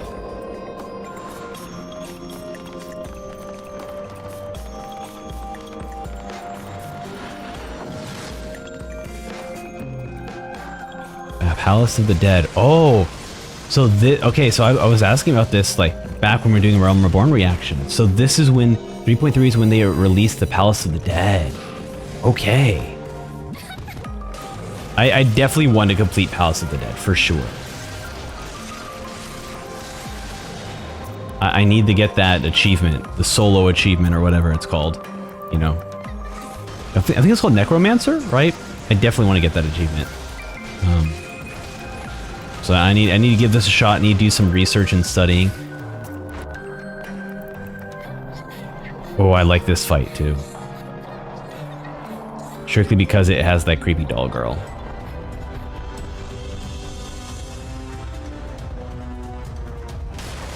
Maybe not. Maybe it's a different doll girl because I don't know why I skipped it. Soul Kai. Sor Kai. Oh yeah, this is the one that Horace Volgar was like, hey, you need to use this, right? No, this is different. Which one is this one? No, yeah, oh yeah, I remember this fight. Yeah, this fight. Okay, it is. I thought this was the one that Horace Volgar wanted you to do before they can. Yeah, it is. I was right. Wait, why are they acting like this is a new one? Oh, sorry, I'm dumb. I'm sorry, I'm dumb. Yes, because 3.3 is the fight on the bridge. This is the dungeon that convinces Horace Volgar to join your side to help you out with the fight Nidhogg. Right. Okay. It was just, you know, positioned weirdly because we saw the bridge stuff before this, but it was the same video. Ooh, Dragon Storm now. Brother! The final steps of fate.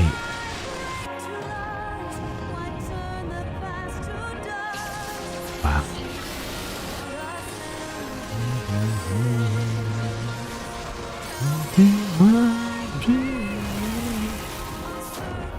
I can break.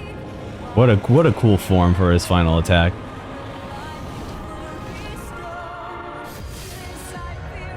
Look at that. Look at the effects on this, man. So cool. Revenge of the Horde. Wow. Oh, man. Even, okay, so not only is the art of Vestinian really dope, but then you just see, like, the scratches all over his armor, dude. Cool. These have been fantastic so far. And we immediately jump into patch 3.4 Soul Surrender. Okay, they're just jumping right into it. This I promise you, for we have a power within us, my friends. A power befitting our pride. Ilberd? Ilberd? Righteousness. Where men go as one, there is life. And where This is kind of our build up to Ida.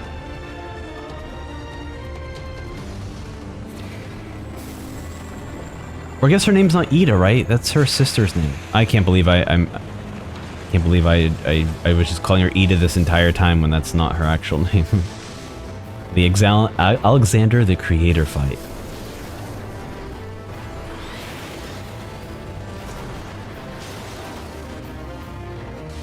Yeah, look at this. It's so beautiful. Oh my god.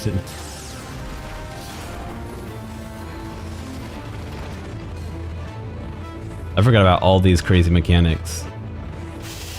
I'm off. See you later. So cool. Whee! I believe you get that mount at some point. It might actually just be this fight that you can find it. And the true fight against Alexander. Here we are. Heck yeah.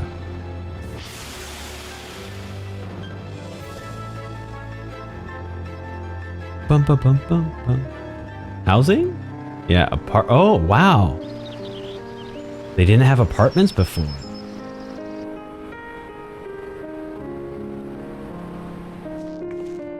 I've actually never been to the apartment stuff.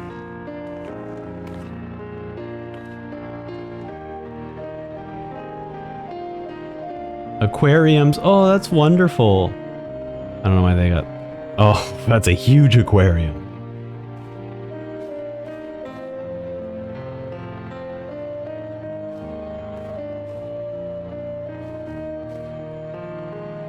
Oh my goodness. That's a coelacanth? What is that? New hairstyles and we got some Alexander music playing.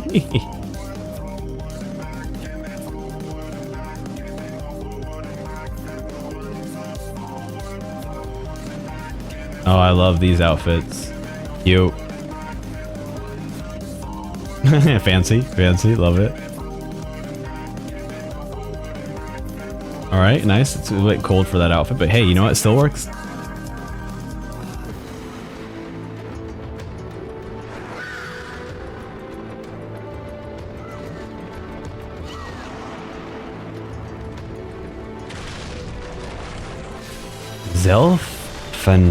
Zelfenthal.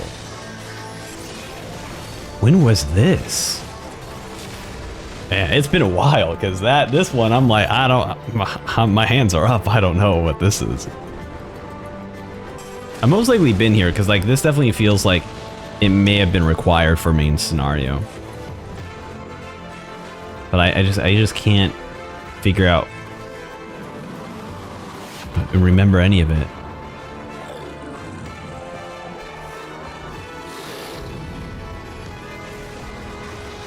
It's a cool area, really. You're on like a cliff top location here with a bunch of open air. Oh, I love this place. It's so cool.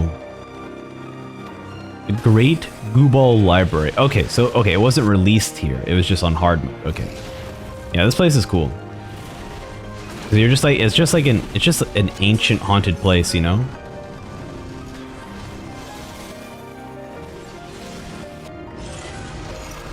Very cool.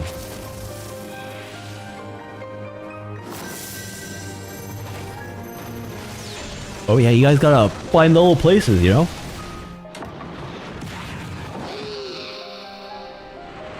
I don't remember fighting an owl. But I must have, because I definitely, I'm pretty sure I have the achievements for this. Oh my god, I just summoned Behemoth.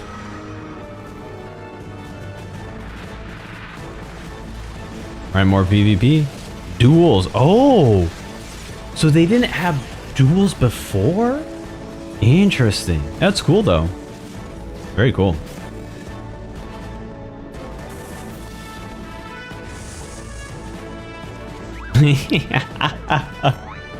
Of course, we got Hildebrand back.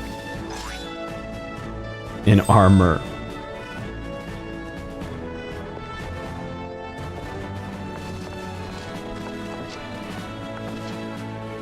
Is this squadrons? Adventure squadron. Wow, in 3.4. Interesting. That's fairly more recent than I thought it would be.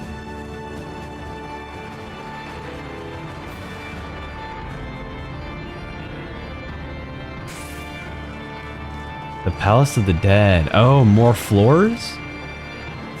So was it not 100 at release?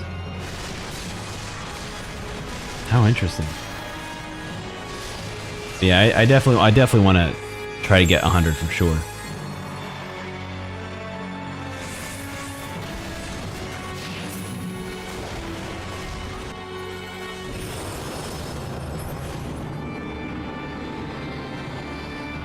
Creepy lady who's been stalking us. Oh, still don't reveal. They still don't reveal her. Another triad, but goddamn, she's hot. You know, it's perfect. You know. Oh, I forgot about the creepy head, just staring at us. It's interesting because they do this floating head idea for actually quite a few bosses. Surprisingly, this isn't the only boss that has like this creepy floating head. I mean, you look at Endsinger, you know? Yeah, this is great. I really enjoyed this fight. Power answered with greater power. Death Main scenario. death. A vicious cycle fueled by fear and hatred. If there is aught you would say, say it. He that holdeth fast unto his convictions shall never count betrayal amongst his crimes, Huh? though all the world may call him villain. Alphino, don't go. There is something I must say. You know our cause. Our bird. At stake. Yes. We are prepared to do. It's crazy that this ends up paying off at the very end, you know?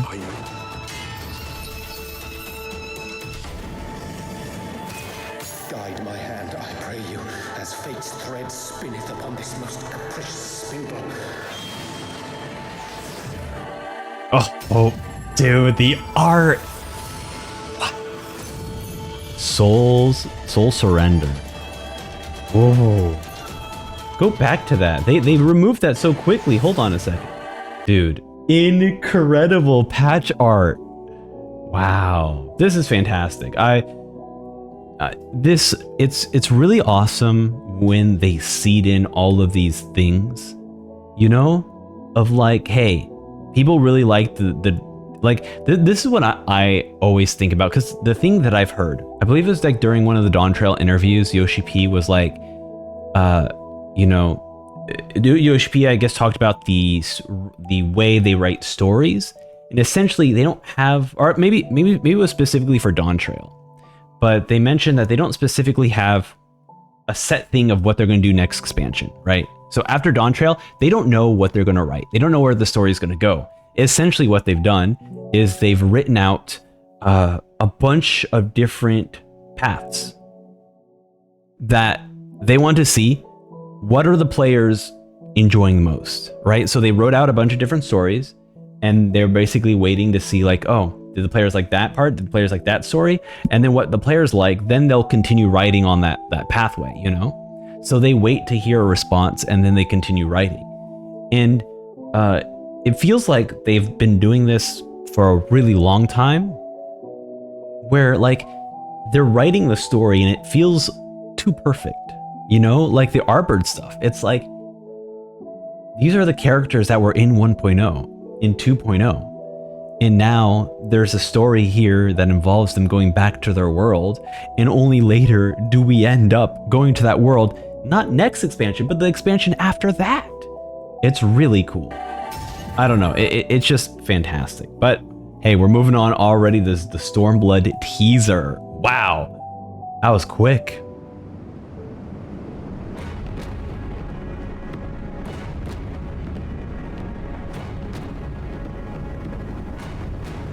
So I think Stormblood is the first Final Fantasy trailer, or Final Fantasy 14 trailer that I actually saw. And it's because I watched a YouTube channel called Easy Allies, and one of their members, Damiani, big fan of Final Fantasy 14.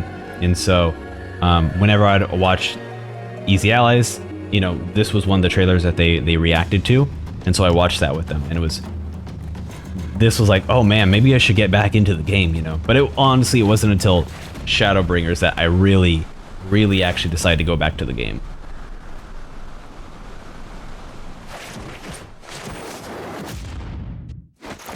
Dude, I love it. It's so rad.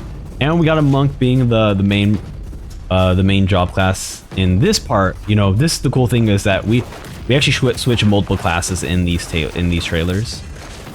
I think it's the launch trailer that we see Samurai and not teaser, but we'll see. So cool.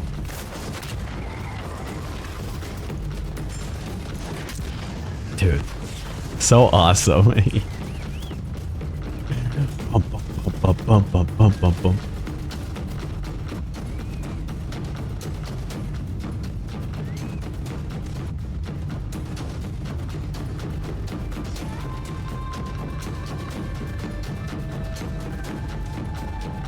Also, yeah, I should mention that was the first time I was seeing Lise. I'll be honest, I had to just look up her name right now. But yeah, our first time seeing Lise outside of, like, you know, no longer trying to act like her sister. That's, yeah. Cool, look at this. I love this. Stormblood, I'll be honest, one of my favorite expansions. As I mentioned, all the expansions go in chronological order. Or sorry, reverse chronological order from best to worst. So, well, I mean, worst is not a good, it's best to okay, right? So Endwalker, the best, and then you just go down the line there until you get to Realm Reborn. But I love Stormblood. I love Stormblood because I'm someone who enjoys like the politics of the entire Stormblood. We'll probably talk about it when we get closer to the actual Stormblood trailers, but let's look at patch 3.5 for the Far Edge of Fate. Omega? That Hulk has been gathering dust beneath the plains of Cartanau since the Allagans breathed their last. And none alive Xeno. knows how to wake it. There's Omega. Waking up. I've been activated.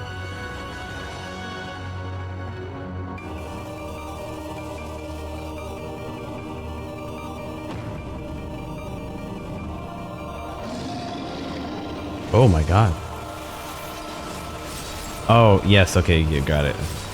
I was like, I'm pretty sure I fought this guy, but I don't remember breaking the chain store and stuff. But yes, this is the last of the Warring Triads.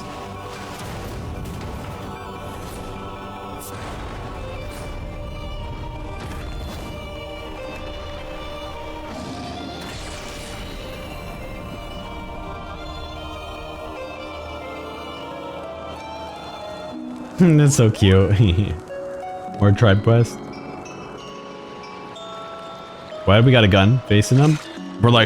You're ready to get shot. Uh-oh. You're all dancing. That's so cute. That's adorable. I love that. The little dance. More Hildebrand. Oh no. His mother. This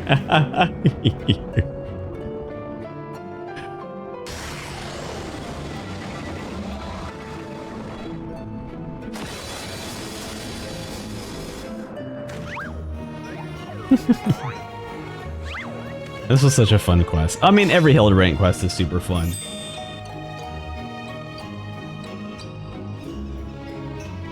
More hairstyles? Cute. I love the emotes in 14. They're so good. The gas mask? Oh, perfect. Excellent. Gotta get away all the spores. That looks dope. Wow. One of the things I wish was... Oh, Final Fantasy 8 gear. Dope. What I was gonna say is like I kind of wish that you know, for glamour we didn't have to worry about sticking with the job class that we are, because man, casters have some of the best outfits. And as a warrior, I'm like, I want to wear some of those sexy outfits you guys got, you know?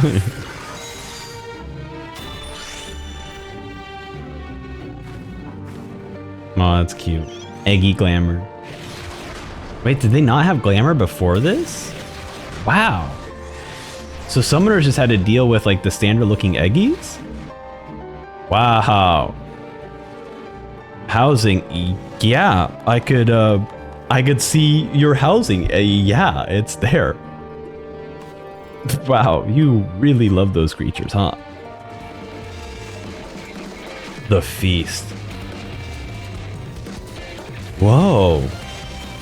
This is a cool area. Maybe I should try the feast one day. You know? I mean, I think that's what, actually, honestly, that's like one of the great things about Final Fantasy 14. There's some mechanics and some things that you just, you know, sometimes you just won't experience because it's like, you know, that's just not for me. But the fact that it is out there for someone else is super cool. This is a hard mode? Yeah, it's hard. Somehow.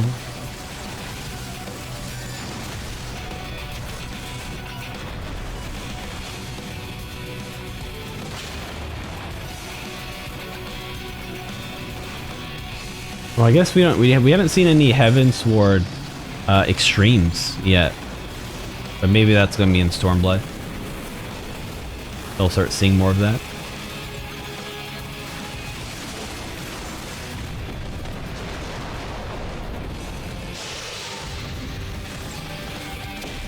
Very cool. It's like a guitar.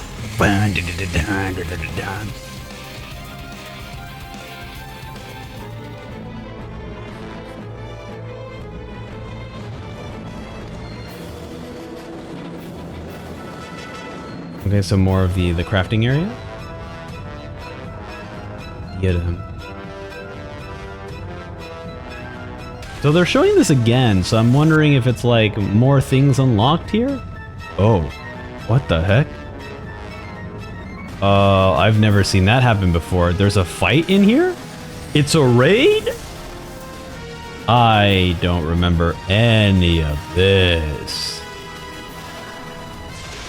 That's new to me. Wow, okay.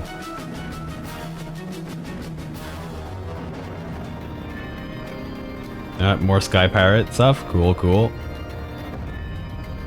The Void Arc story quest.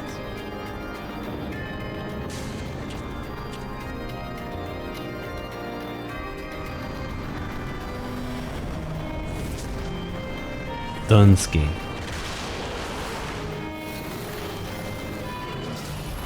This was a cool fight. It is. Wait, hold on a second. This is like very Final Fantasy VI. Is that the Doom Wraith? Because in Final Fantasy VI, there's you fight a Doom Wraith. The only way you can fight it is on the airship.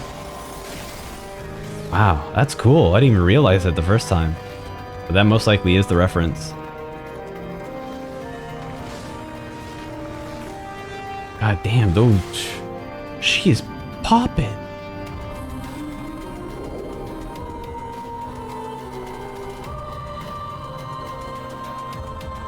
She's popping too, but that other enemy was wow. Poke someone's eye out with that thing. Sick, dude. So rad.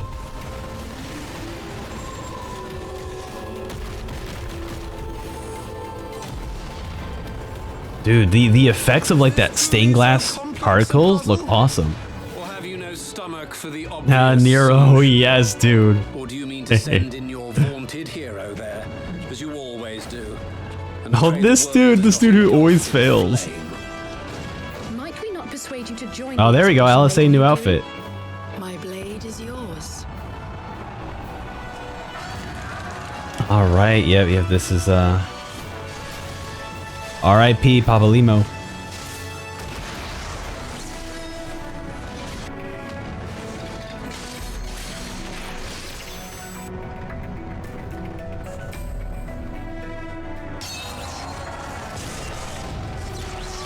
has to end.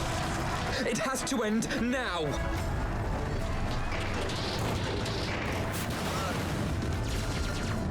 Yeah.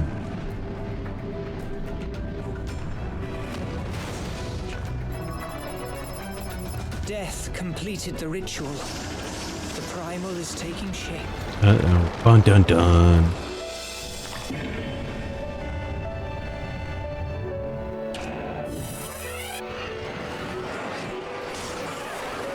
Ooh.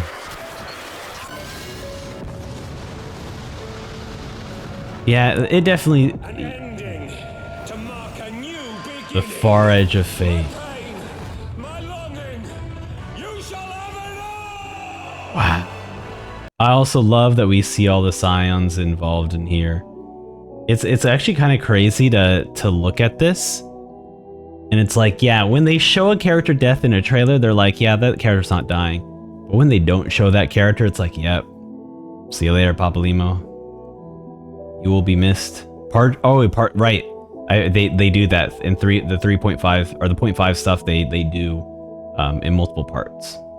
Because it's like the end of the story, the end of the epilogue, and then the part 2 is usually the prologue to the next expansion. And now we're moving on to the Stormblood trailer. Let's take a look. The full trailer.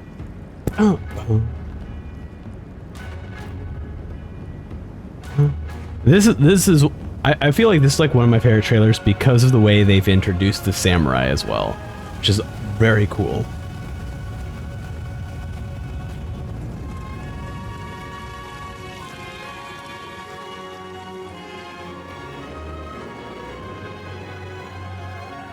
And this place also looked incredible in the actual game too.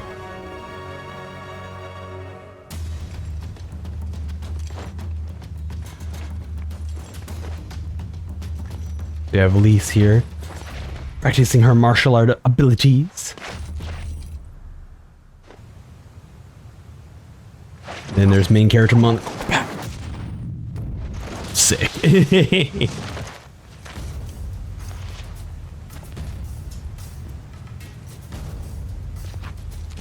Round 1, fight!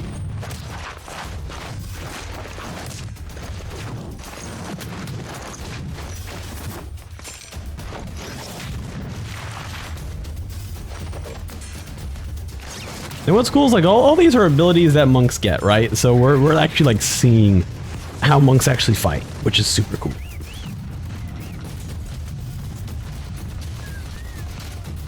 Quick.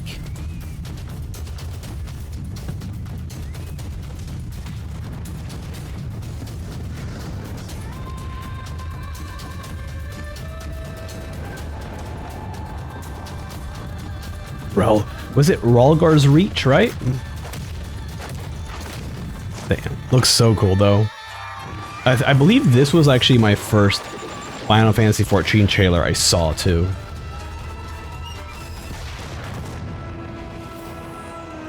Here we are. We're moving off. All the way to the land of Boma. And you see Garlemald in the background there. It's so cool.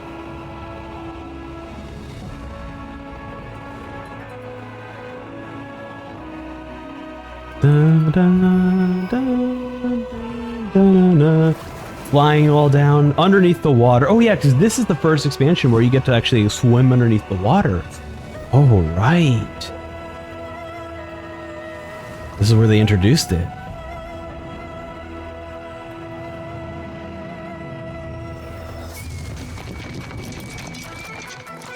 Get out of my way.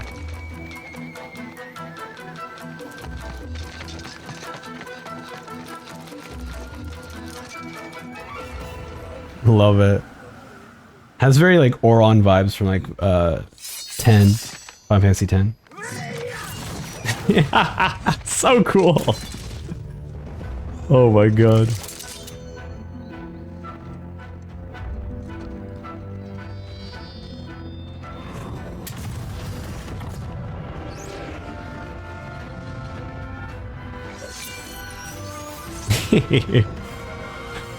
Awesome. I mean, you just destroyed a bunch of buildings that, you know, but hey, you know what? It looked cool.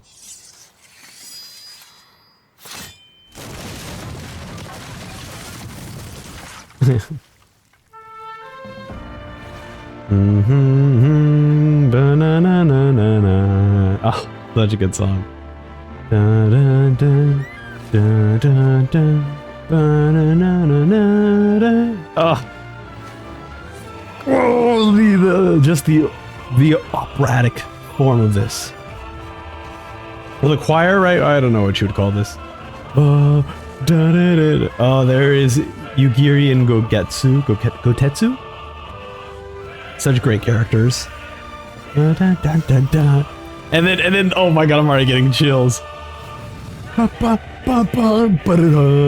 so freaking rad, man.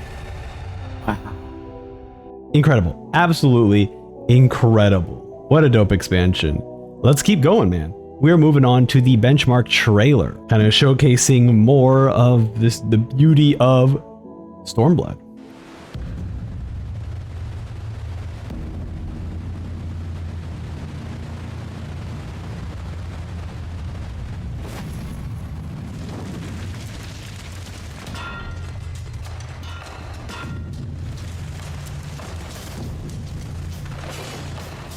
Wow, definitely showing off like amount of NPCs and people, right?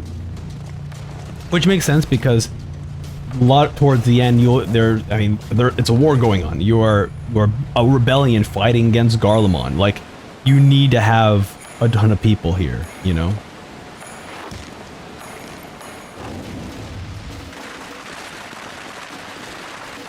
Also, this is the first launch trailer, I'm curious, without Harbird's crew. So I'm curious if we just won't get to see any of them appear in this now. Ooh. I thought they were going to go into the prelude here. I do think they do a great job. Like, these benchmark trailers are actually like so good. I kind of wish that this was a part of, you know, like when you go to download the game, it has the benchmark trailer available, or even include one of these benchmark trailers in the game itself, because this showcases like not only density of characters, but so many particle effects, so many animations going on. Like, it is legit such a good that cocky red mage, I love it. But it showcases you so much about these characters. Actually, there's a lot. Wait, was Red Mage introduced in Stormblood? Because there's like a lot of focus on the Red Mage that I have not seen before. And it feels like this is like, hey, new character kind of thing. Or new job class. Sick, okay, so some new monk abilities here on Stormblood. That's why I feel like when they're showcasing things, it's like, yeah, this is definitely new. Everyone's gathered.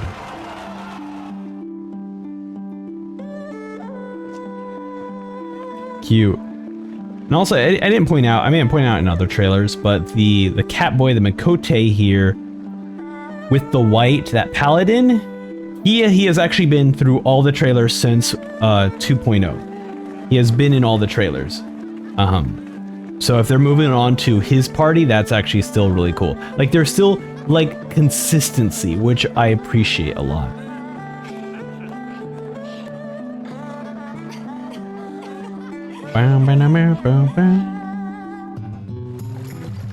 Oh my. Just enjoying the waters. Yeah, Lalafel's dead. And everyone has these leopard print underwear. What are bikini stuff? Nice. And then just seeing the underwater exploration here. Wow. It's like I'm going to catch that fish. That's so funny. I never even considered like mining underwater before. That's so goofy. I must have mined under. No, I think I was just doing foundation stuff when I went to level up my mining and botany. I was just doing strictly firmament stuff, so I didn't have to go through all this.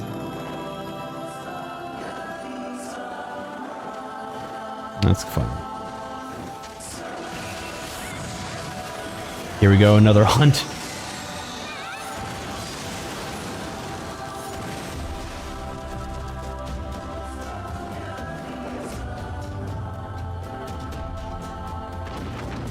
Oh. Destroying the wall here. You don't get to do that until much later.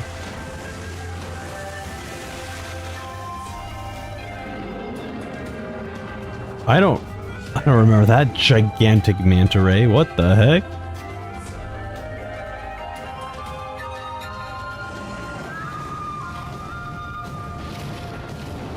Gilgamesh. No, sorry, Yojimbo is there. Sick. Samurai's like, I can handle this, guys. Don't worry about me.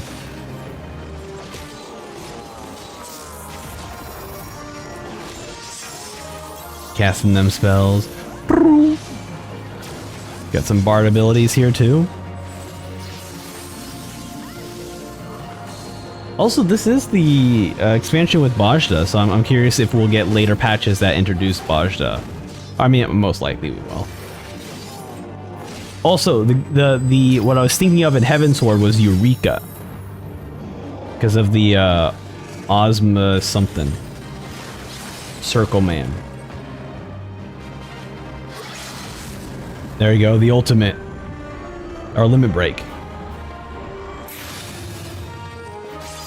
Oh, that's sick. Yeah, the samurai limit break is actually really dope. That looks awesome. Wait, no. This is for Stormblood. Okay, so this is the main theme for Stormblood then.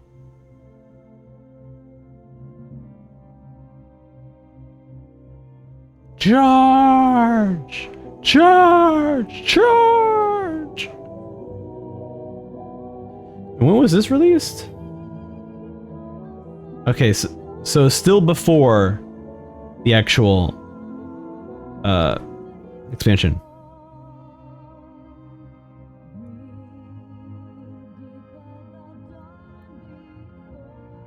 Oh no. Showing Papa Limo's last moments.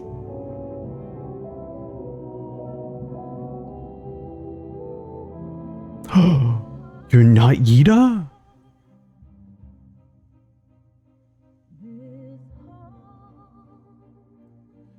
Rhalgar's Reach.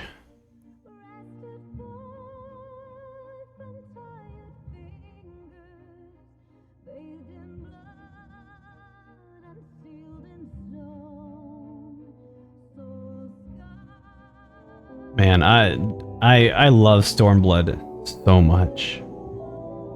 This is our first introduction of Xenos too. So awesome.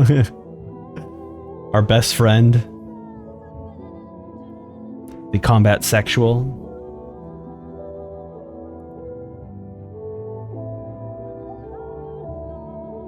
Oh yeah, we just saw that the mountain that Omega like smashed through.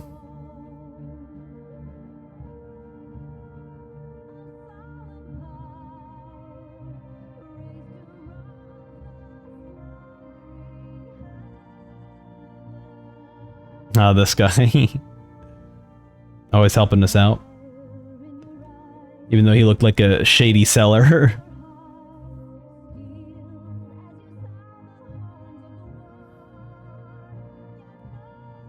Don't worry, we'll kill all the Sahagins. It's like, what do you mean? They're on our side now. Oh yeah, I forgot about her. Forshola? Is that correct? I don't know. I feel like she was so underutilized in anything she has appeared in.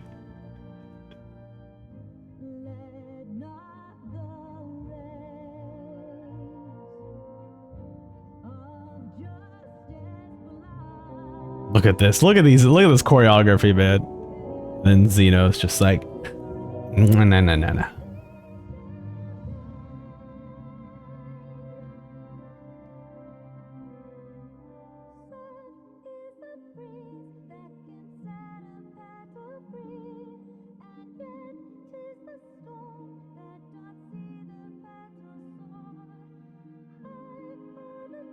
Oh yeah, this place too. I think this was the area that I kind of didn't enjoy. I didn't enjoy as much as the other areas in the game. Mainly because like there was a certain pacing in the story that you got, and then as soon as you enter this area, you meet the Lord, right? And then something completely different, you know, before going back to the war between Garlemald. I mean, ultimately it did all come around, but it really felt like a side area. Interesting they would spoil that. The whole beginning of that expansion is he alive or not? The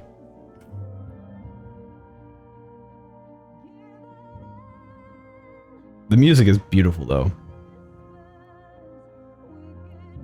Oh yeah. Oh yeah. Oh, we love that.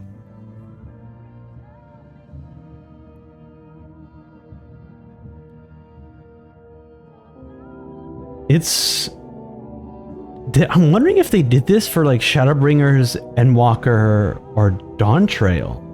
Because this is like revealing a lot of the cutscenes in the game before the game even came out. You know, this is mad spoilers.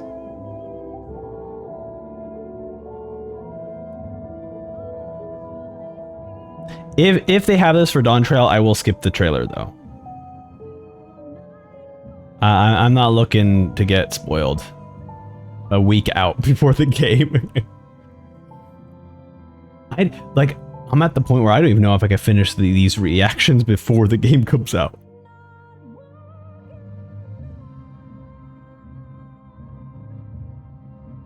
Look at the war has begun.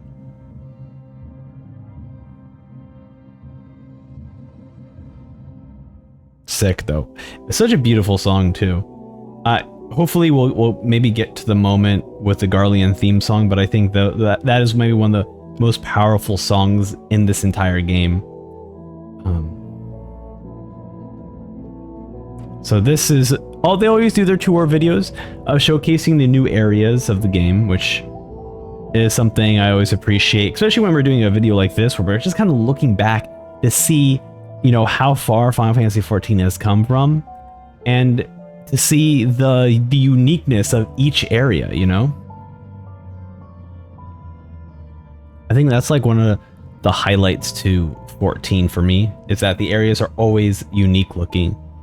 Even if it's like, oh yeah, you can probably look at like, oh, it kind of reminds me of Thanalan because of all the sand and dirt, but the way they design it, it looks completely different. Like you can't like, I feel like it's hard to mistake like Thanalan for something like Rhalgr's Reach sort of area, you know?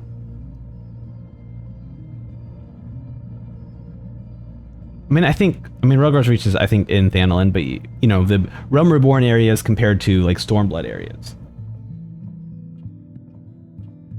The fringes. You don't get actually a lot of time to spend here because that's like the very beginning of the game.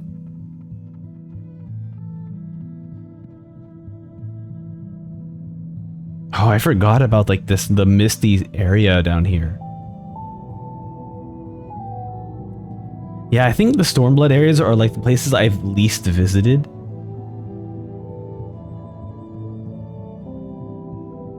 So a lot of the stuff, it's like, oh right, I forgot about this. Oh yeah, this is where you climb up to see all the snake ladies for the tribe quests.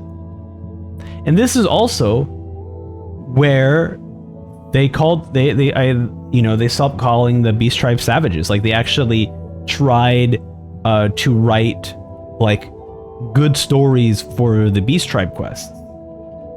After the realization that like, hey, these are still sentient beings, despite them not being humanoids or human-like, doesn't mean that they're, you know, lesser, as, you know, the previous Beast Tribe quests were like, where Alphino kept calling them savages. Those savages. Flying around some military bases, encampment.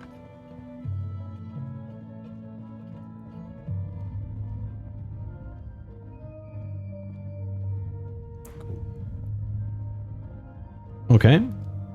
The The Loach. The Loach.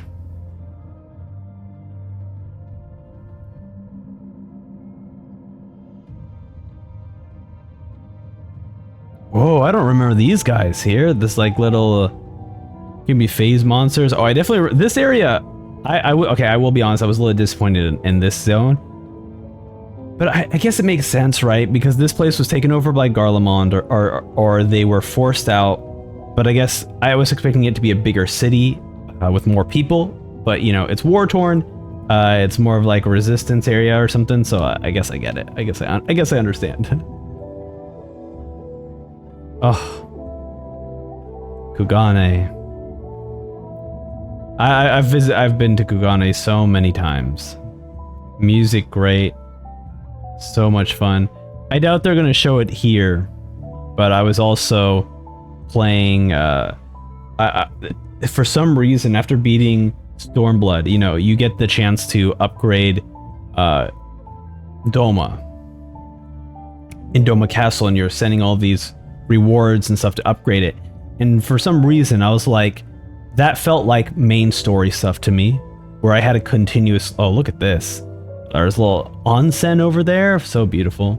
Don't jump in! Don't do it! You have so much to live for! There's still so many expansions left! Don't do it! Oh my god. The Ruby Sea. Oh yeah, also, I have yet to visit this area here, because I think, do you have the Beat Palace of the Dead or something? I forget, it's like another part of it, or something. So. Oh yeah, there's like the active volcano over to the side there too.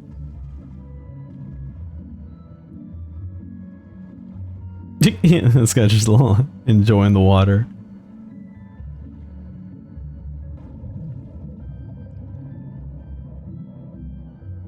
Yep, getting to see all this beautiful underwater stuff. Also, you know, I do like that they match the bikini top and bottom with their hair, the Mikote's hair. Oh, hello there. I didn't realize that we were gonna see that. Wow, that's a nice moon there. All right. Yonsi, maybe?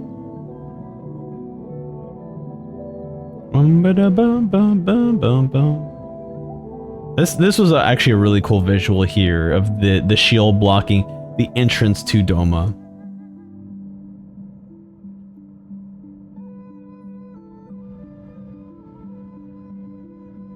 I get to fly around, see the beautiful open areas. I think this is why, you know, despite me not liking, despite me feeling it flying is like, you know, you skip over a lot of stuff. At least for 14, they build a lot of beautiful environments to fly around. Like they design it because they know you'll be flying, you know? The Azim Steps. Even the Azim Steps were beautiful to navigate around, especially when you have that huge center hub there. And this is where you also get like a new Frontlines map too.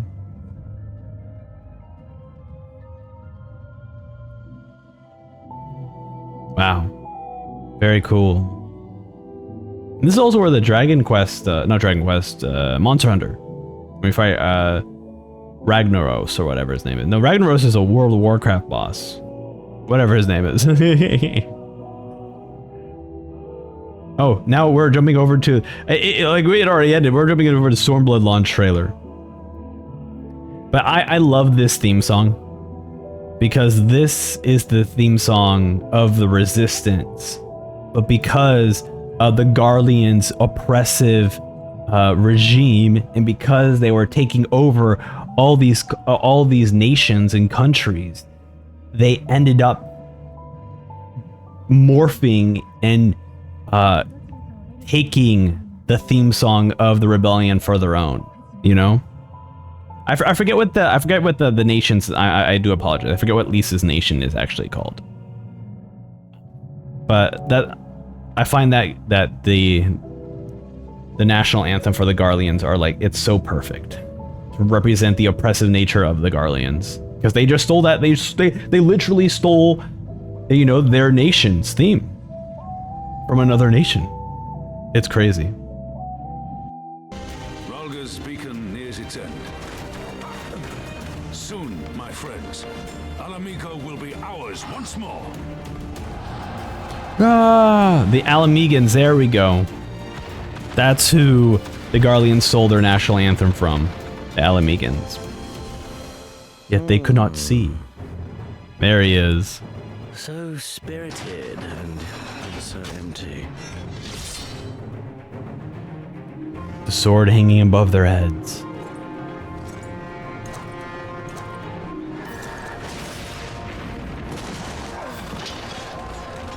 Then what was it all for? What will you say to the families of the fallen? To the mothers and the widows and the orphans? I forgot that happened. Oh my god. Tell them it was all for nothing. We're just wrecking our entire party.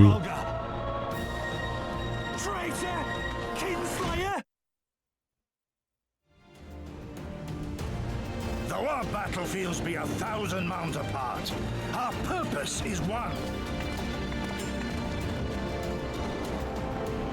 'Tis better to bend with the wind than stand tall and be broken.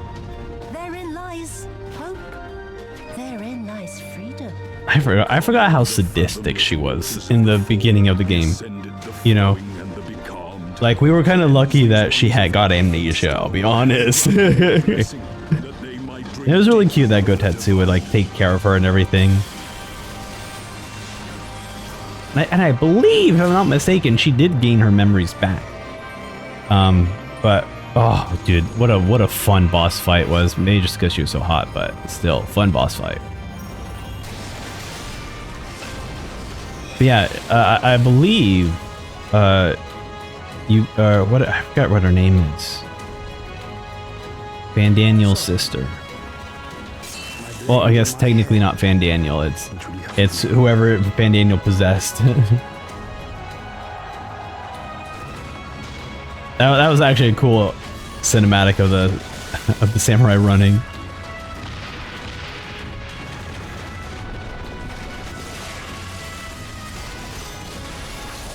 Yeah, this is pretty dope. This is a really good launch trailer. Victory or death. Oh, cute. And they're doing the launch trailer, or sorry, the teaser trailer video. Full cinematic.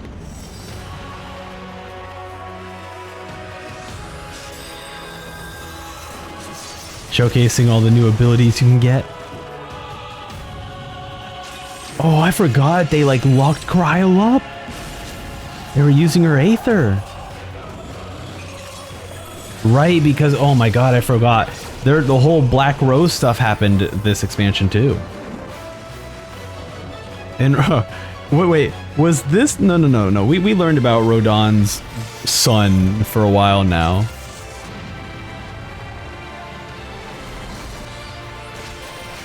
It's so I still can't believe his son's a Lalafell.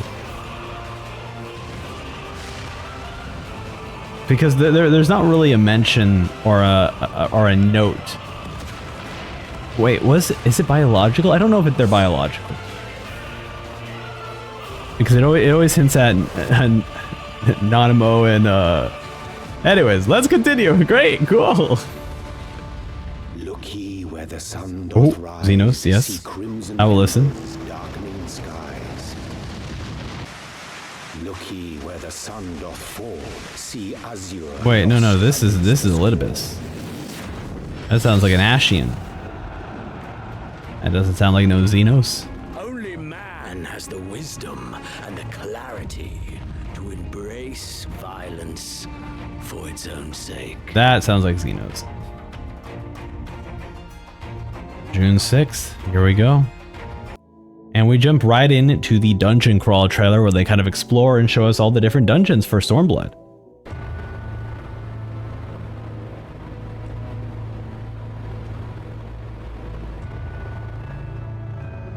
I'm actually really excited to... I think post Stormblood has been some of my favorite stuff, you know, with like the Sigmascapes and all that stuff. It's all Final Fantasy VI related, and now, as someone who has played Final Fantasy VI now, I can now rewatch those and go like, oh my god, I remember that.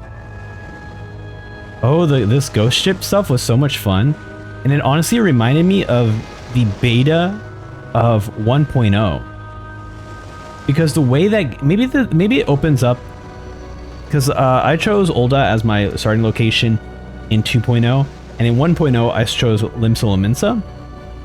But in the starting area of 1.0, the beta at least, you start off on a ship and you're heading to Limsa, and then you fight all these creatures that jump on the boat and you start fighting them. And so when we were going on the ghost ship, that was like reminding me of the 1.0 start, how you first start in 1.0. That was really cool. The dungeon variety in Stormblood was awesome. Especially when you're going through all these like Japanese castle stuff, was so cool.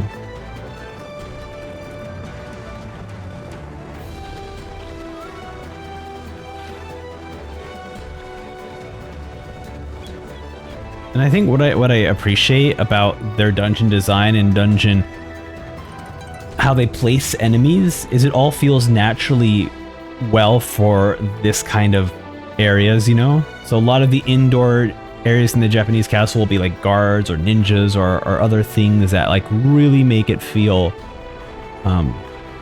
like they would actually exist here, you know?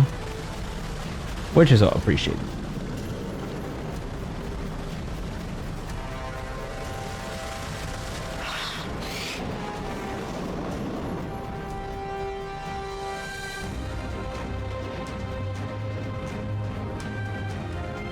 We fly around, navigate through them all. Oh, right. Also in Stormblood, I totally forgot. People started to knock out. I don't know if that happened like after Stormblood's main scenario, but I remember people started just the scions just started to collapse, and you had no idea why. Oh my god. Like, what a cool tease for Shadowbringers.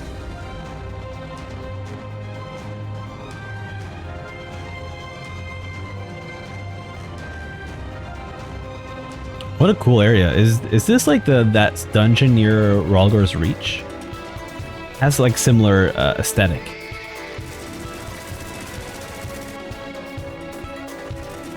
I believe this was the final dungeon of Shadowbringers, right? Because you're breaching Doma. Or maybe not Doma, but you're definitely like, this was definitely, I feel like one of the final dungeons in Stormblood. It was a lot of fun though, because you're just like breaching Garlean stuff.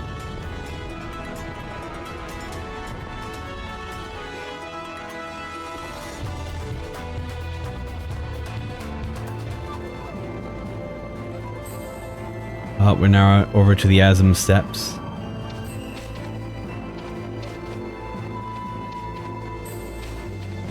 Yeah, these open areas and Vista stuff is like so beautiful too.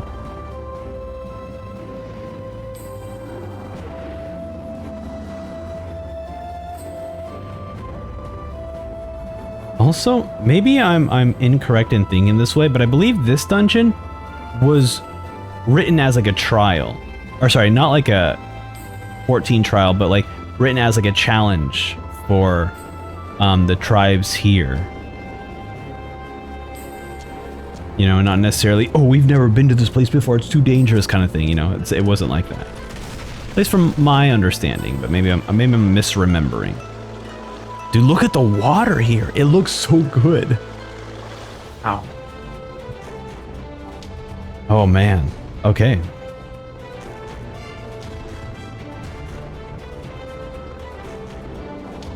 Actually, do we actually get to see Estinian in Gaius in 4.0, or is it only after the post Stormblood patches? Because this dungeon feels very much like a Estinian Gaius dungeon.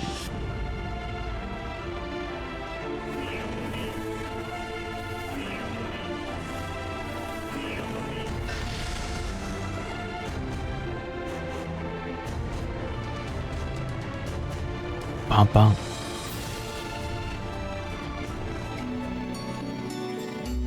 Oh, the underwater castle is so beautiful. This was definitely like one of the most cinematic, you know, dungeons during like the cinematic trailers where it's kind of going in on this like gigantic underwater bubble castle. And it looks beautiful too. Like I said, like every dungeon, everything has their own identity. It's kind of crazy.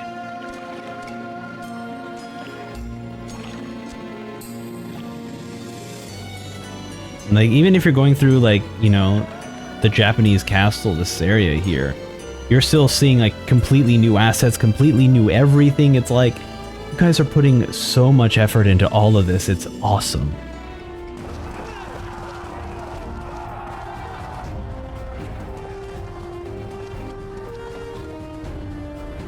Oh, maybe I'm thinking about this one as the final dungeon, then. I just remember you're fighting a lot of Garleans. Yeah, looks like, yeah, this is a Garlean base.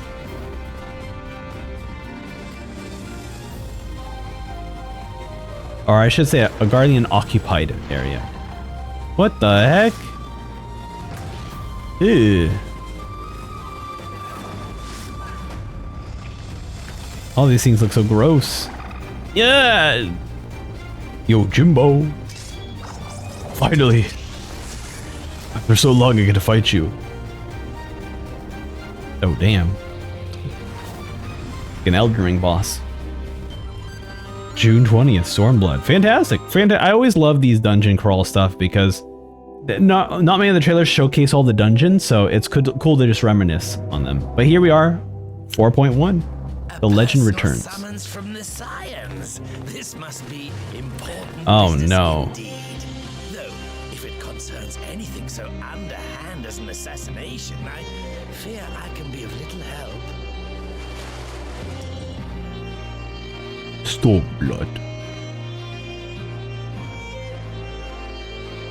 Suffice it to say, our people have had their fill of kings. Oh. Which means we need to find a new way. Oh, my heart. I forgot what the guy's name is with the white marking on his face, but what a depressing story. Must decide what manner of nation we will build for ourselves.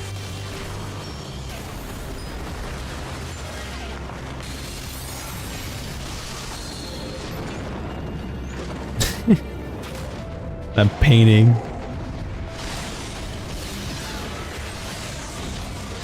Look at this boss though.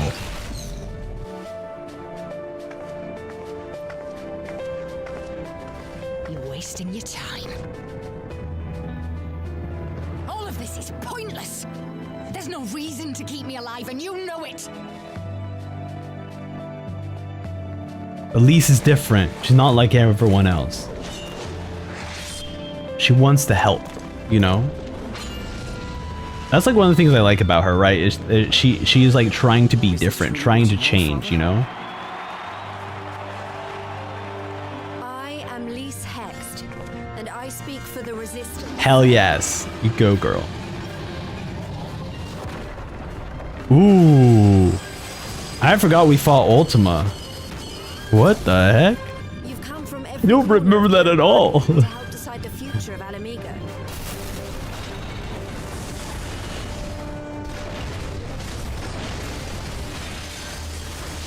Yeah, this is so cool. Man. Bahamut. Yeah, what a awesome introduction to some of the cool bosses that you get to fight. Come then. Who will Yes. be next to die on my steel? Ah.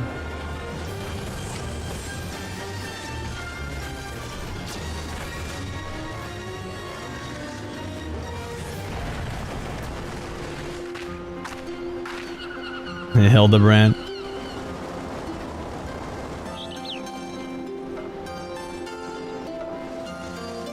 And housing.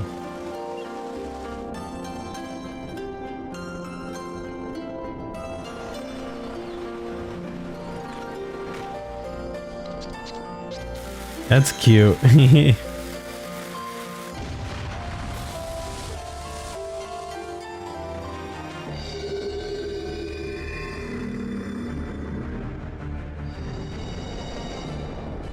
Ooh, right. This is so. This was cool. They were doing a bunch of Final Fantasy 12 stuff in here as well. I haven't played 12, but I did recognize some of the names that you visit. Don't recognize any of the boss stuff, but definitely something when I end up playing 12, I'll definitely be going back to these raid series.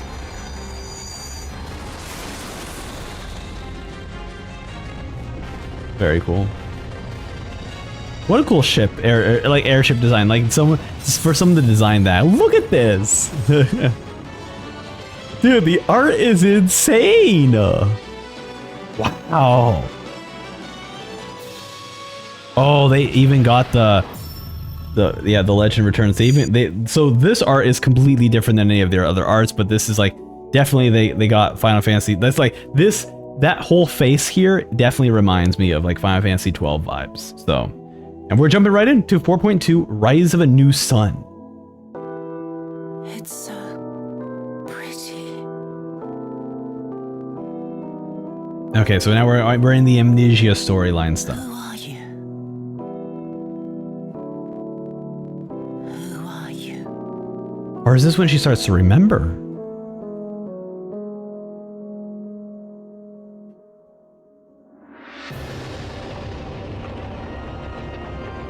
Oh, yes.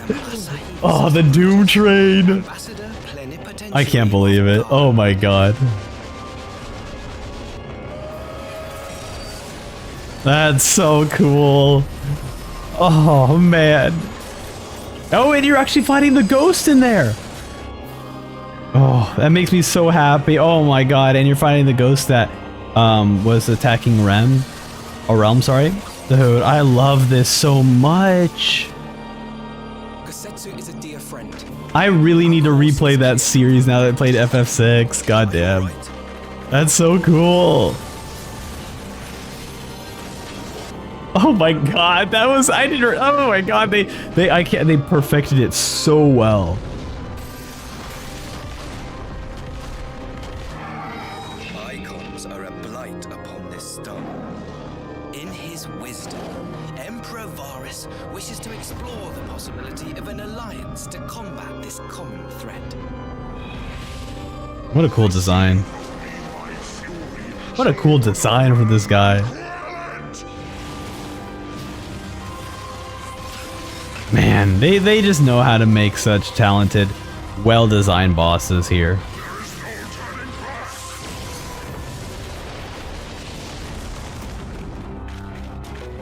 While I dare not give myself wholly to hope, I will not deny that I have prayed for such a miracle ever since that fateful day. Uh-oh. Someone behind you. I am bound by duty to ascertain the truth of the matter. Okay.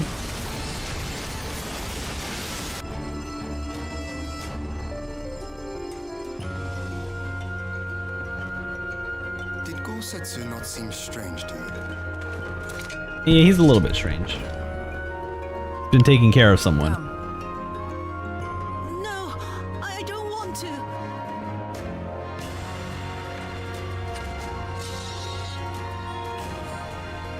When the hour arrives, we shall welcome what comes with open Sexy snake ladies, let's go, let's go. Speak of sins, my lord. But at whose feet do those sins lie?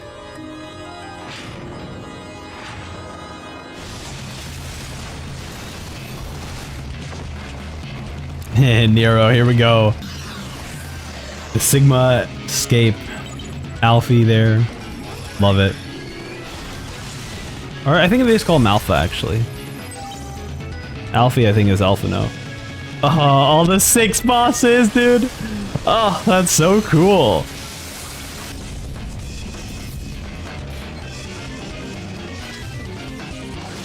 Show us what you can do.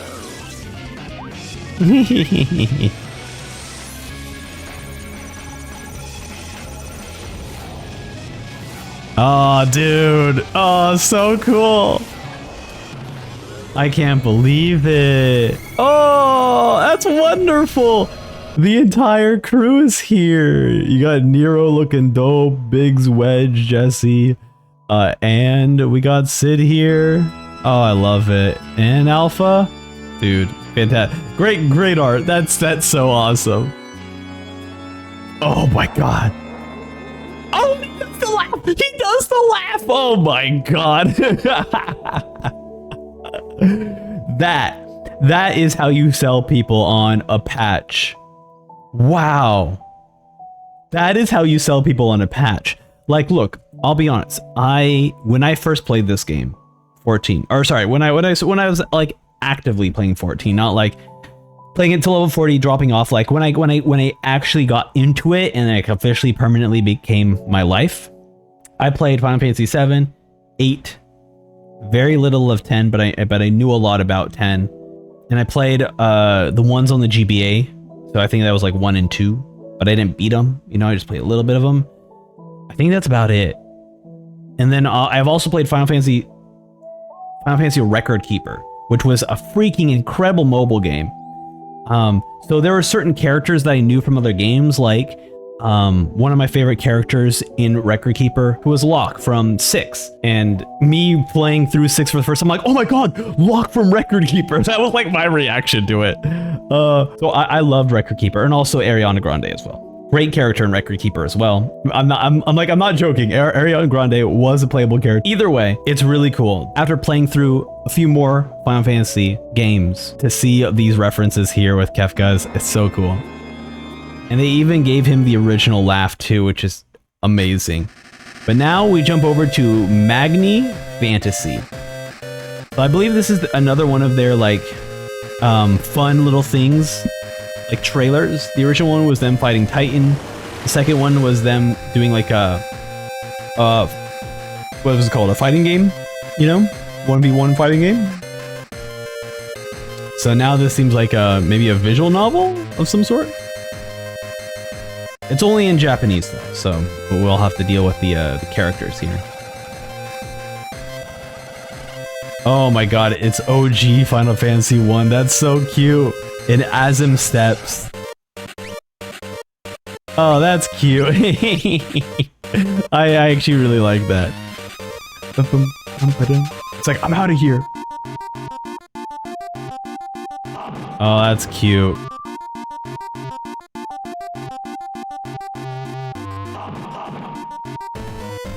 So they're just doing tributes to a bunch of Square Enix games then. Not just Final Fantasy. ...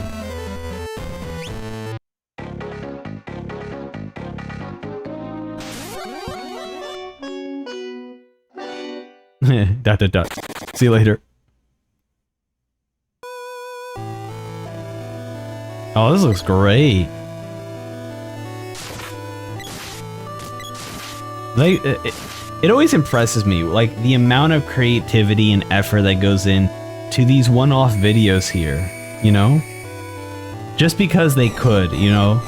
There's no need to do this. It's just because they could do it that they've done it, you know? It's so awesome. This is so fun. Oh my god.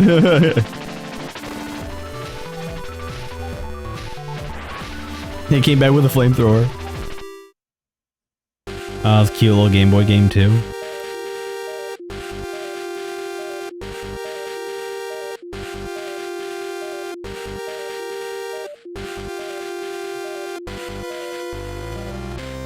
You can't catch me. Uh oh, here we go. Yo, Jimbo here.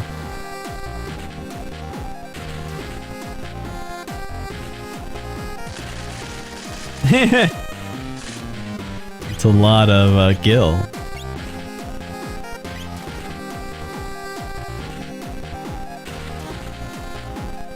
Bum ba dum bum.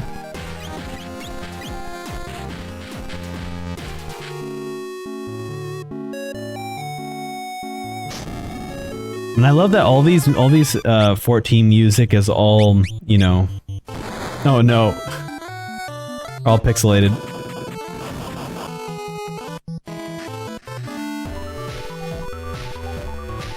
Man, dude, and they're capturing all the different styles of the different games too. So beautiful.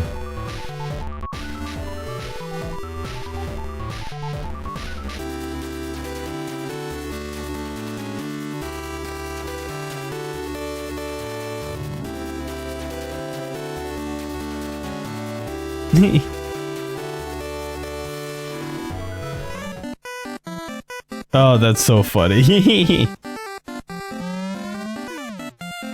Bum, ba-da, bum, bum, bum, bum, bum. Did Square make a game like this before? 'Cause I know Sega has definitely made a game similar to like this look and style.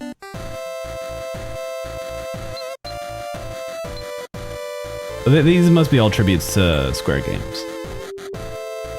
Man, the fact that this is still going and we're still getting such different variety of different styles of games is so cool, man.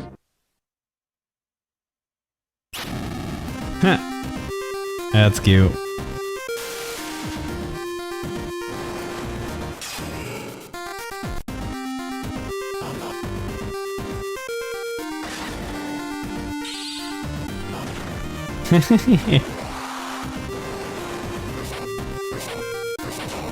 Overkill terminated.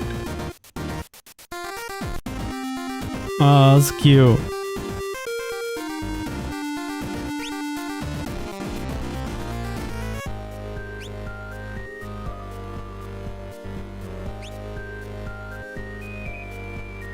You can even tell. I stopped guessing the types of games it is. Like, but it's crazy because like even though I can't remember or know all the games that they're using as references, like you've always seen games use these different styles before, which is so fascinating. You know, I didn't expect this to be a retrospective on how much gaming has changed either, but here we are.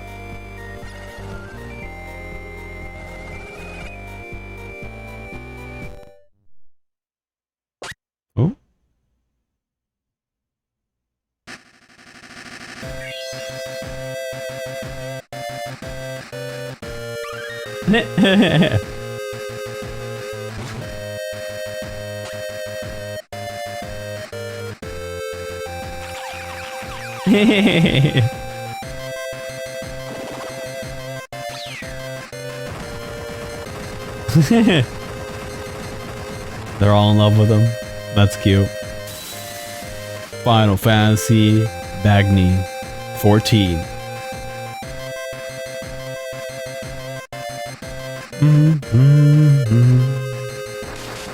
Magnai Fantasy. That's cute. And then we're gonna get like a disclaimer as like not a real game. Don't expect this. They always gotta make sure, you know. I guess not. But now we're jumping over to the new app. Fantasy 14 Online has always been about giving the players the most. This is, I believe, the April Fool's. Yeah, this is the April Fool's joke. We wanted to take that immersion to the next level. We know our fans love gathering. This is when a player harvests natural resources as a miner, botanist, or a fisher. But the problem is, in order to gather anything in-game, you're restricted to your PC or console, but not anymore. Introducing Final Fantasy 14 I'll be honest. aka gathering. This sounds like a cool idea so far. I would like to be able to do this. These notifications take those players to the gathering nodes in the real world. There they can meet with their friends and harvest resources just by tapping the screen. Honestly, I kind of dig it. It was a Japanese design company who have created a state-of-the-art accessory for the Go, which we are calling the Final Fantasy 14 Online Go Harvesting Stick. Harvesting.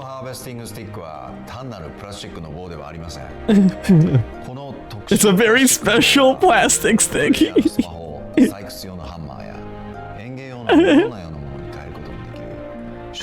a selfie stick. Without the harvesting stick, there is still a chance that players might fail to gather a Oh, material. damn. But attach the harvesting stick and the success rate is maxed out. Oh, it's so good. Oh no, he's fishing with it. Turn your smart device into the ultimate fishing accessory. Final Fantasy 14 owned 9 gold. This is so good. Together like never before. Oh, this is so goofy. I love this so much. And the more hardcore ones who love to farm. Anyway. To slam your phone and kill him. The Final Fantasy 14 online experience. There's the Final Fantasy. Look at this. Okay, look at the guy on the left here. Look how much he puts his whole body into this swing to smack this phone against the tree trunk. Look at this. What, bam? Oh, this is so funny.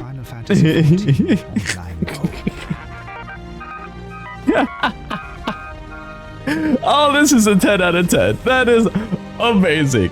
Amazing. I love that so much. Whew, okay, we're back to the Stormblood Trailers 4.3. Here we go. That was so funny. To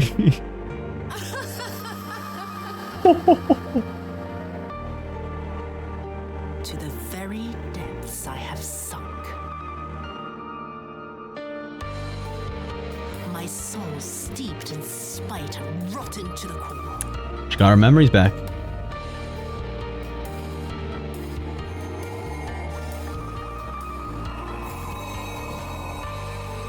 Stormblood, under the moonlight.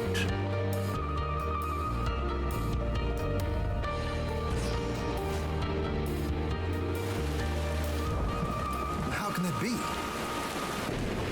He took his own life after the battle in Alamigo. Really? So you're saying he's never coming back? Wow. Wink.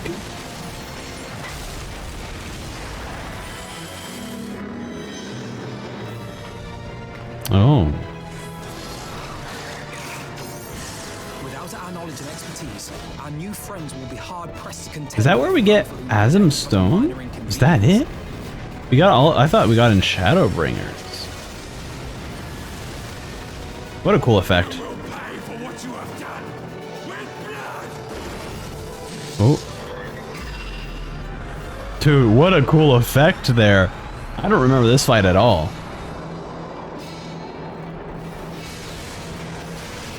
Dude, what a bunch of cool enemies here. I have no doubt you believe what you say. The idea is inconceivable, absurd. Wait, was that Wukong? The investigation nonetheless. In the meeting room or the audience chamber, there I can make a difference. I can strike Oh, I believe you. forge ties, and change minds. Yeah, slash him. Is something wrong, Suyu? I'm sorry. I'm so...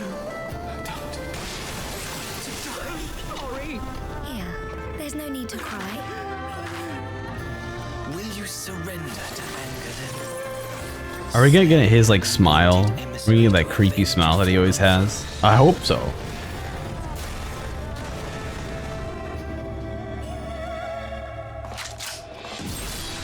Not yet, not yet.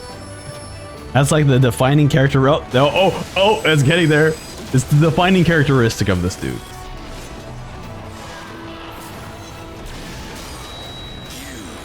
Dude, so I forgot about this moment. Oh, it's so awesome. Gotetsu versus Xeno.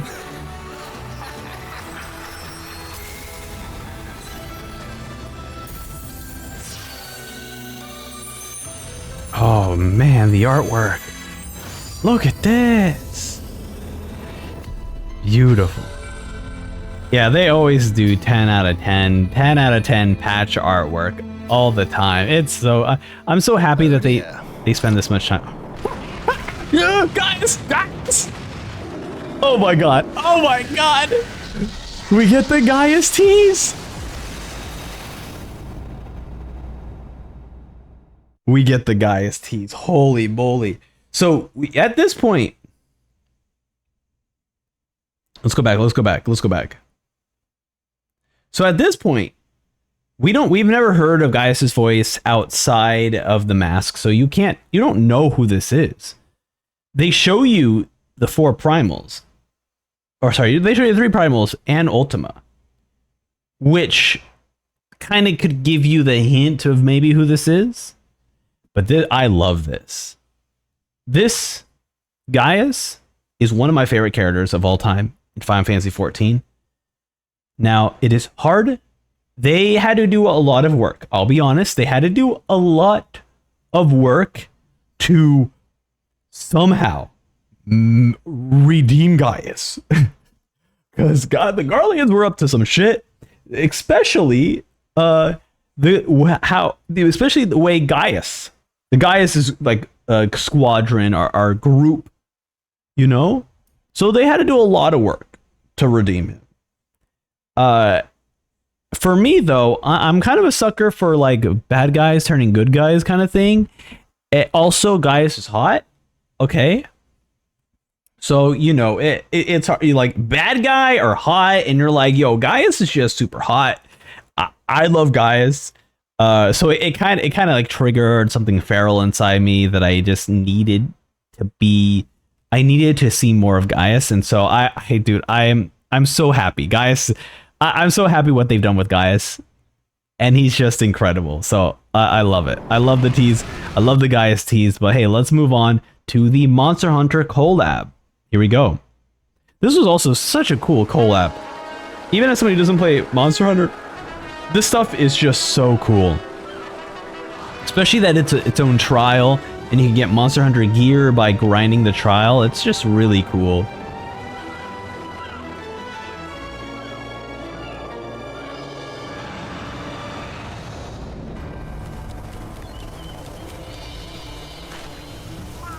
Oh, I forgot, there's the Palicos too.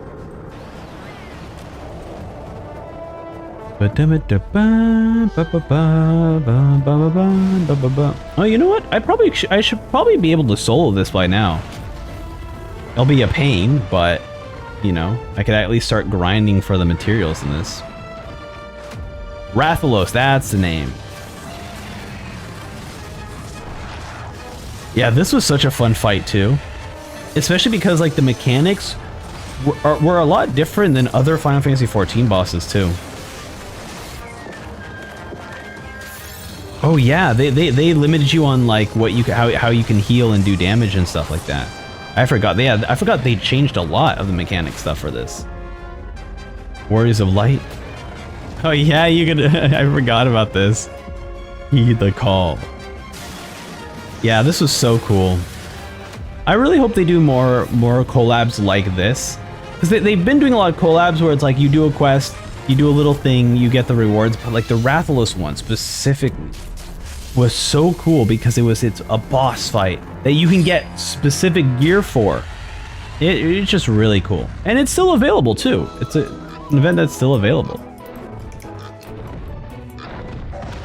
Look at this, and the mount too. It's really cool, very cool. Awesome. Cool collab. Definitely the best collab that they've had. For sure, because it is its own boss. But we're moving on to 4.4. Prelude and Violet. Square Enix.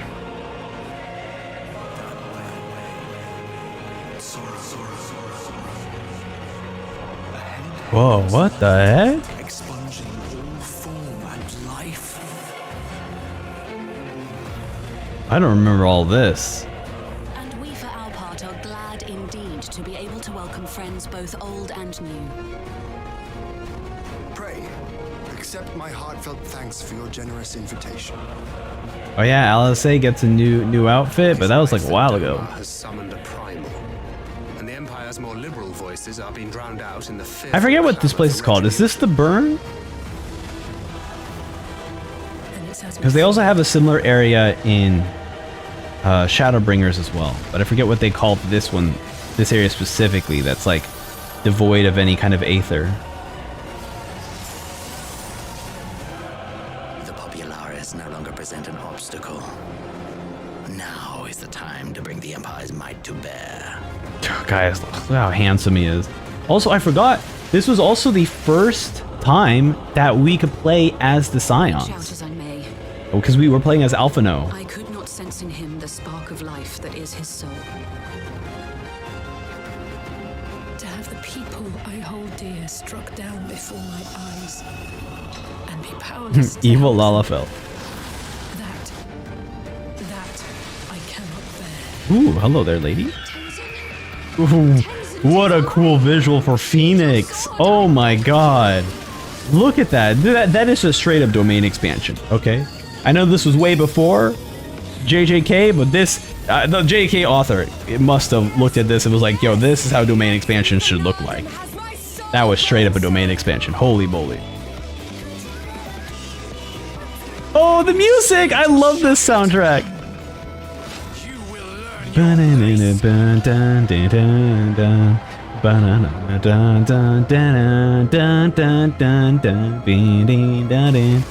So, love it. Oh, I didn't even realize that's the Thunder Dragon from 6.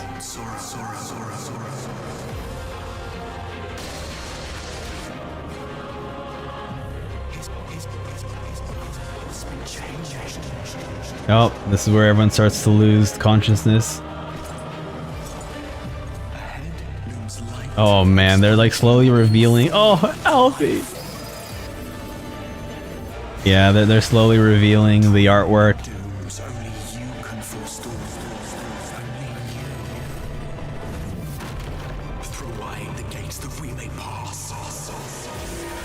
So it's like just all the Garleans here. Fighting against Omega. Dude, awesome. I love that slow. Ooh. Relude in the violet. Oh wait, this is Gaius up here. Oh my god. Dude, what a dope. Such a dope image. God, this is what I love doing this because as I mentioned in the very beginning of this video, I seriously started to play right before Shadowbringers came out. So in terms of like the trailers I've watched, it really was Stormbloods, Shadowbringers, and then Realm Reborn, Heavensward as well, because the rewatch cinematics right at the loading screen. And when you play those cinematic trailers, they also change the main menu theme to be how it was when it was originally released. So you get to see the original Realm Reborn title screen or the original Heavensward title screen. So that stuff was always super fascinating. So I always would watch the cinematics after completing the 0.5 patches, you know? But yeah, this is beautiful artwork, beautiful artwork. Now we got phone down, eyes up, a little PSA.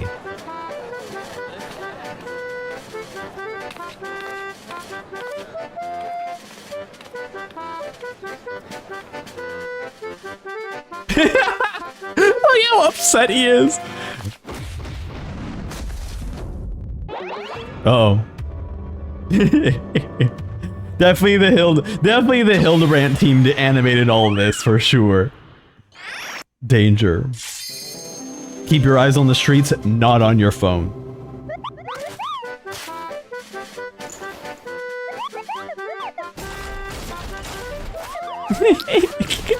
He's just watching, look at his phone.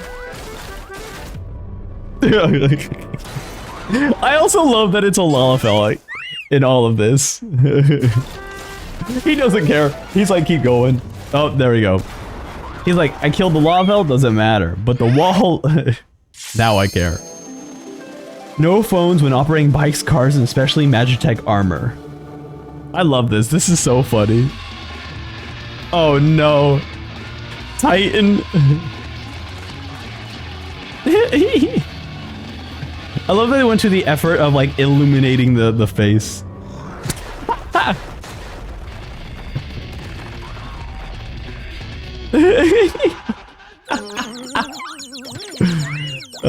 Danger. Eyes forward in meetings, class, and especially boss fights. Oh, I love this.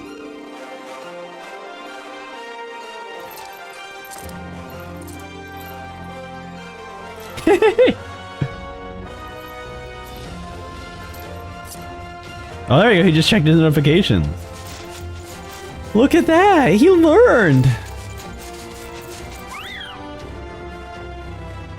Heed the crystal's call. Put away your phone. Very cool. I love that. What a cool trailer that was. We're moving on to the Shadowbringers teaser. We're already getting a teaser. Man, we're going through these quick. Oh, I forgot about the theme song.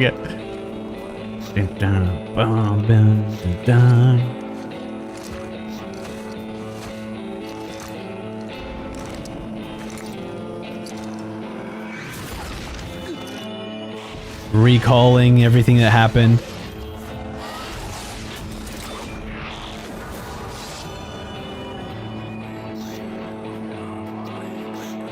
Square Enix.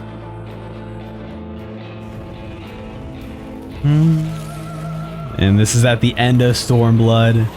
The war occurred. I forgot how insane this ending was. Fighting Xenos at the very end here. Dude, so awesome. Oh. How many years have I waited for this moment? For the one that stood alone against the storm. So sick. For the one they called the Warrior of Light. Dun, dun.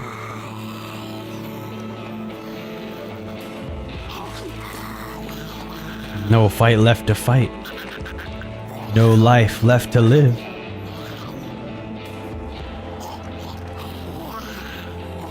Oh, Sin Eater.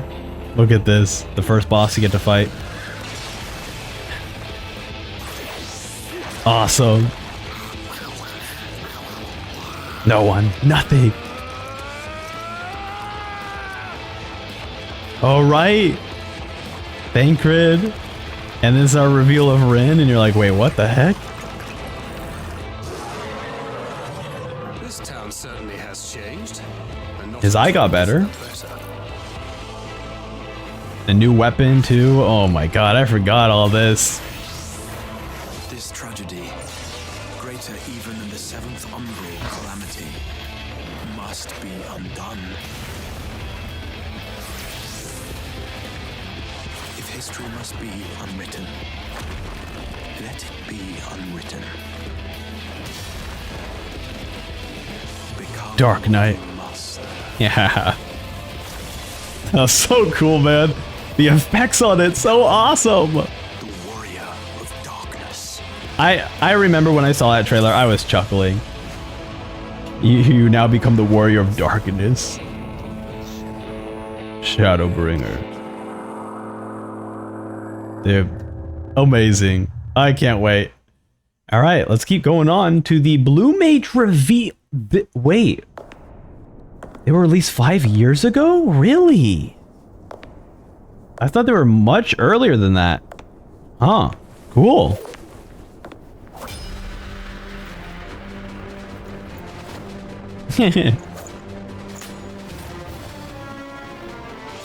I do need to level up Blue Mage because I found out that they can solo a few bosses that are supposed to be...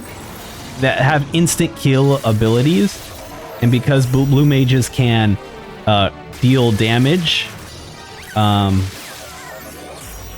basically talking about like pools of tribute when you're fighting Susano. That stuff is tough.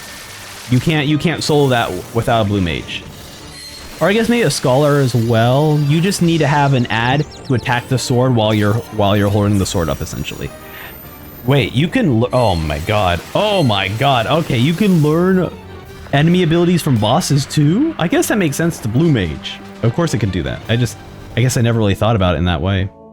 Yeah, I definitely need to play Blue Mage for sure.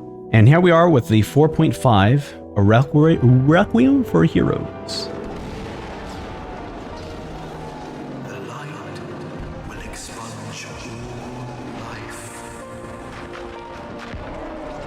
Only you can forestall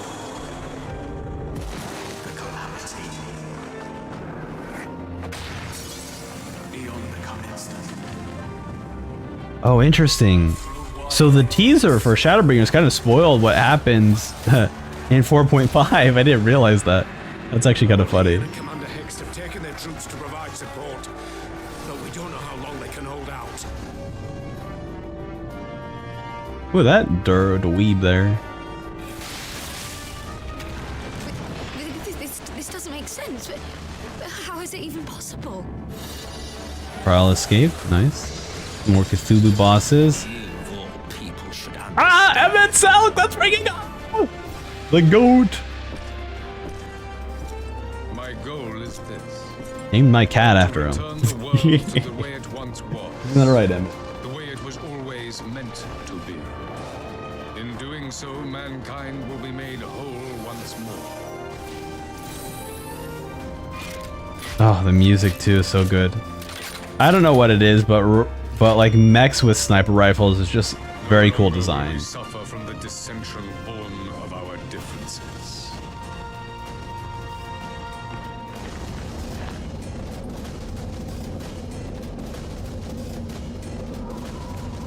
And the coolest moment in the entire patch.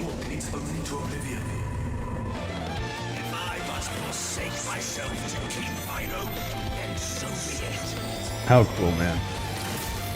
Cool fight. I love the design of these characters too, these bosses and everything. They keep nailing it. Oh my god.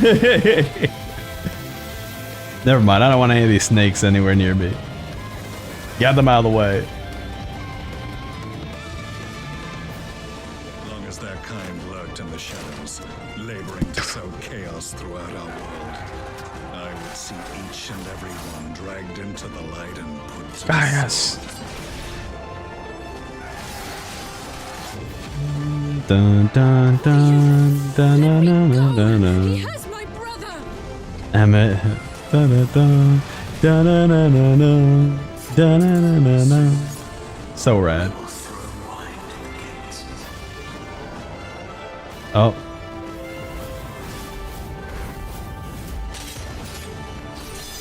Dude, a Requiem for Heroes. What awesome art with all the nation flags. Anchor and shard, and together we will give the lie to this star's fraudulent existence.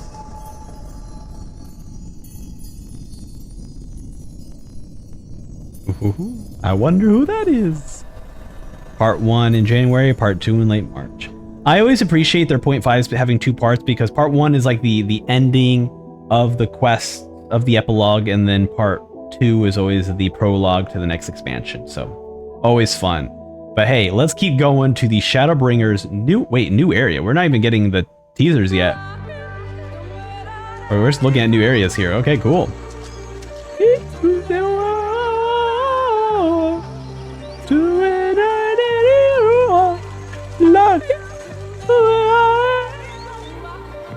Like I said, every single area, they always go, always completely unique. You could always tell where they're at. You know, I might not remember all the names of the areas in 14, but I can always tell like the expansions they're in, or I can always tell like that it's like there's nothing, no two areas are alike in this game. And I greatly appreciate that variety, that well-crafted design of making each area unique, you know?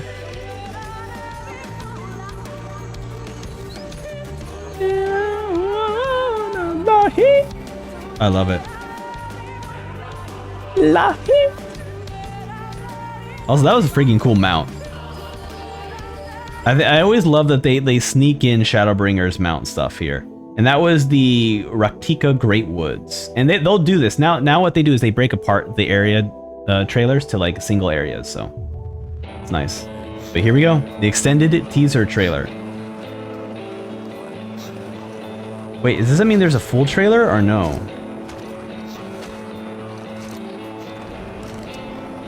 Okay, I'm actually gonna skip. Okay, I'm gonna skip the extended trailer. All right, now we're looking at the Gunbreaker reveal.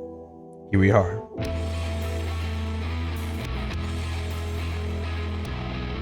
Our new class, the Gunbreaker.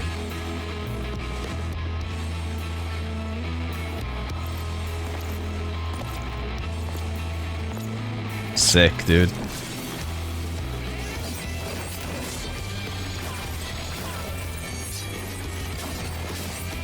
It's so cool, man. And the fact that it's like it's what's it called? A tank is really cool as well. Love it. And also they're showcasing like a new area too. Very cool, man. And now we're moving on to Ilmeg, our fairy town, our fairy area in Shadowbringers. I'm curious if they'll show us the Titania fight in the launch trailer. So I love the Titania fight music in that one. That one's beautiful. Great song. Right? What was it, that song? The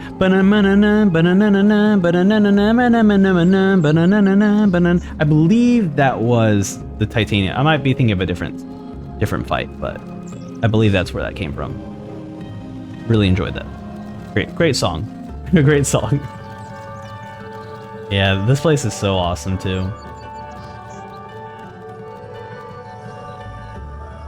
Like, look at this. Look at this area. It's crazy beautiful. And it like perfectly encapsulates that fairy-like aesthetic, you know? A being very fantasy-like, you know? So very cool. Cool area. Ilmeg, and now we're looking at the new race, the Viera. So our introduction to one of our first races, which also the first time they've locked out gender stuff. So this is the female Viera.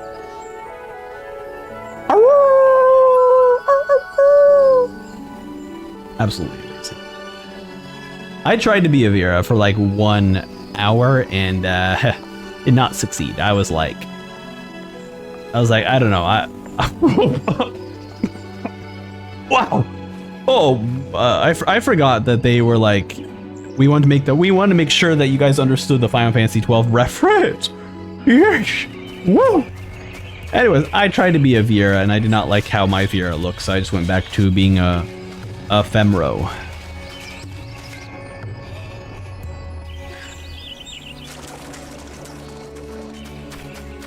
Yeah, this is beautiful. God damn. God damn.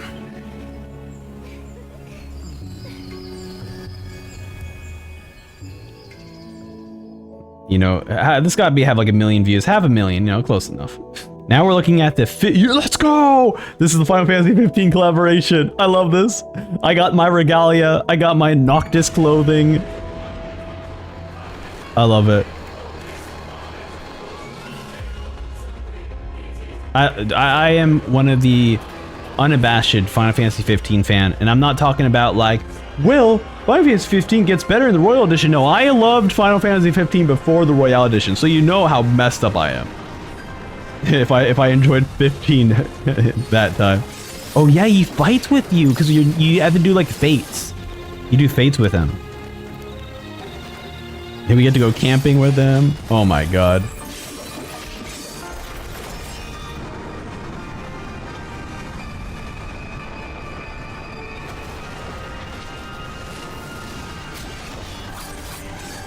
Awesome. Man, the fact that they gave us that ability to blink strike, I really hope that a character gets to learn that ability, you know? Like, it's weird that they don't actually, it's weird that no one has a blink strike in this game. Because they've been giving a lot of characters a dash ability that does damage. So why not turn that into a blink strike where you dash in but you just kind of teleport and attack? That would be actually cool. Hell yeah. Showcase the regalia driving and then flying away. That's cool. Here we go. Freaking dope, man. So cool. Such a cool. I love it, man. What a 10 out of 10 game. That's amazing. So now we're at the full trailer for Shadowbringers. Here we are. Finally.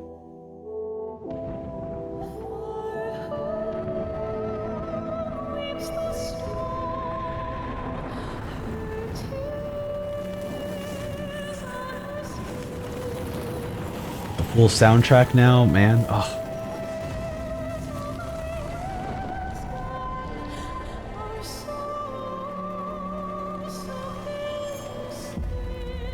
I think by the time the game got released, I was on the latter half of Stormblood stuff.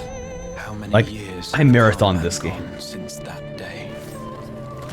I was also unemployed, so it was a lot easier for me to know life this game. How many years have I waited for this moment?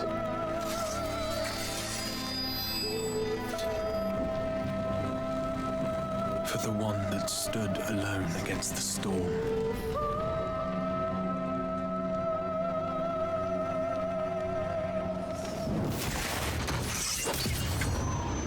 Wow.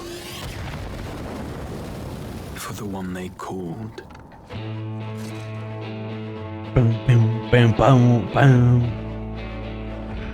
The warrior of light.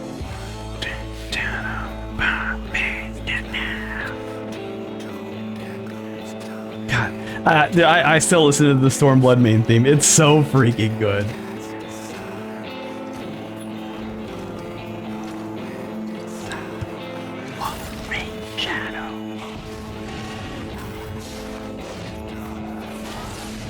Remembering everything, how far we've come.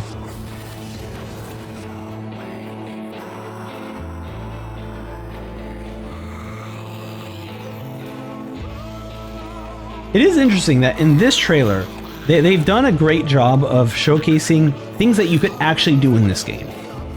The weirdest thing is that in this trailer, like quick swapping between job classes. Maybe that was something they had planned and then it just never worked out.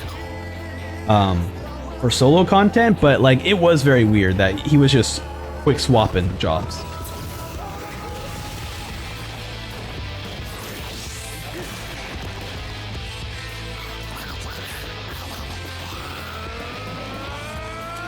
Strike at him. Dun, dun. Oh, the Rotiga Greatwood's catching on fire. Wow. Oh yeah, and this is when we see. Oh my God, there she is. There she. Oh, and Urianje's there. What sayest thou, Master Montoya? God, and their new outfits. I forgot they had this face. Oh my God. We cannot deny it. They look so good. Yoshtola, she looks so freaking hot in the new outfit. Same with Uriange, man. Uriange went from like dweeb to like sex icon in like bam in Shadowbringers. It was crazy.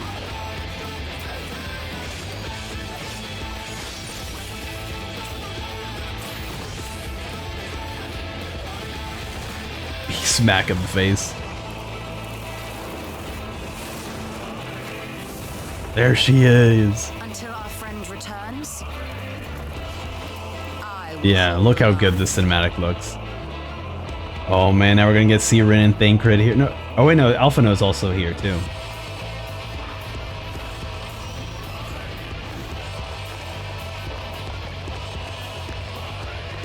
And this is where they reveal how much Rin looks like Menthelia, which, man, dude, I can't imagine like the amount of theory crafting that happened after this full trailer. Has changed, and not at all for the better.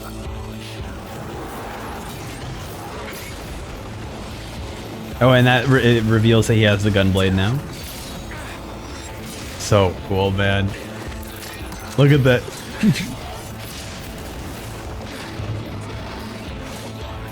I'm not going anywhere. I promise you, Menphilia. Oh, right. He just straight up calls her Menphilia.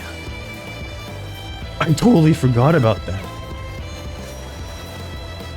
Oh, that's crazy. I forgot how weird that was. Now then, there we go. There's the introduction of Dancer as well. Very cool.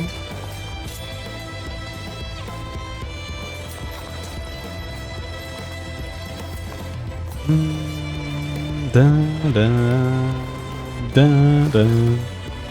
There's the Crystal Tower. Ba-na-na-na-da. Oh, there's her boy! And we, little do we know. I'm curious, like, for me, it was like a big surprise that this was Graha, but I'm curious how many people didn't know, or how many people did know, you know. If history must be unwritten, it started to become a little bit more obvious, I guess, once the Crystal Tower raids became required. But I beat Crystal Tower way before then, so you know, it never really occurred to me. So awesome, dude. The Dark Knight showing off their abilities there. And then split in the sky, look at that. And you actually get to see the night sky now. Dude, so cool. And the fact that like the splits in the sky actually happen in game 2 with like an amazing visual of the light disappearing is so cool.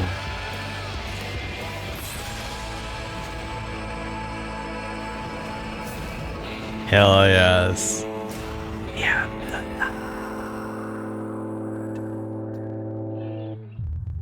And we're now looking at the new race, the Hrothgar here.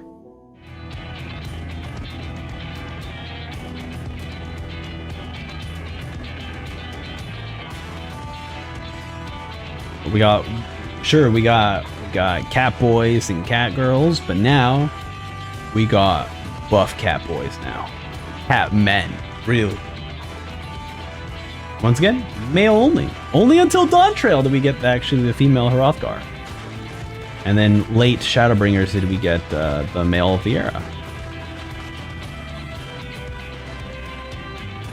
It was an interesting choice to not have the other gender, but it's just because, you know, lore-wise it makes sense. But like this is a game where people are putting themselves into the characters, so it was weird to limit the genders of the characters. But you know, like they've mentioned this in so many different you know, live letters, that like it takes so much work to do all of this. The fact that even like Hrothgar and Viera still don't have the access to all the hats, you know, it takes a lot of work to do all this. And now we're looking at a new town, the Crystarium. I still love the Crystarium. I think the one thing that Crystarium has difficulties with is like issues with like, are you teleporting underneath, like on the bottom floor or the top floor? I think besides like that stuff where it's like a bit hard on the map to tell what's top floor and bottom floor when you're teleporting, it's still a great place. Love the music too for the Crystarium. Especially since they use this song so much to really hit you in the emotions, you know.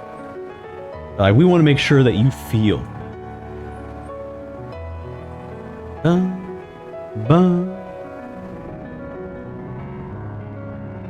Our journey will never end. Love it. Oh. La, da, da, da, da, da, da, da. Oh man, I'm already feeling emotional. It brings me back so much.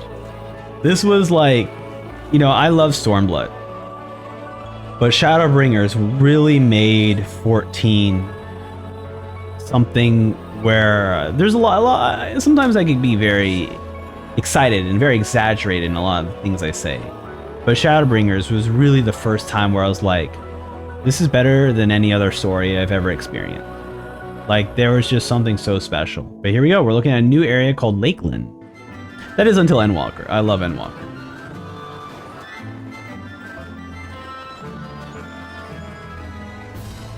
I don't really remember this area.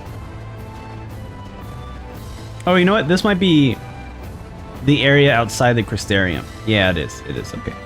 But I was like, I don't remember going to an area like this. It's like, no, this is the starting area. This is where you this is where you enter.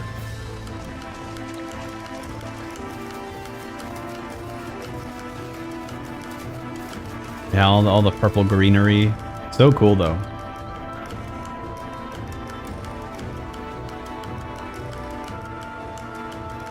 It was also really cool that when you first entered Shadowbringers, you meet the merchant who looks like the merchant that you meet at the beginning of Realm Reborn. You know, it was like, that was like a really cool reference, even though he did die, you know. But that just, they were like introducing you to like, hey, this place is a little bit serious, a little bit dark, you know. Hey, let's look at the Shadowbringer Dancer reveals. So we got the reveal in the launch trailer, or sorry, the release, the cinematic. Woo! They chose a perfect character. Oh my god. Yeah. Where's my button here? There you go. Yes. Keep going. Keep going. Oh my god. Man, I really need to level up my dancer. But that's my plan, right? Dawntrail. Because I'm streaming all of Dawntrail. And so, definitely, you will see, I'll be mostly playing Warrior throughout my process through Dawntrail. Yulmore. I love Yulmore as well. What a cool story in Yulmore, too. But yeah, I'll be mostly leveling up my Warrior for the main story of Dawntrail. But then, once I complete it, probably level up some Viper. Try to get all my characters to level 100. You know, that's the goal. I boosted to 70. Now it's my job to get it up to 30 levels. Gotta do it. But I only boosted, to clarify, I only boosted my non-main classes. Which was, Warrior was my main class, so I didn't boost that obviously, because I used it for the main story. But everything else I got to level 70, because I was like, you know, I just want to get to be able to play Bajda and this grind Bajda, and just never did. No, sorry, I did grind it for Monk. Monk, I'm at level 82. And I did grind it for Bard, which Bard's, I think, also like 79 or 78 or something. So now we're at presenting Omega, your new smart home assistant. Love it. Wow, what is it? Something very special. Ooh, what'd you get, huh? This is Omega. Wow, what's it for? It's an ancient primal being of unimaginable power. It's traveled between dimensions for thousands of years. And it's a smart speaker, too. Omega, what was the score of the Warriors game last night? Games are for the weak. Combat is the only true test of victory or defeat. What? 114. Nice. There we go. Why do we have muscles? Muscles are used by organic beings to run away from battle. Why? Because organic beings are weak and fearful. Why? Because they are inferior. Why? Omega, play romantic music. Oh. Calculating. Oh, I love this one. Oh yeah. This is the most romantic music. This is the most romantic. I can't believe. Okay, I need to give a huge props to whoever wrote this. It was like, let's bring back the Alexander music for this one dumb joke. It's so good. It's so funny. Oh. Omega? Add executive presentation to my calendar for Friday at 11 a.m. It is 99.9% likely for your presentation to fail. In order to protect you from that tragedy, I shall delete all copies of your presentation. Undo! Undo! Are you... Oh my god. Tell me a joke. You were adopted. That's so great. Omega is like part of the family. Omega, turn off the TV. Engaging wave cannon.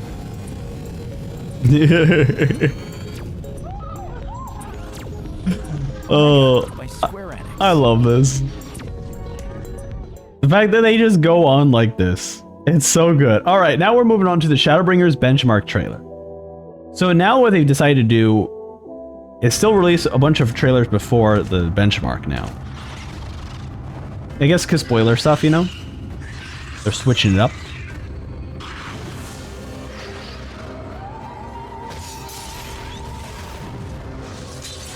Fighting some Sin Eaters here. Dude. Man, I didn't realize how much particle effects were in the Sin Eater stuff. There's a lot.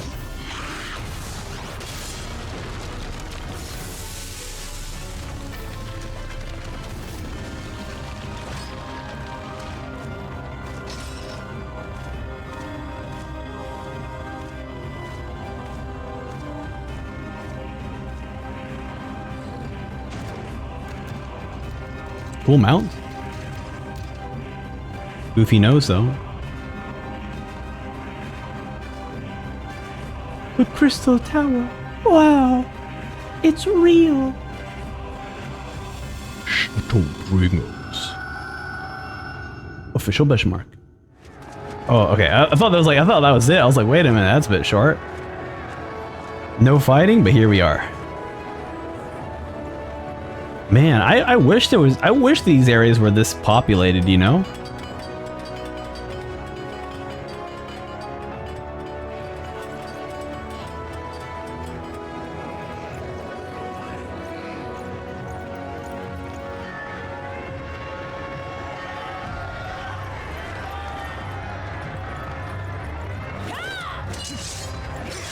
Onward!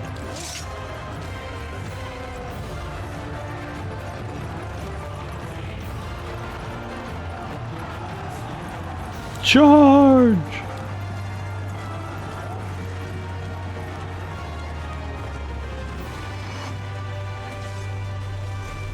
Look at that big dude. Man.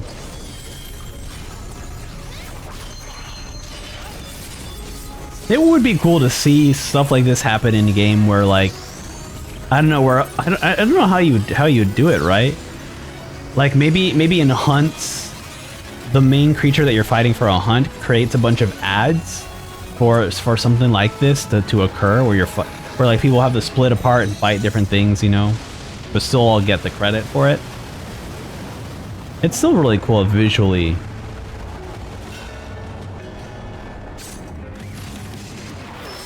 Here we go, tank right here.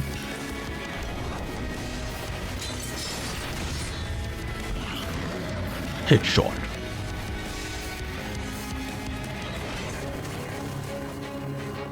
Oh, hey, look, everyone's here. Alpha Node, Uriange, Alice, Acha, Yostola. With her little mage friend, huh? In the Dark Knight. It's dope. Now we're here under the underwater of Ilmeg. Yeah, even this stuff is really cool too. I forgot.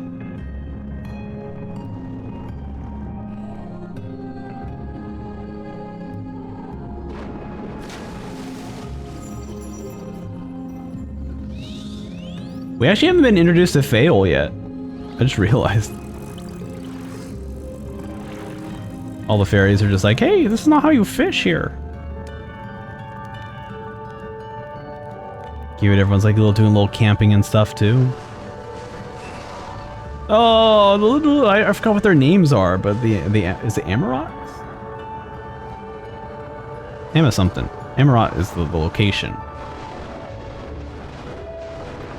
The little flying buddies, you know.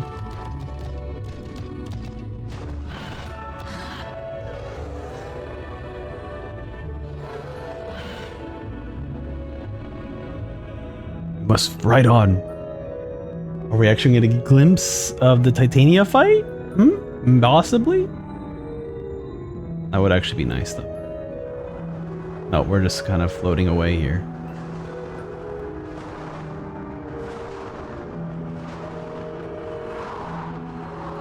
Flying off into the sunset. Very cool though. Oh, here we go. Oh, they're not using the correct music for it. They're saving it. They're saving the music. Oh, I forgot about the cool frog dude.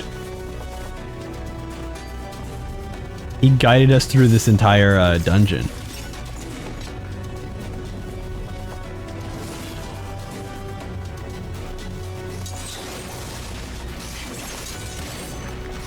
And also, this is not how that boss fight occurs, right?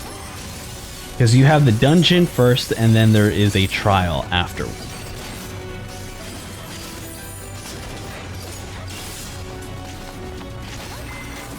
Dun dun dun dun dun dun dun dun. Very cool. Some more red mage combat. Oh, I love the frog guy. Is so cool. He's so awesome. Wow. Here we go.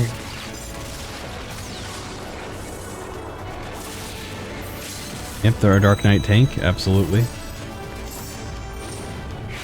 Yeah, they're doing a good job of like showcasing all the new effects too, of all the different classes for the benchmark stuff. Very cool.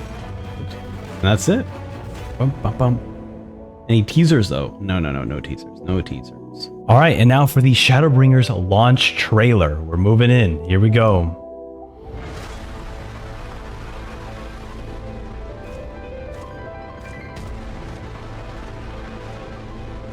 Well, if it ain't the oldest joke in the book. Yep, there's the merchant that I was just talking about earlier. When, pray tell, did we last have a dark night? Oh wow. They just straight up showed the wall the Emmett Selk like the wall history thing, you know? Eidolon versus Zodiark. Wow.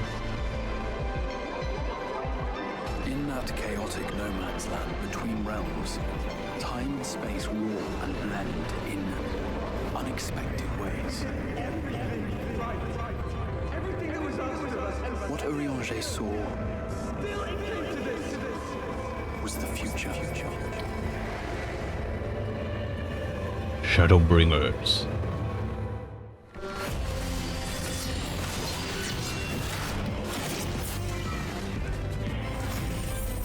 That's how the Sin Eaters came to be. They were once living creatures, people that were caught in the path of the flood. Oh, I forgot about that. Oh my god, they even showed her. Oh, that was one of the most horrifying things that happened in Shadowbringers for sure. Actually, just in Final Fantasy 14 period. Has confounded us for nigh on 100 years. For each we have put down, another has risen up in its place, born of the self-same ether, relinquished by its predecessor. To a land consumed by primordial light, the first.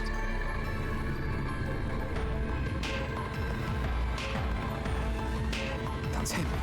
Damn, dude. That's Volthree. I wish that was me. Living like a king. Sin Eaters are part of Yulmore society, but they must be fed with ether. Living ether. The truth must be known.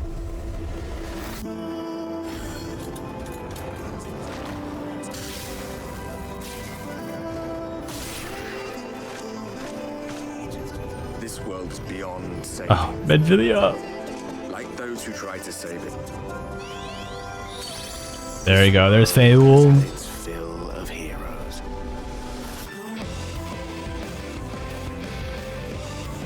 Emmett. Hell yeah. Oh wow, we even got like a glimpse of Amarot too. Whew. God damn. Oh yeah. That was such a good fight against Justice. Everything we did. Everything we gave. Oh, our bird. What was it for? Da da da. Oh damn. Heck yeah, dude. Showcasing all the cool new skills and abilities to shatter the tyranny of the light.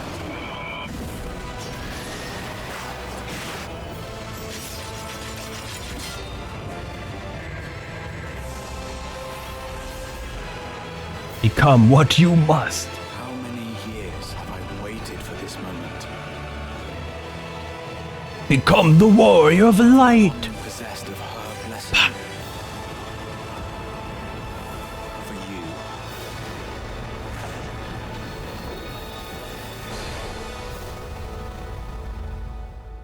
Through prayer and sacrifice, the will of the star was made manifest. I'm sorry, I can only assume I misheard, but it sounded an awful lot like you were implying both Zodiark and Eidolon are not gods, but... They are gods after a fashion, yes. The eldest and most powerful of primals. Bum bum bum. That was, I remember watching that trailer and going like, what the heck? For the longest time, it always felt like they were gods, but no, in fact, they have been primals this entire time. Very, very cool reveal. let's move on to the dungeon crawl. Here we go. Look at some Shadowbringer dungeons happening.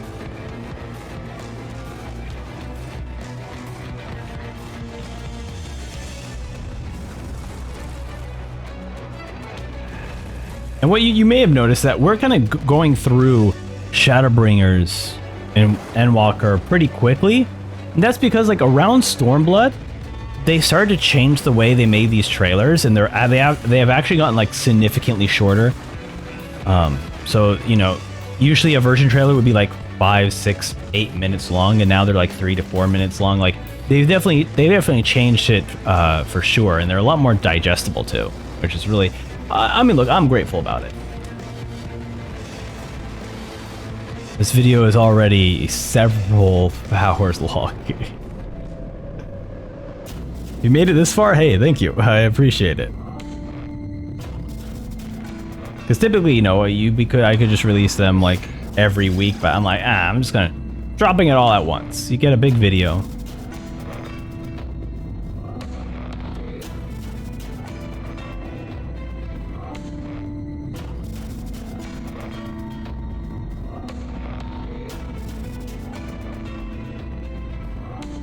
Yeah, it's been a while since I've been through a lot of the... Oh, okay, I remember this one for sure. This one's so pretty. So nice. Was this when they introduced trusts? I remember trusts were in here. I don't know if they were like here during launch or like partially here. Oh no, it was here. Yeah. Because I remember doing the trust at the very first dungeon. So it must mean that I did it for all these. For solo players, man, trusts are awesome. Getting a fight alongside the Scions is just so much fun.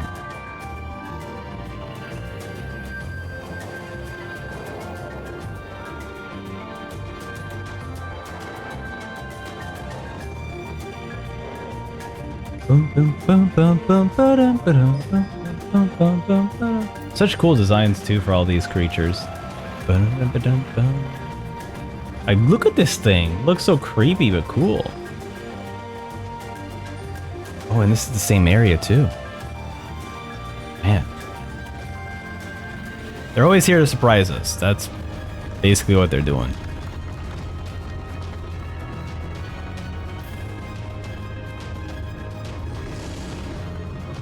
Dude, so cool. Oh yeah, this was the climb all the way up to this area here to fight Justice. So cool, man. Like just aesthetics wise, they managed to make these dungeons so rad, so spectacular. Like look at this. Look how magnificent and glorious this is.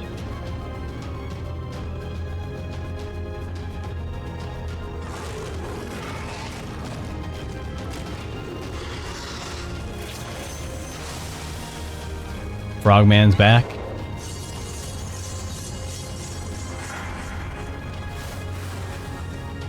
Hot Angel's here. Some weird beast thing.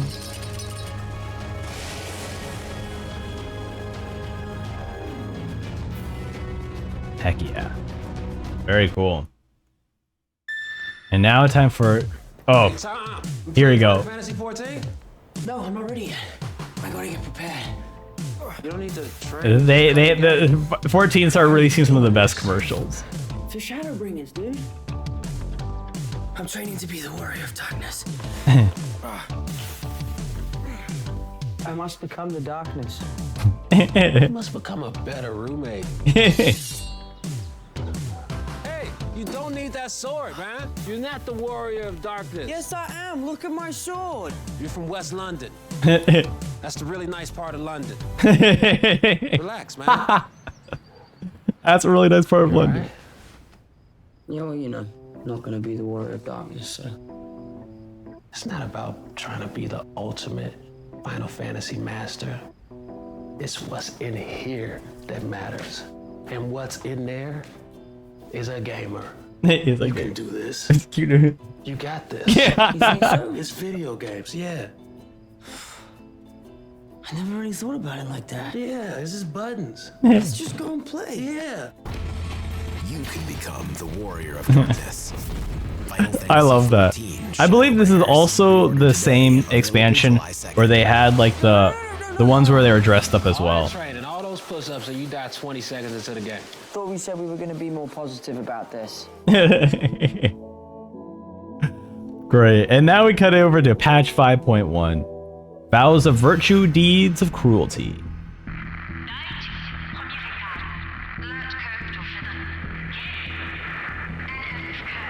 Oh, right! This was the... Oh my god, I forgot. I also played Nier within the last 2 months. And so going through this raid, I was like, okay, yeah, this looks like Nier.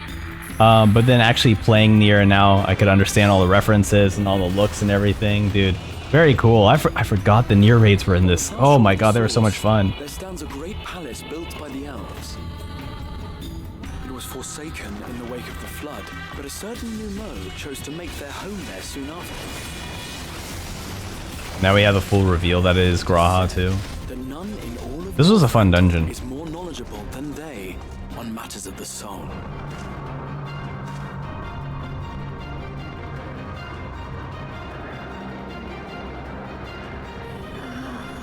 Oh right, this stuff here with the kid, and then that ends up leading also to healing the goblin, or sorry, the kobold back on the source.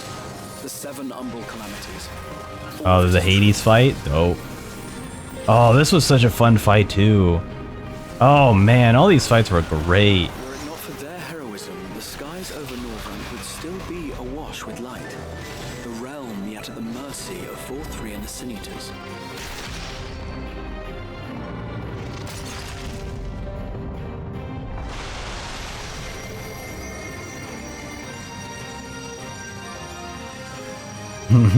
So awesome, everyone's powering up. We must accept the reality of our circumstances. We must move forward.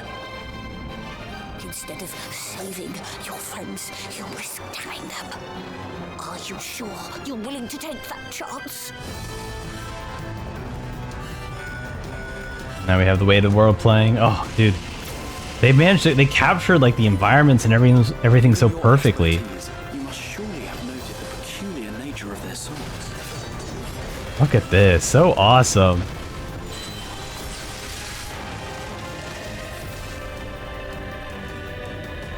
Dude, Gaius, looking dope.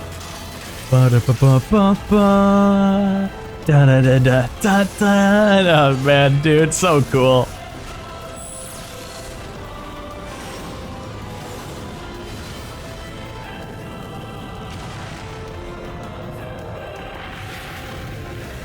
The fact that this was all in 5.1, it makes me so excited to see what their 7.1 will be, man.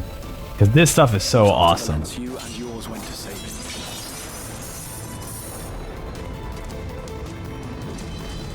Awesome, dude. Dude, awesome. Wow, cool, cool, cool. Vows of Virtue, Deeds of Cruelty. October 29th. Awesome. Oh wait, there's more.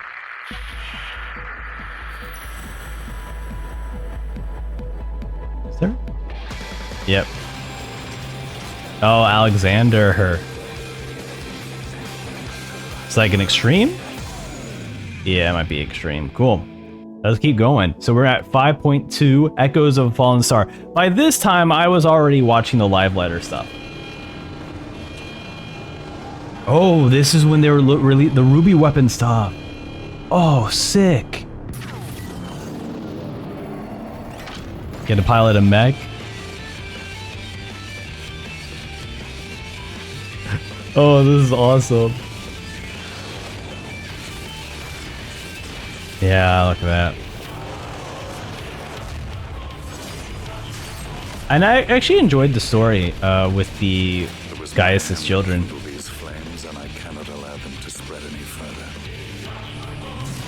It's a very sad story though. Oh my god, so depressing. It was heartbreaking. In such vessels did the ancients preserve concepts.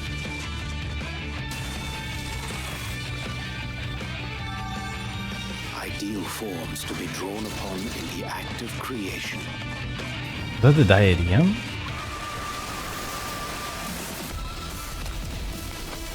Oh, Gaia, right.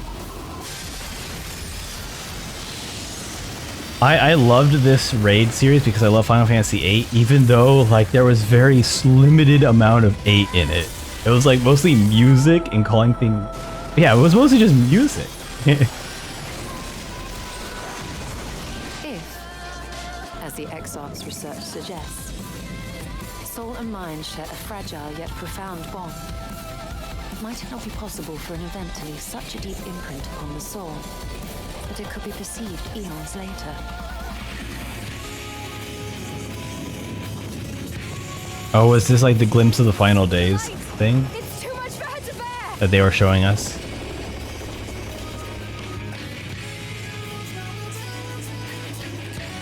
Man, there's a lot that was going on in this. None of this is mere coincidence.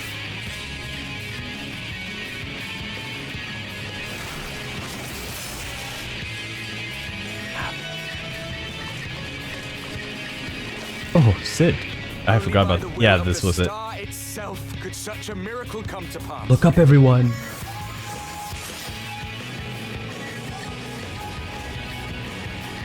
Xenos here showing up, looking cool.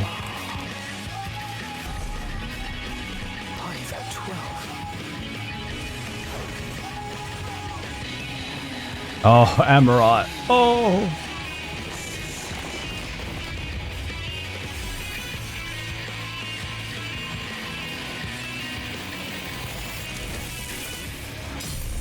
So cool. Echoes of a fallen star. Wow. So gravely. Oh. That sounds like Emmett from that last line. So just jump right into 5.3 Reflections in a Crystal.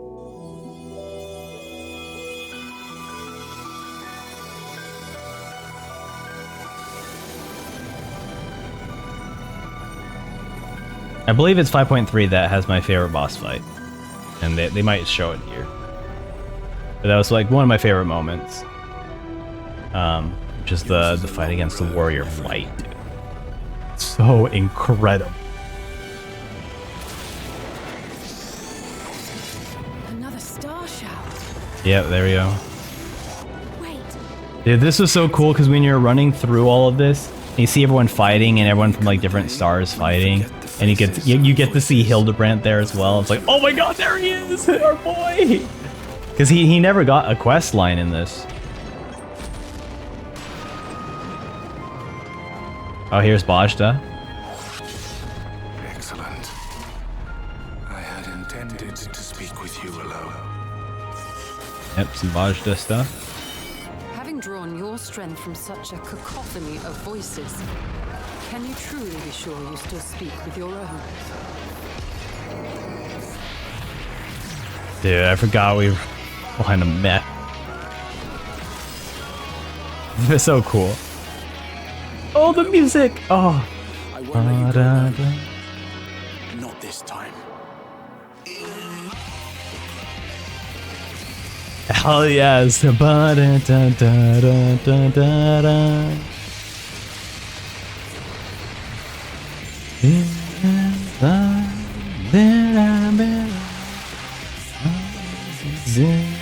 I'd love it. I don't even remember all the lyrics, and I still love this singing the song.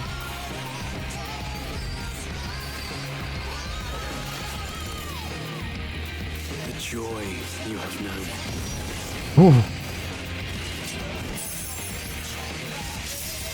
The pain you have felt. Man, dude, these patches go insanely hard. They're definitely like a crazy jump in quality in their patches, for sure. They shall ever be your strength and your comfort.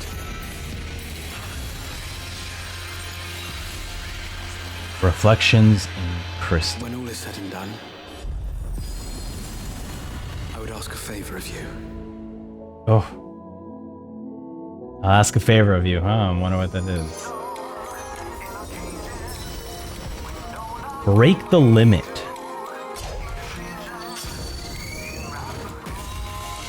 is this? I actually don't know what this is. Oh, we're gonna see all their limit breaks? Okay, I'm down. Cool. Gunbreaker. Nice, nice, nice. Machinist. Just an orbital laser. Red Mage. Oh, that's so awesome. Oh my god. Summoner. Oh cool, you just do Bahamut's ability. Cool, Scholar. Oh, it buffed everyone, nice. Oh no, it rezzed everyone. Ooh, cool. Warrior, loved it. Monk. Just a crazy uppercut. Bard, oh, so cute. The images that they are showing also are just really adorable. That's awesome, we even do a pose for the Bard, that's great. Paladin.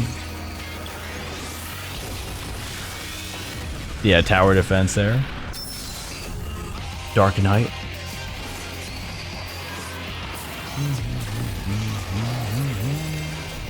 Samurai. Yep. So cool. That's cool that they're showing off all the limit breaks. I wasn't expecting a video like this so late into the release of the game. Sick, dude. Dude, I'm so happy that they made the limit breaks look really cool for the characters, you know? God damn, seeing that backstab, bro. Get me acting up here. Oh my god. Great limit break, by the way. I totally didn't zone out. Awesome. Come back, everyone. We need you to continue fighting. The Blackened Mage. Just the meteor that destroyed the world. Come forth. Oh, that's so cool, man. Final Fantasy 15. Well, technically that's 14. But anyways, let's continue on to 5.4 Futures Rewritten.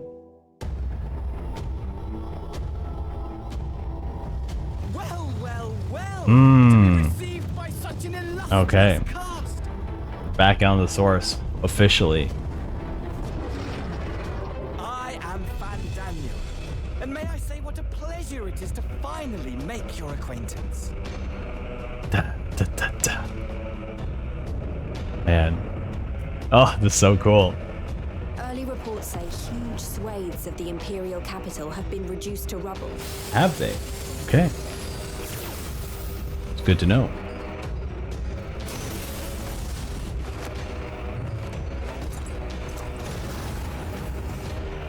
If you mean to achieve that which eluded even the storied Allagans, it seemed plain that you would require my expertise.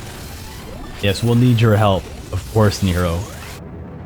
A mere drop in the ocean for the great sorceress Matoya? Old Lady Matoya. Porksy fight? I forgot about that. Oh, she! I forgot about this character. Oh my god! If it should prove that Xenos doth indeed orchestrate events from the shadows. And this is one of the raids. What in the world is that? Oh. We're already getting the beacons here in Endwalker. Okay, okay. So this one was a little bit different where we're already getting like hints at Endwalker in 5.4. The havoc it may wreak. And it falls to us to ensure that it is never again brought to bear upon this star. We shall draw your memories from you. Awesome. Whatever stands in our way, we will. I really love Gaia's design, by the way. She's designed so uniquely different than anyone else in the series, but I think that's really because of the way that she has like the most unique eyes in all of 14. Even today, it's still just completely unique. I'm different, you see. And I believe, if I'm not mistaken, that is a Tetsu Nomura design too. And they just kept with the eyes. To be fair, I wish they designed more characters like this. I just really like the way they designed her eyes. It's so cool, man. What a cool visual. Their storyline was so wonderful. They were such great roommates. Love it. Futures rewritten. And the boss fight, dude, this boss fight was so insane. Because you were fighting through, like, I forget if you were fighting through memories or like or the boss was like criticizing your memories or something, but so awesome. Either way, we'll be looking at the Tomorrow, the Shadowbringers music video. So unlike the other few expansions, they've now decided to release these main themes after the game's patches were released. Man.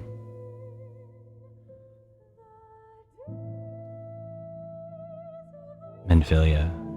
How crazy is it that we get this full, complete story of what happened after Heavensward and learning all of this?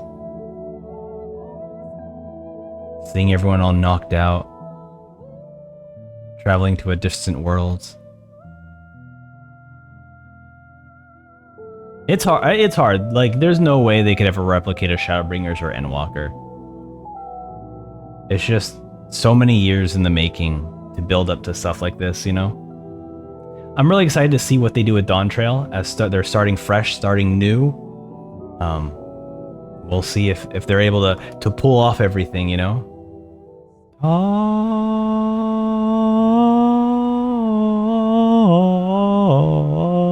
my friend. Oh my god, I love this so much. I'm getting so emotional now. Oh. My life again. This is so wonderful. What a good game, man. Ah. Especially when this starts playing during any scene with Graha, it's so wonderful.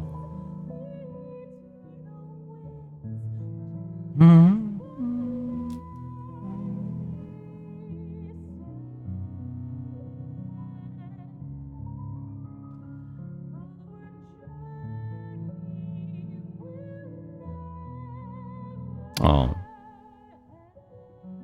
Master Madoya. Actually, that's a different guy. Oh. Man. Ren kind of like facing her identity of like, I don't like, you know, I'm not like Menphilia, you know. That stuff was so heartbreaking too.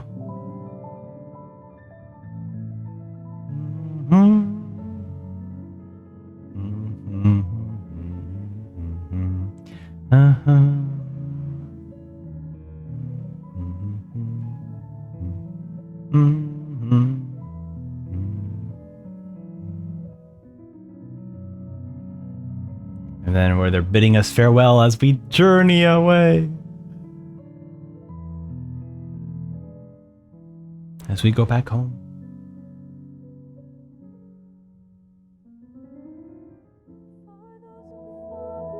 Man. Emmett's story, it's so heartbreaking. It's why he's like one of the best villains in the history of the series, because he's like, he's truly doing this for his people, you know? The fact that they're able to like humanize all the Ashians, dehumanize their plight, the reasons why they do these things, it's so perfect.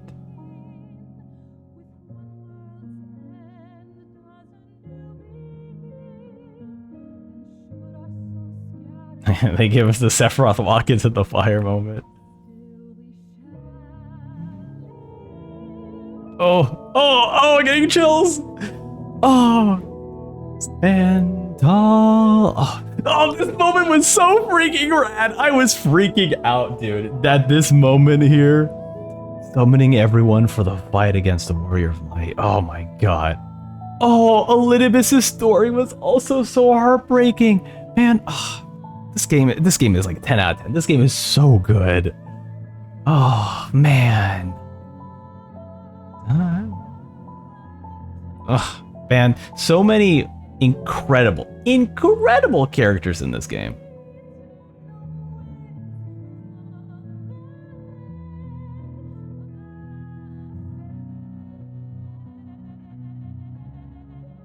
Oh no, not this moment! No, not this moment! Ah! Oh!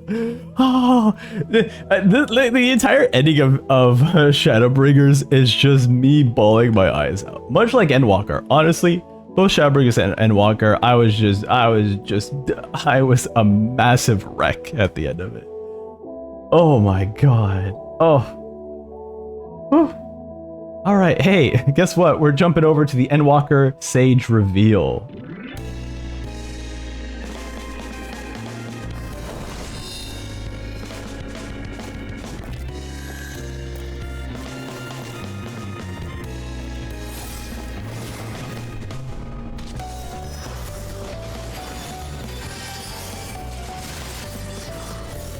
Finally, a new healing class introduced into the game.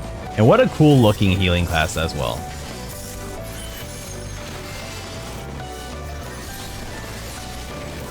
Futuristic technologies, very cool. And this looks like the Paladin guy from Realm Reborn. So he's changed from Paladin to Sage. Very cool. And now we're getting the Endwalker teaser trailer. Oh my god.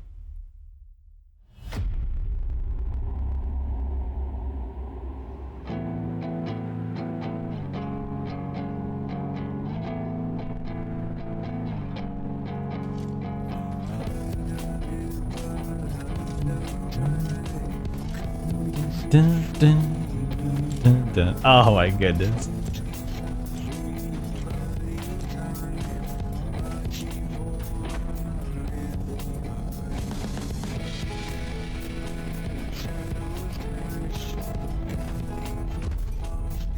Squariness. This was such a cool thing.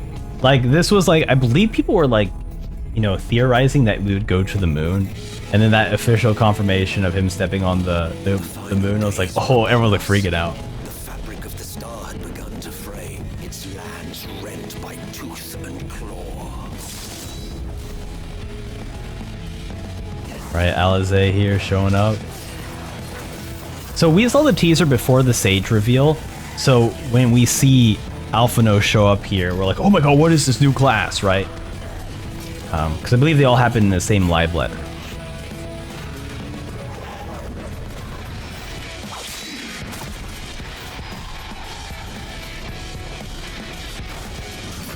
Paladin. There we go. Alphino, new class. So sick. Are you alright?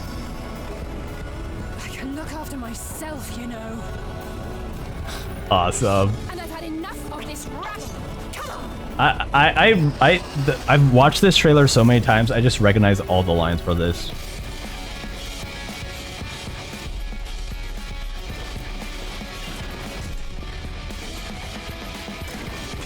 And this creepy like HR Geiger looking like tower, so cool. And then everyone sees like the scythe for Zenith, like, oh my god, he has a scythe.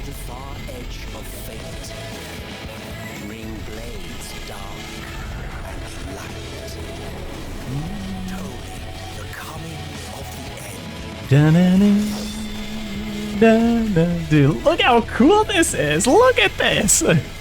Oh my god, this game. 10 out of 10.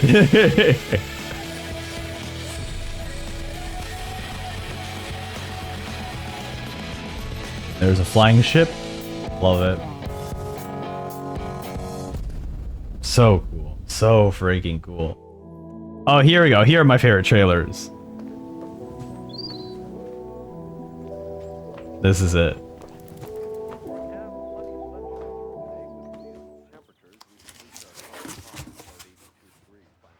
Ouch. I'm beginning to understand why that subscription box trial was free. Well, You know what you actually want? The free trial of Final Fantasy XIV Online. It's This is where the meme started. not a box full of random junk.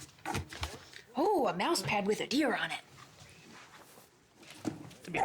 Check out Final Fantasy XIV Online. Come on, you want adventure. You want to slay enemies. You want glory.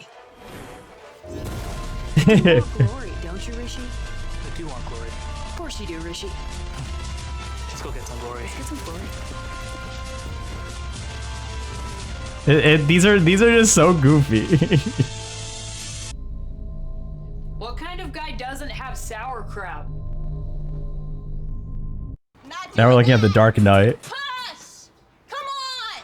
Puss! Puss! Puss! Puss! Puss!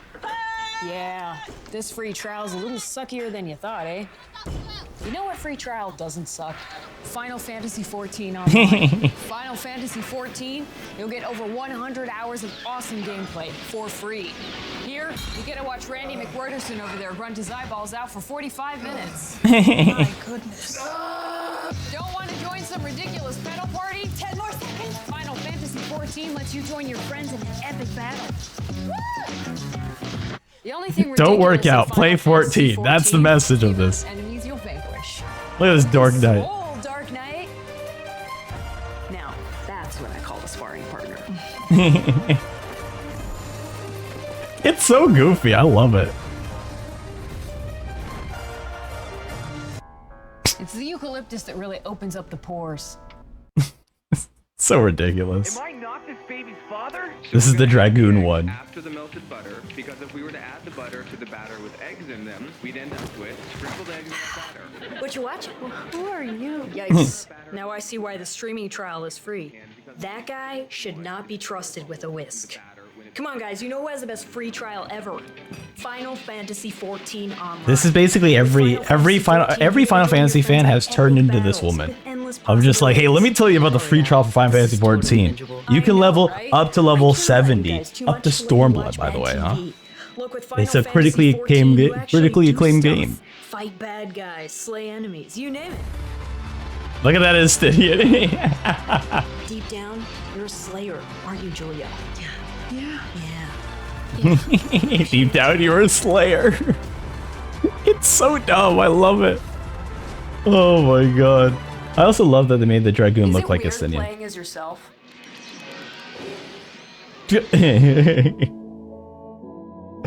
Oh, now we cut to patch 5.5, Death Unto Dawn.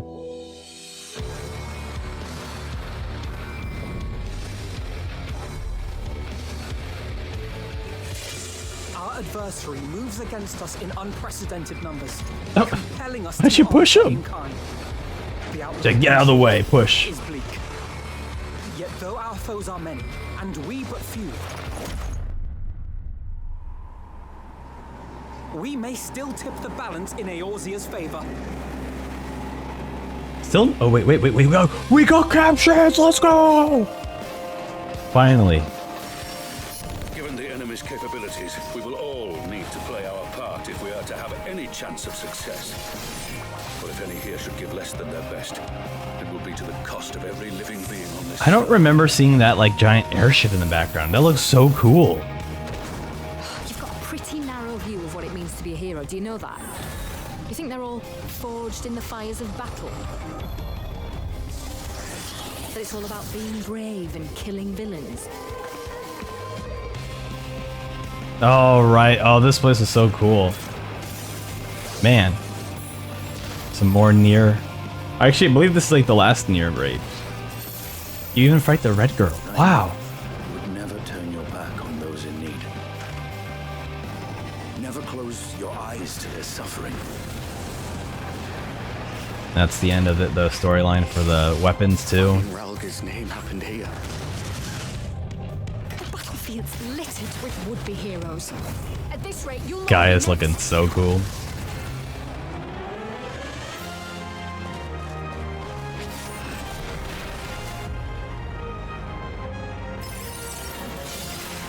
Yeah, this was such a good patch, especially for our build up to, you know, Endwalker.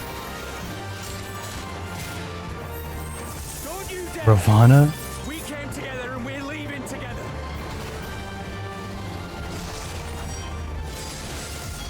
While I await you, I shall drink a sea of soul. Damn.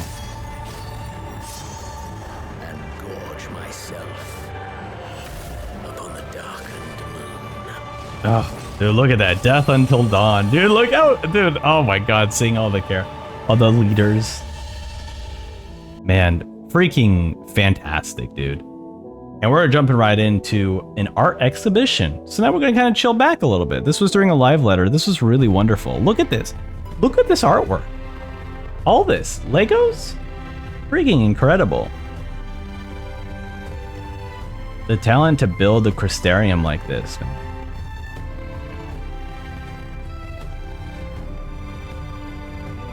Oh, cool. So that it's even showing how they gone through. Because I remember seeing this in... Wow. Interesting. So they projected onto it. I guess that makes sense. That would make it easier.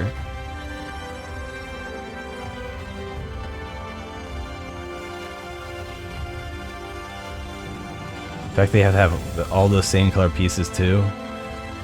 Wow.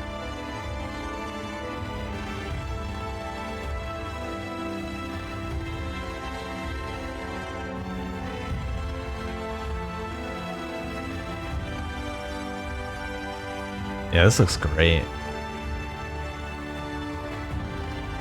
I wish they would show like how long it took to build this entire thing. Can't imagine it was easy.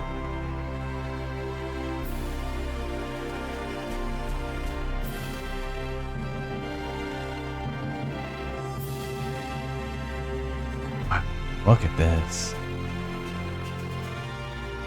It looks beautiful though. I feel like my back is already hurting just looking at how long it would have taken to just make this. Yeah, dude.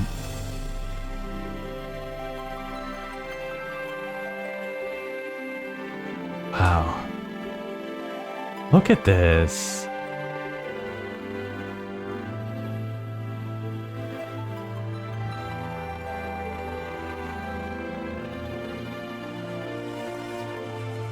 Wow, like where do you store something like this, you know? Even building like the crystal tower on top too.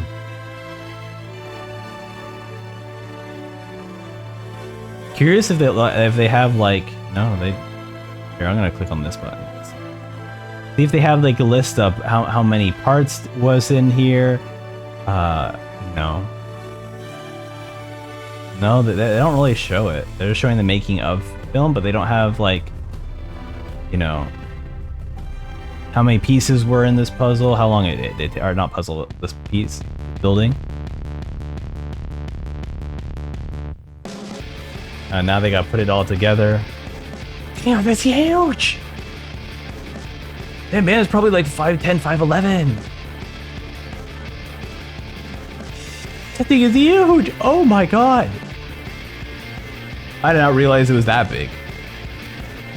Wow.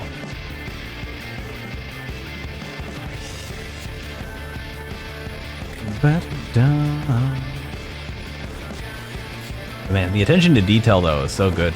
Oh, there's like little guards there. It's cute.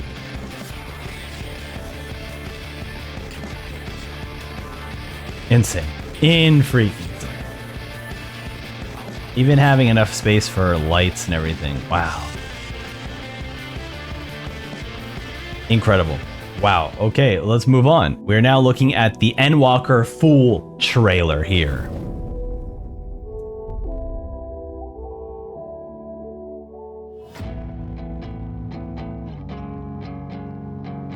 Dun, dun, dun, dun, dun.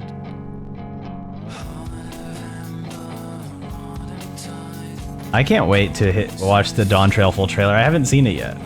Or the launch trailer. I haven't seen any of that stuff, dude. I've been saving it all for this video. So excited. Now, Endwalker was a very unique game because at the end of Endwalker, I was an emotional wreck. I'll be honest. There were just a lot of emotions happened at the end of that game. Everyone knows. Goal was very stressful. Just emotionally. And so I was emotional wreck after the game completed. I was done. So I actually didn't play the patches for the longest time. In fact, only only in early June of this year, when before Dawntrail, right, the same month as Dawntrail releasing, did I actually get through 6.2 to 6. Or basically complete it. That's how that is how soon. Because I just right, they've completed their 10-year arc of a story. And that story was so emotional, and it just drew so much that I got exhausted. I was like, I can finally rest, not pay attention. So a lot of the patch trailers I haven't seen for them. I stopped watching live letters. Like I was truly out until they started talking about the new expansion. But now I'm way back into it again. Dude, this was such a cool moment. Seeing all this, like, oh my god, it really is the end of days here. And then seeing this, look at this, look at that, dude. Oh my god, so freaking cool. Oh, look at Estidian, man.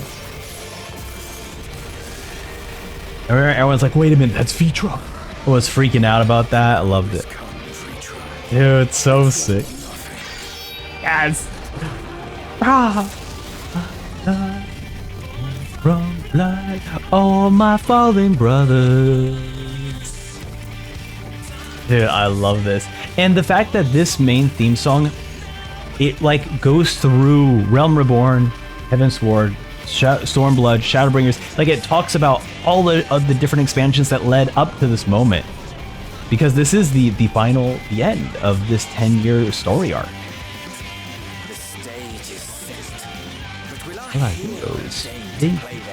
Play the part. Oh yeah, you know, I don't know. The man, dude, sing Thanker and Orianche together, hanging out. 'Tis as we feared. The respite afforded this land was but fleeting. The end draweth nigh. So sick, and just seeing Radha-Sathan and all the new places that you get to visit looks so dope. Oh man, Charlotte, dude, it looks so freaking dope. Look at this, it's so gorgeous. Like this is one of the best looking cities in the game. I love it so much. Man, so gorgeous. Now do we carry on the wings of hope you ride into the light. Look at this, and you see him. Look at this book nerd reading. Oh my god. Come what may. Take care, my friend. Dude, this is such a cool scene. So,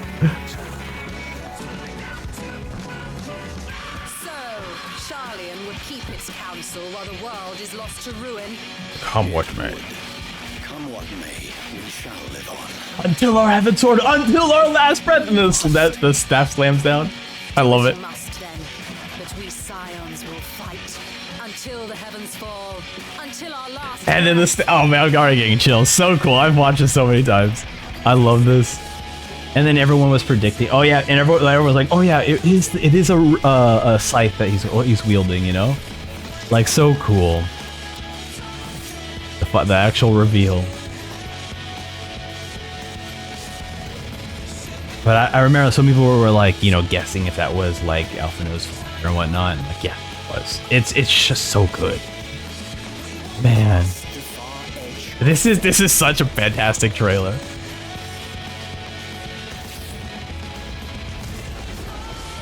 Dude, and this creature's so gross and creepy.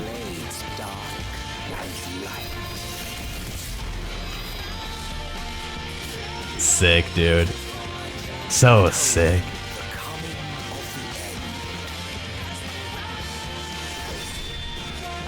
Yes! Yes! So rad, man. I love Endwalker so much.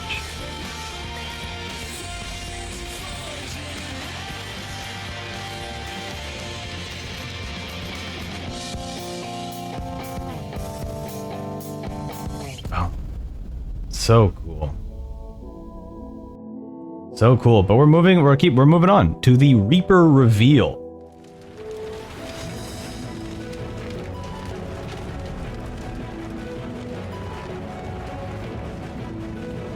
It is kind of crazy that the patches for Endwalker are literally learning about Xenos' void scent. That's kind of crazy. Man. I still really want to play Reaper. It's just that once Reaper was out, everyone was playing Reaper.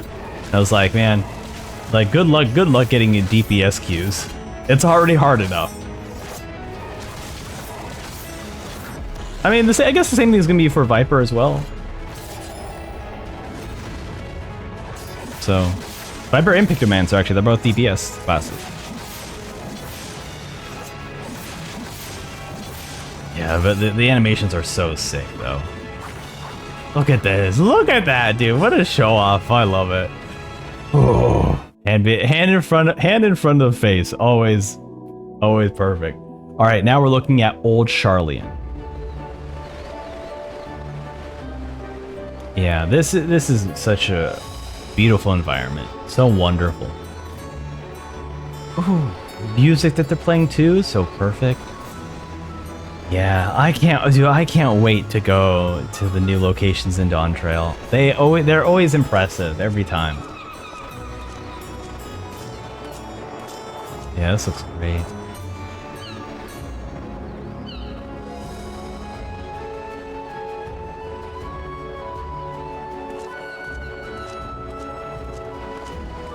So interesting that the walk across Old Sharlayan, they just removed the NPCs for this. But it's still a beautiful place.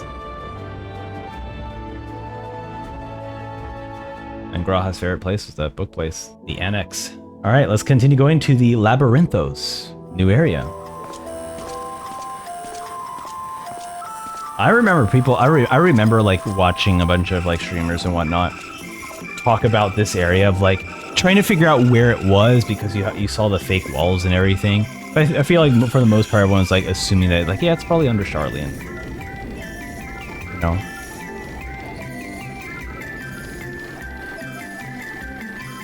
And this is where the grape meme came from, where they were like pixelated grapes. That looked like they were from a PS1 game.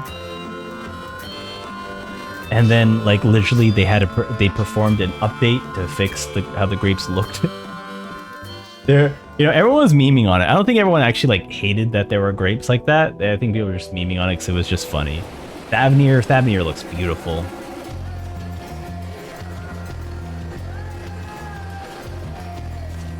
Look how beautifully colorful and everything it is.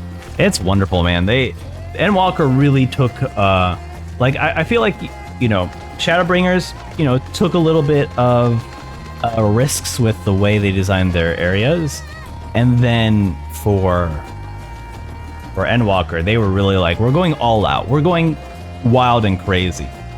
Like, you might think that the moon is the craziest place to visit, but check out Thavnir. Check out how beautiful all this is.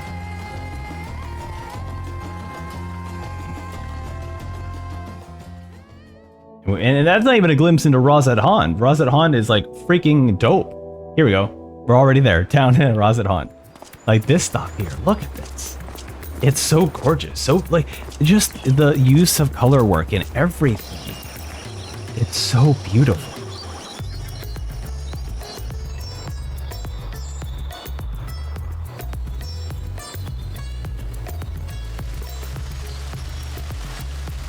Yeah, look at all this. I do love it when the game like takes, aspects of like, hey, this is like, we're trying to make this a more closer representation in terms of culture to like India. So let's try to gather architectural artwork and everything to kind of build our own thing using like Indian architecture as its basis. And then you build something like this that's super beautiful. That's super awesome. That's what I'm super excited about, Dawntrail and stuff. Oh, the Meher Lamentorum. The Loporits, here we go. Wow.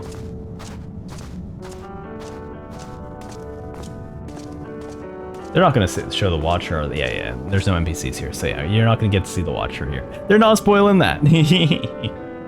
That's good.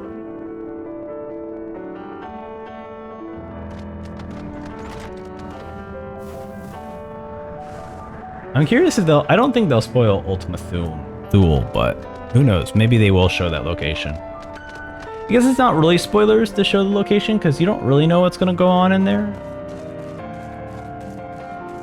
But, you know, I think it's still spoilers, though. Because it's the whole build-up to the entire game that you're trying to fly there. All right. Yeah, these are all cool, and also, you know, as I mentioned before, these are all very short videos because, you know, they're trying to. Oh my god. Okay, they're all short videos because, you know, they're changing the way the pacing of the way they release things and the way they show off things to people. So I greatly appreciate it. You know, this was such a cool first dungeon. It's such a cool first dungeon because it builds up to the trial. I think this is the craziest trial in any game. I think every single person who played Endwalker was like, "What? What do you mean? It's like, yeah. Oh, by the way, the first trial in Endwalker, it's Zodiark." You're like, wait, hold on. I'm sorry. I'm sorry. Wait. I'm sorry. What? That made me so happy because it lets you know that like this game is so much bigger than you thought. You know? Zodiark is not the end of the story. It's really cool. So I love that. This place was great too.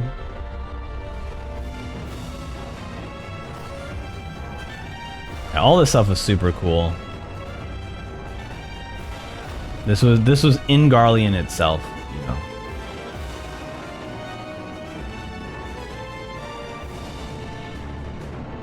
Dude, I love the way as we further go in, it starts to look more organic in ways.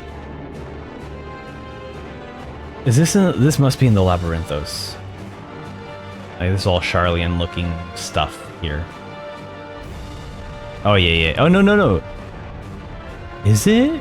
Yeah, this is it. No, this is an Elpis. This is an Elpis for sure. Yeah. This is Elpis.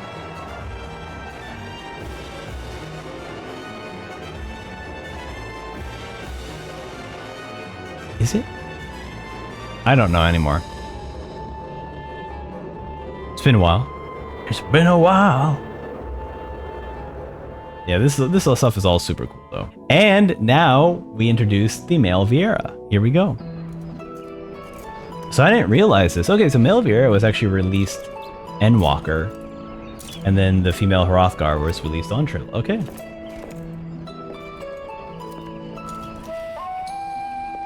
And I do like that when they introduce like a new race like this, they like that race becomes a part of one of the main characters in the story. So this one was Erenville, right? Erenville? As being a male Viera. Dude, I remember the internet exploded on this one. They're like, finally, buddy boys, let's freaking go. You know?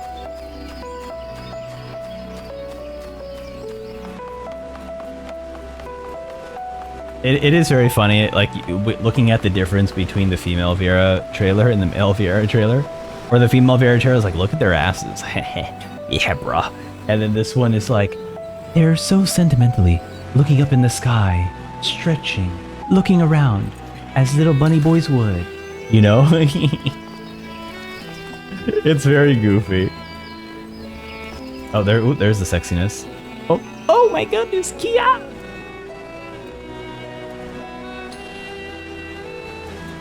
You bunny boys. And now we're jumping into the Endwalker benchmark trailer. Here we are. Creative Business Unit 3.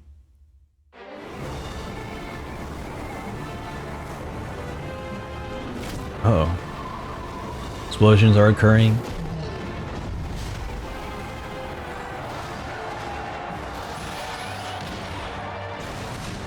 Some more war going on, some crazy stuff. There's a lot going on. This is, like I said, they really know how to make a good benchmark trailer. We have a bunch of effects going on. So many particles are occurring at once. There's a lot of density in terms of like characters fighting and doing animations. It's very cool. Ooh, even the lighting stuff here too. Ooh, looks great. I'm really excited to see the Dawntrail benchmark specifically, because Dawntrail, right, we have the texture updates, so everyone looks a lot better. We also have the lighting updates as well, so it's gonna blow us away. The Dawntrail ones are gonna be the most exciting ones. Dope. The official benchmark.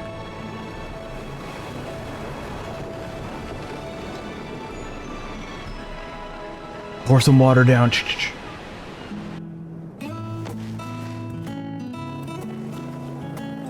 Oh, they're even messing with the lighting here too. Playing the lights and darks there.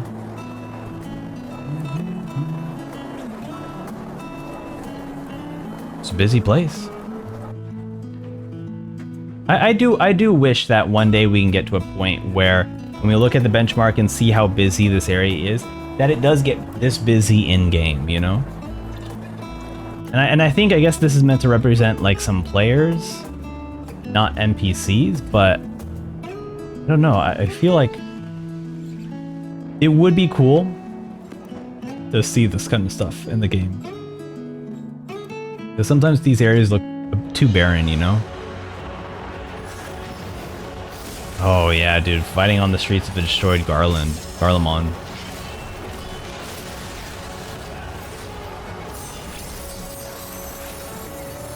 I will say, as much as I love the Endwalker story, and I think I do prefer, like, in terms of, like, my favorite stories, Endwalker story was definitely my favorite, then followed by Shadowbringers.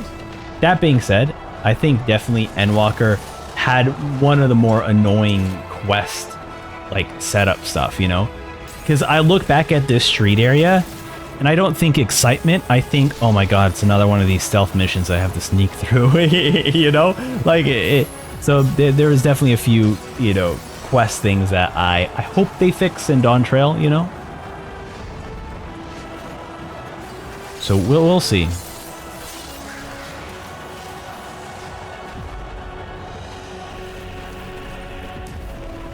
That being said, from what people have said about Final Fantasy 16 and from what I've seen from Final Fantasy 16, a lot of that side quest stuff did still feel very Final Fantasy 14, like simple quest like. So maybe Dawntrail won't have, you know, the most fun of quests yet in terms of things to do. You know, we might still have stealth mission.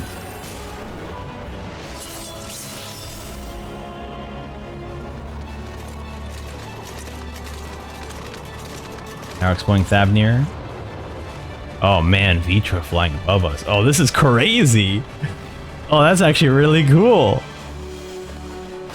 There we go. Here's some mining, some fishing, some gathering.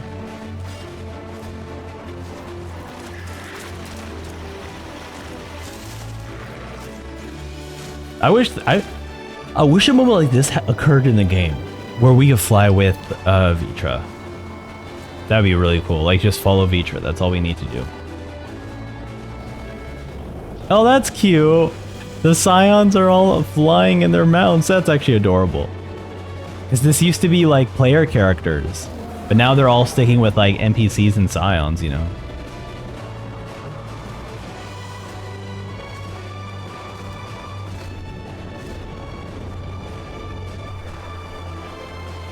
That's super cool. I enjoy that. I actually enjoy that a lot. That's cute.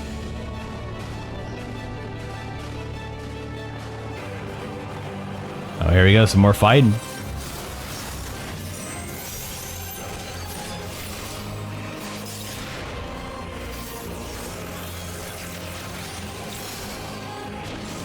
Destroy. Cast your spells. Sick. Oh, Xenos, there he is. Get him! He just kicks her. Get out of the way.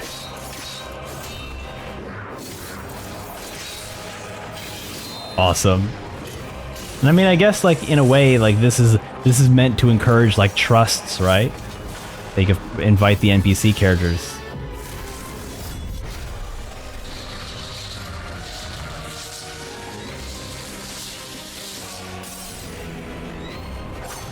Yeah, sick, dude. Ah! Ping! Great. Now we have the ultimate Final Fantasy XIV cookbook.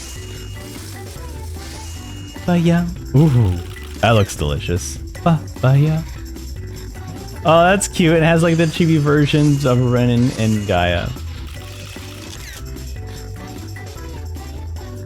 Oh, this is cute. Ba-ya. Ooh. Ooh, a cheesecake? Maybe I might consider doing this. I need to be cooking more, you know? Shows me how to make a cheesecake? You know what? I might just consider picking this one up. And now we begin the Endwalker launch trailer. Let's take a look. A whisper. Oh man, I'm already digging this. So you venture forth unto the unknown. A fate beyond the horizon that cannot be divined.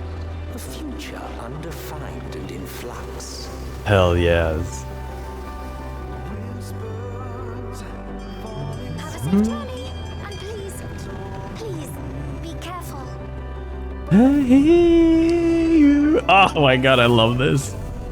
Wow. That which lives is destined to die. Love leads to loss. Every beginning has an end.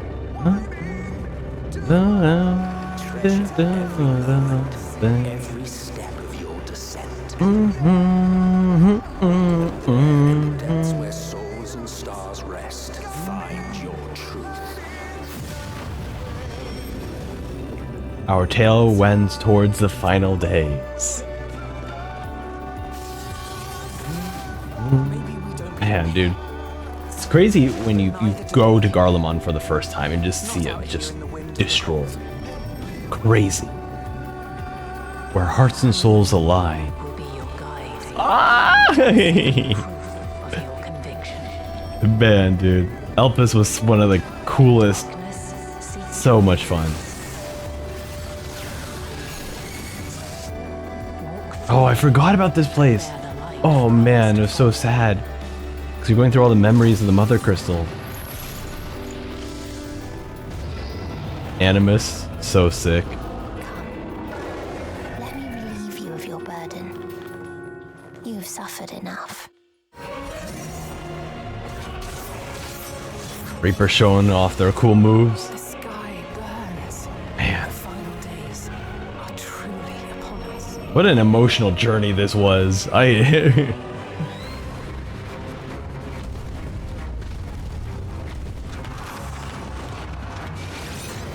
of hope, and now dignity. Oh, this is so creepy. Man. Some of these designs were like so horrifying, and even the events that they were occurring in. That our only choice is to flee. Julius. Great redemption on that character for sure. Final days. Oh my god. If you want to talk about like things that really messed you up, obviously this moment here, so depressing, so sad, but then also the thing that went crazy was this moment here. That was a wild moment. Oh my god. Man. I forgot how cool this expansion was with all there's so many like fun story elements in here. Especially the final fight, man. Oh, Warriors of Light.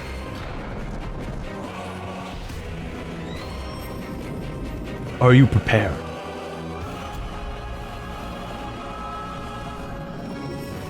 To meet the end. Oh, dun dun dun dun dun dun dun dun dun. Oh man, I forgot that they had this remix in it. The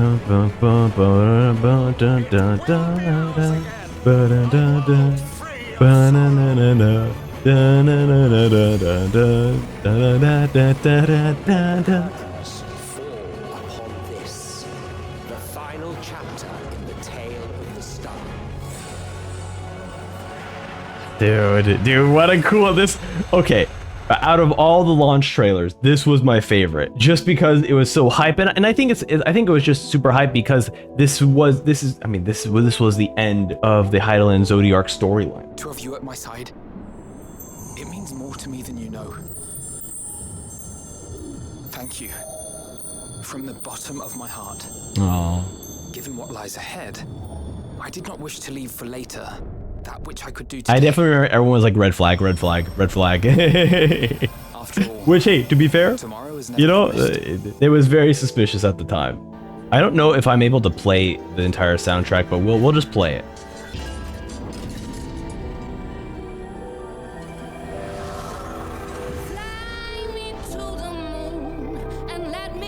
So I have to have some like context for this, and I'm gonna talk over the sound. I'm gonna probably bring it down a bit more. You'll probably hear some background music just because I don't want to get this video claimed by Sia.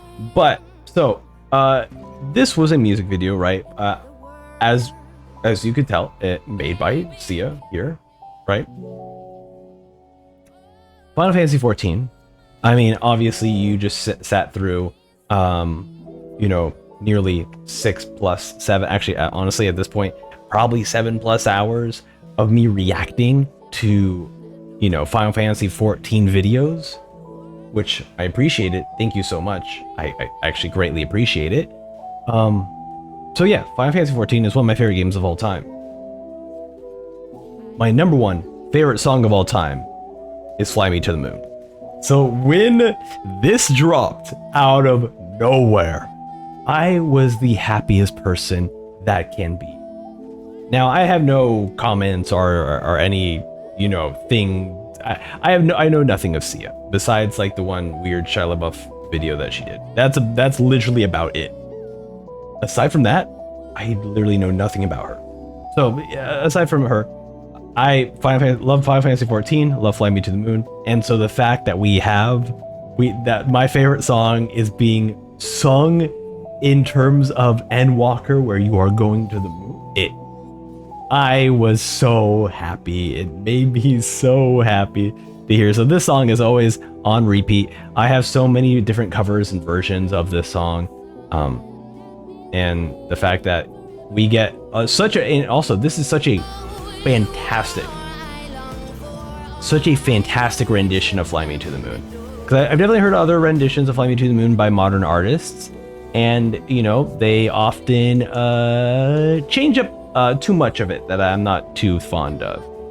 But yeah, this was absolutely fantastic. So freaking awesome. I was so happy and so surprised that we got a Fly Me to the Moon song for Final Fantasy 14 out of nowhere. It said inspired by Final Fantasy 14, so I'm unsure if like they hired Sia or Sia was like a fan of Final Fantasy 14. I have no idea. It was so random, but I loved it. So I figured now would be a great time while we play Clothe the Distance and while we play Flow, which are two music tracks, as I talk about the ending of this game. And because this will be featuring main scenario spoilers, it's a good place to kind of refresh my memory. Also, this Closing the Distance, this song is traumatizing. It's just straight up traumatizing because of Ultima Thule, of you climbing all the way up to this was it a moon? I forget what exactly that thing was, but climbing up there, man, dude, it's just, yeah, seeing all the spirits here and seeing your spirits of your friends and everything.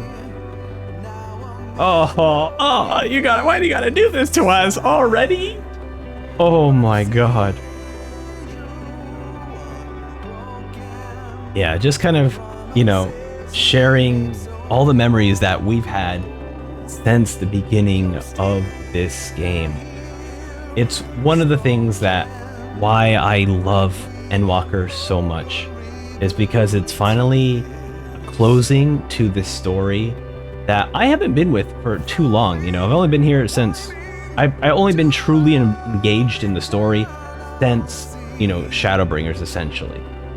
But other people have been spending 10 years of their life dedicated to this game. So to have finally some bit of closure for this story is so beautiful. And the way they've done it, introducing old and new characters.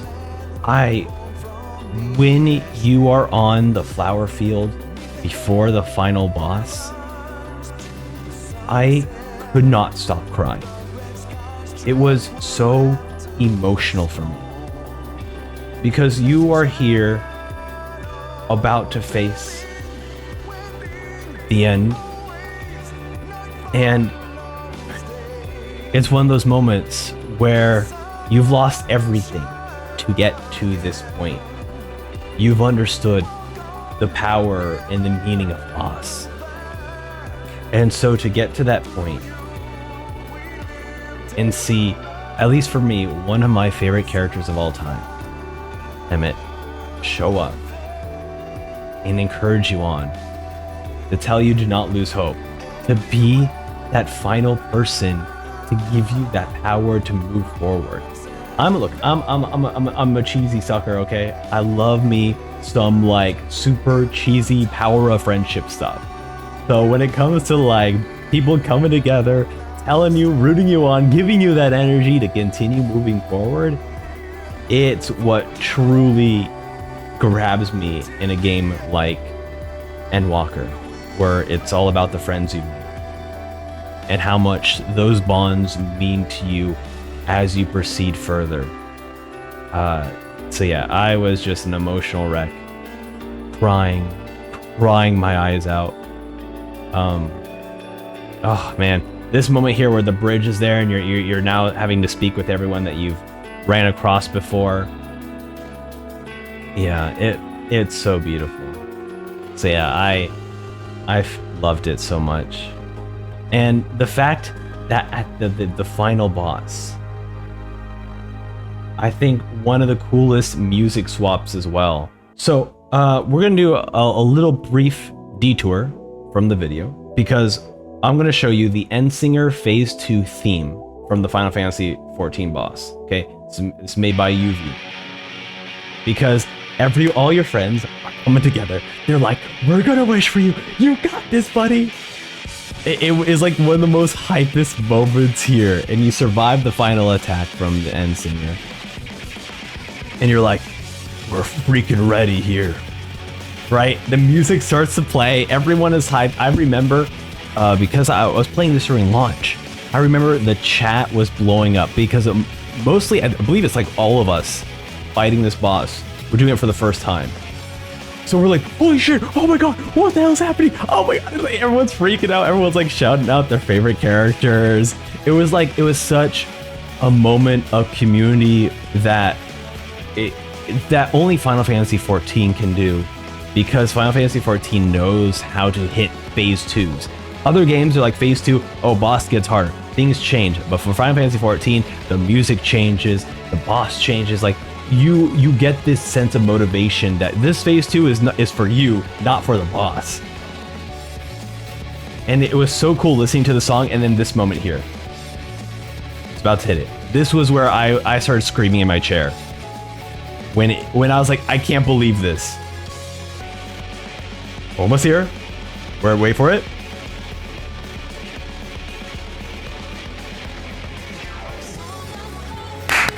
Oh god damn, dude, it's so good. I was tearing up. I was crying. Look, keep in mind, I'm playing as tank here, so I'm tanking this Endsinger with the other tank as well, and I am just crying. I'm crying. People are freaking out in the chat. When you hear the vocals kick in, it's just like the most insane. It's the most insane thing.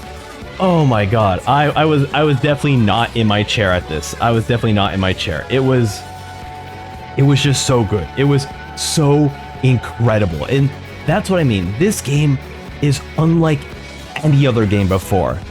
They just make you feel incredible. So yeah, that's basically what I wanted to show you with the Endsinger stuff, just because in the moment that was like just one of the hypest things in the game, where like literally right before that I was bawling my eyes out, I was crying, I was like this is so emotional for me to get these high moments of performing the boss fight. And I didn't even mention that all of this insanity, best friendo shows up and it's like, yo, okay, this is from John Is Dead. Thank you, John Is Dead. It's the most insane moment. You're like, what the heck is that? Like, huh? What? And then there he comes in. His friend, I need a fight. Oh my god. I can't believe it. This is the most insane game ever, and it's the best. Look at this! Oh, it's so cool. It's just one of the hypest moments in the entirety of this game. And bro's like, yo, hop on my back. Let's go fight the Endsinger. And it's just freaking fantastic. And of course, you defeat the Endsinger, and your final moments were you just boxing. Fist to fist, a mano a mano. It was just so good.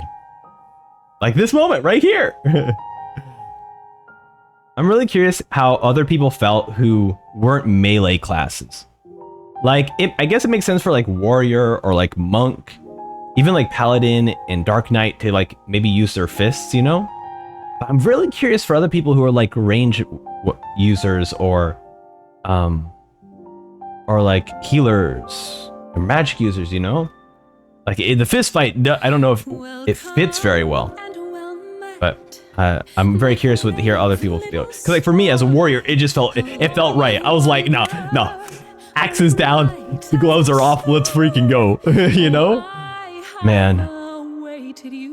And this is one of my favorite soundtracks in the game. It's, yeah, everything. I love it. With me once more. I have was it last anniversary, or because they always have like conventions every so often for FF14. I believe not, maybe last one or the one before that, but I have a little music box of Flow. It's great. I love it. Man. What a beautiful story this was.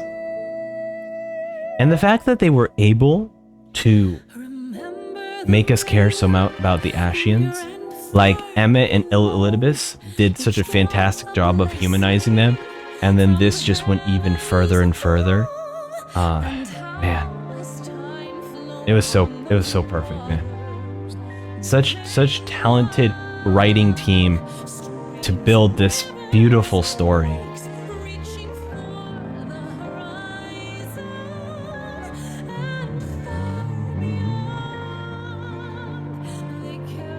And if you skipped around in the video, I would highly recommend checking out the there's a time code about discussion about the story and the way Yoshi P and his team writes the story for Final Fantasy XIV, because it has a lot of insight into why these stories are so good, and it's because they write basically a bunch of little tendrils of like, this is a cool element, this is a cool element, this is a cool element. And they kind of wait to hear their, oh, my boy, oh, he's so wonderful. Oh, man. Was that Hythologis? Oh, Meteoron, aka Twitter. Hermes, oh, man. And what a great cast of characters.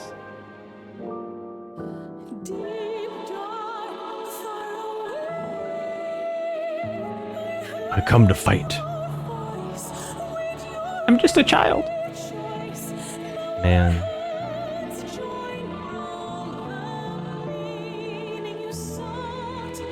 What a sad story.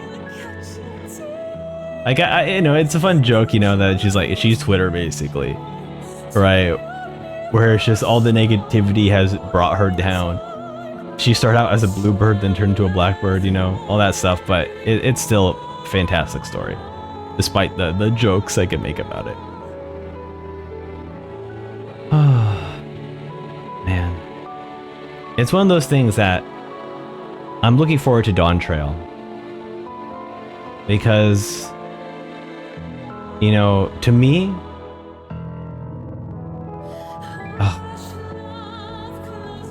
oh, man. Hey, sorry, all the emotions are like really kicking up now. I'm very excited about Dawntrail. You know, Final Fantasy 14. I know some people were let down by Endwalker and they prefer Shadowbringers. But to me, you know, they've impressed. They've thoroughly impressed, and so I'm here to hear whatever story the team has to tell. So beautiful. Look, it's everyone we lost. It's so sad. It just occurred to me, it literally just occurred to me right now that this picture is everyone that we've lost. It's a bit too much for me right now. Oh, man. Beautiful story.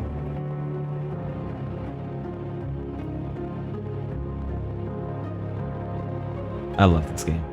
I love this game so much.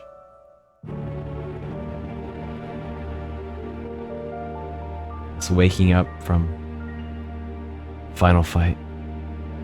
I'm awake, buddies.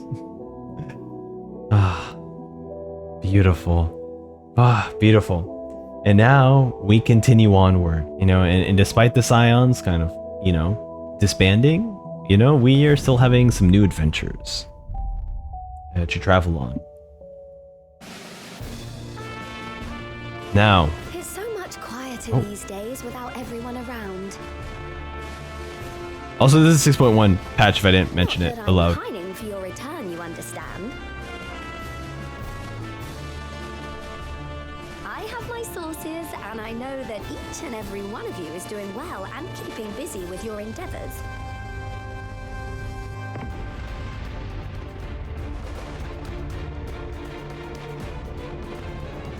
This map is the keys of fabulous riches.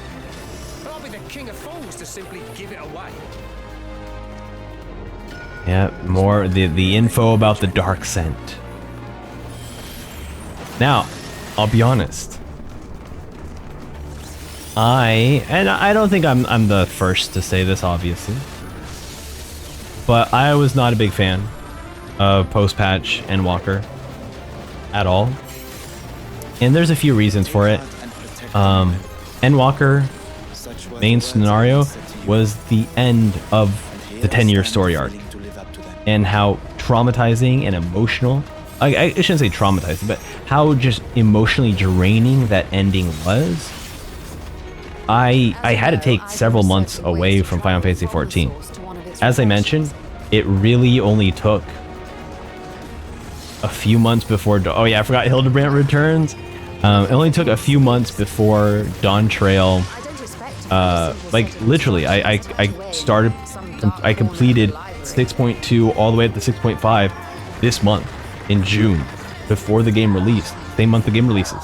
So, like, I was really like emotionally drained from 14 after Endwalker. Now I'm way back in. I'm so excited because all the hype for me for Dawntrail really kicked up my excitement for playing for more 14. But yeah, I was emotionally drained from all of this. What a cool boss. I haven't done any of the alliance raids for this stuff too, so this is all like freaking new to me. I've only done main scenario stuff, so this stuff is all new. How dope.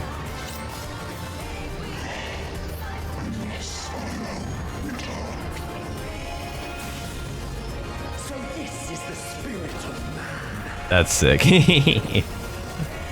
How cool. Come, mortals. Enter my realm. Oh yeah, that's the new outfit you get when you complete the Endwalker quest. 1.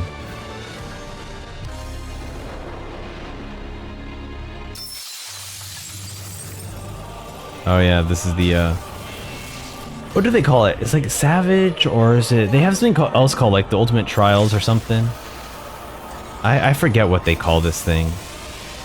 You know, I'm not a high-end player like that, so I really don't know. But hey, we're gonna go back, we're gonna go to the Garo 14 collaboration. Now, I believe the last time Garo was a like collab, I think it was around the time like 2015 or 16, because I remember these outfits, or at least the promotional event stuff for these outfits when I was playing. So it was definitely around like 2016 or 15.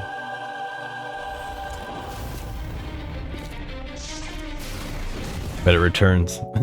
So cool. And hey, it's the paladin from Realm Reborn, the very beginning. This is actually really cool.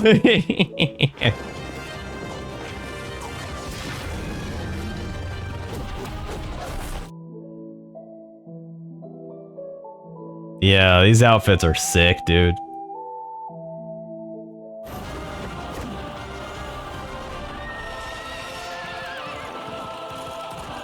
I would really love to see more armor collaborations and stuff like that, dude. Very cool.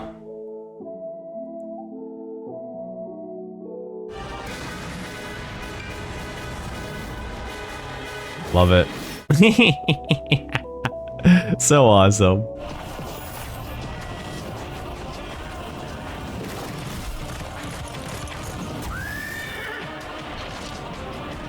That must be new, right? It never flew before? Oh!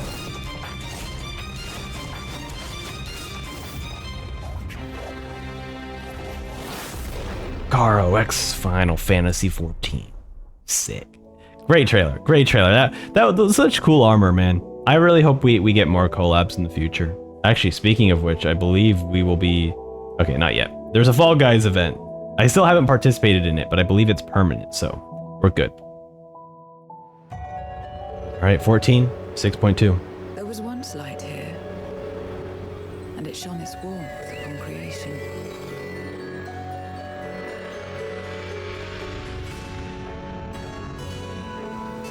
The lands were green. And Also, I don't know if I finished my thought about... Oh yeah, the Island Sanctuary! I've been grinding the Island Sanctuary because there's a very specific like front tie top that I want to get for my character before moving on the Dawntrail. So I've been grinding that one. This is where I belong. I don't know. I'm at the time of this recording. I'm less than 5 days away from 6 days away from early access, and I need 6 more levels in Island Sanctuary. These were fun fights. Okay, these were amazing fights. I really enjoyed these ones. And Rubicante's music, some of the hypest song ever, dude. Like, as someone who didn't really dig these patches until 6.5, it was the Rubicante's music. I was all ears. I was like, oh, this sounds so good.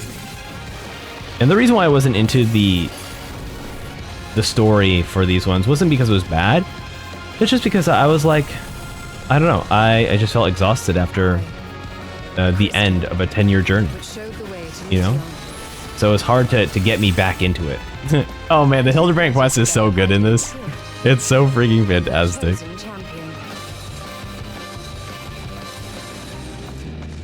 Whoa, look at this. Yeah, this stuff is... I have not seen. Finally here. And I will find you, sister. You're not the only ones who can ride the wind. Wait, there's more Sky Pirate stuff? What? I had no idea. Huh? Wait, is there really more Void Arc? Okay, I definitely need to pay more attention to that. And then here we have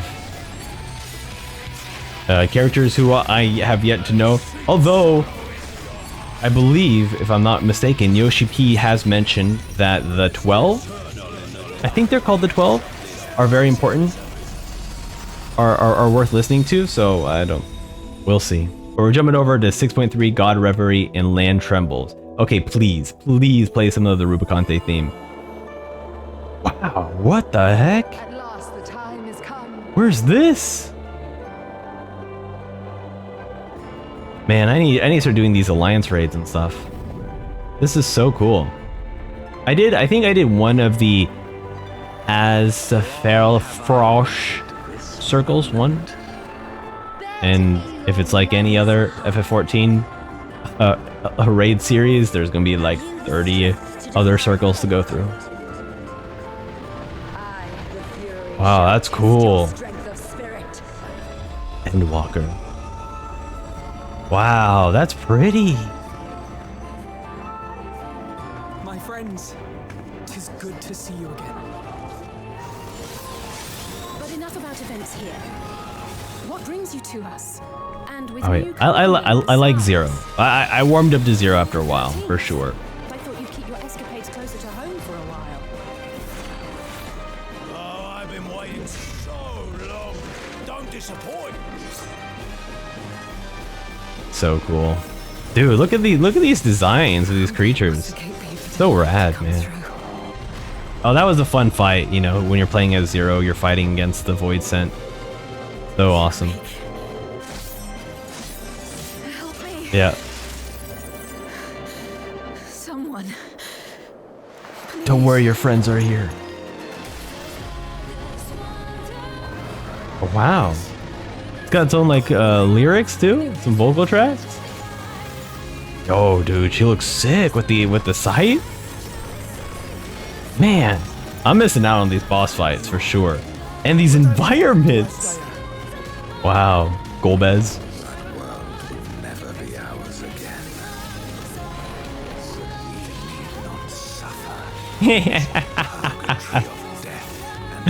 Oh man, the Manorville quests have been so good. Oh yeah, Crystalline Conflict. Forgot about that. The mark of a terrible magic. Because they changed drastically the PvP system in Endwalker, which hey, I think it's for the better. I've been encouraged to play PvP more. Together we shall seek the promised land, a glorious kingdom of light. I guess which isn't saying much. I play PvP like once every year. Cool art too. Man, Zero looks so sick. Ooh, cool swap to Omega.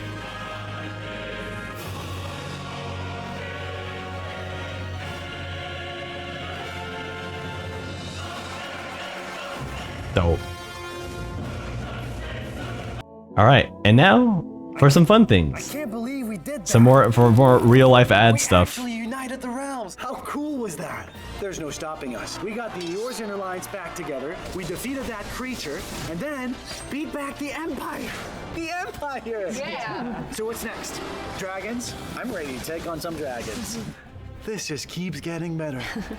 So, ready to jump back in? Yeah. Wait, is that... I'll be honest, There's something so satisfying about switching roles on I the thought fly. these would be I bring a lot jokes. to the party. I'm not just any hero. I change things up daily.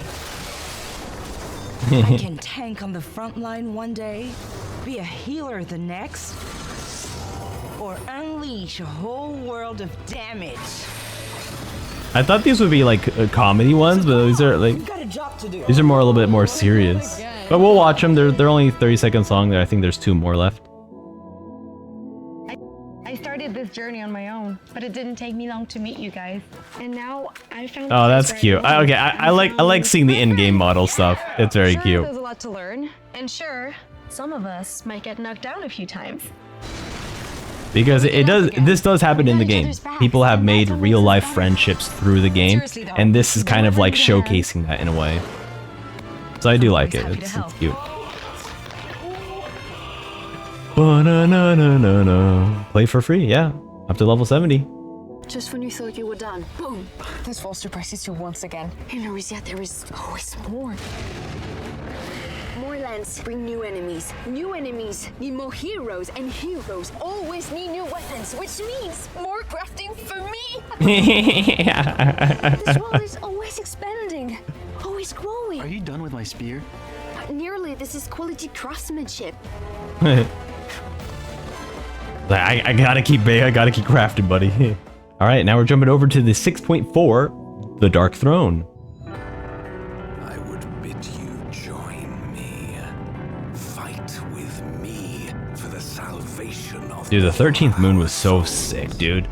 It being like blood red. Oh, Brad. Feast upon this dragon. Oh, this was so sad too.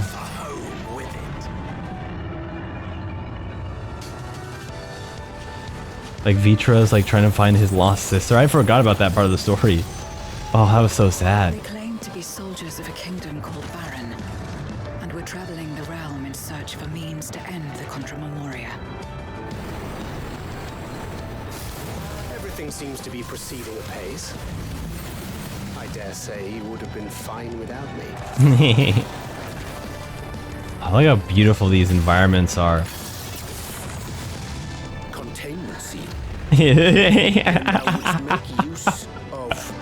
Oh, that's so funny. That face did zero bigs. So this is the promised land. The land of boundless ether. Wow, it's all beautiful. Look at this. So stunning, like dungeon design.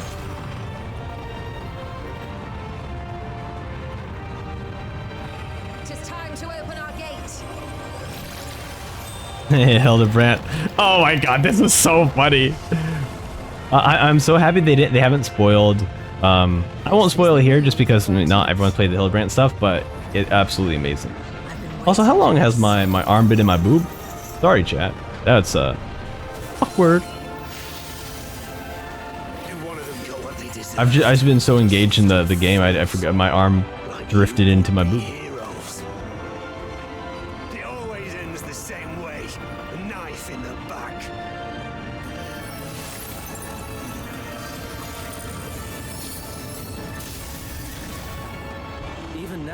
Struggle with fear and uncertainty. Oh. Day after day, I ask myself, what is right? Are these like savages or extremes? Oh. Oh, that's horrifying. What the hell?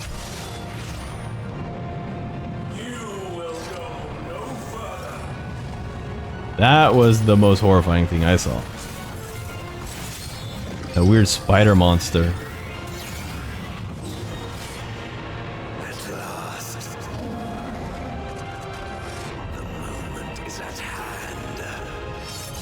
Moment is at hand. Oh yeah, this was sick, dude. That was a fun fight. What? Dude. This is such rad art. Oh my god. This looks so cool. Wow. Dude, they have so many amazing patch art for this. Look at this. So, I don't know what this is. But this is the Yorha Dark Apocalypse. This came out in July 22. Like, this is still within, you know. Oh, what am I trying to say? This is still with chronological order, but I guess maybe the event. Well, the event's always there though, right? I'm confused as well. Maybe it's the collab again, and there's some extra things that you can get. Not quite sure, but hey, we get to watch it again. This is dope.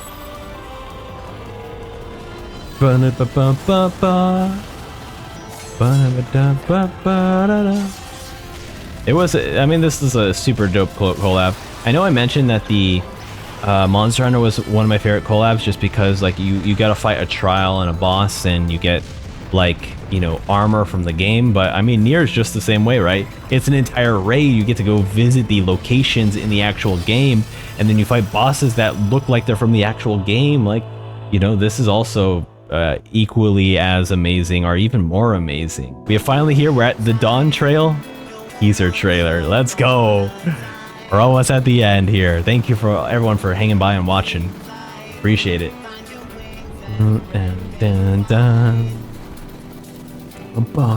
Blue seas, clear skies, and boundless possibilities. Okay, no closed caption on this one. I dare say our destination will soon be in sight. I love when we're all trying to figure out like, oh, what class is gonna be. Oh, cute. Armroll here. And they still are hiding. They're still hiding. What is his name? Utama? Ukmat?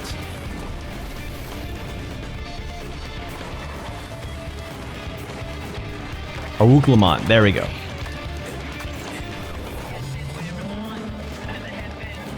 Man, dude, I can't wait. Oh my god, it's almost here. Estinian gentleman. Ah, this is awesome. Where'd he go? Where'd he go? And it's like, oh wait, what is he wielding? What is this? Reveal yourself. Reveal yourself.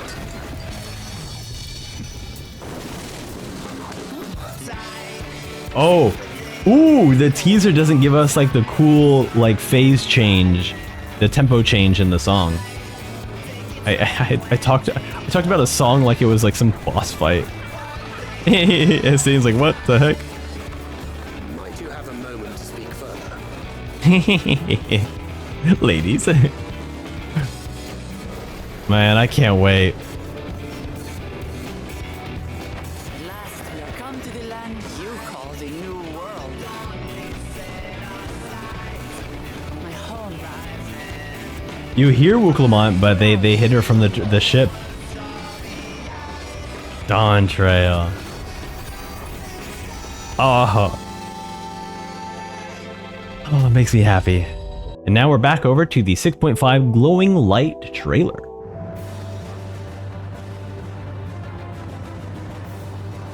To become a world where light and darkness are in harmony, where we're not consumed by insatiable hunger, but filled with hope for what we might create. Oh, this was such a fun dungeon. Absolutely. In terms of post-patch FF14 stuff for Endwalker, this was my favorite dungeon. Because we got to witness, you know, Zero's past. Well, was it Zero's past? I think it was Golbez's past, actually. Though I've lost my connection to Hydaelyn, I can still manipulate light to a degree. Oh yeah, that's right. We literally did a DMC like original Devil May Cry meme where we filled Zero's dark soul with light. It's so funny. I love it. Dude, these bosses look so awesome. Man, I am a little bit disappointed that I just didn't get through any of these alliance raids at all. Perhaps I could awaken us from this endless nightmare.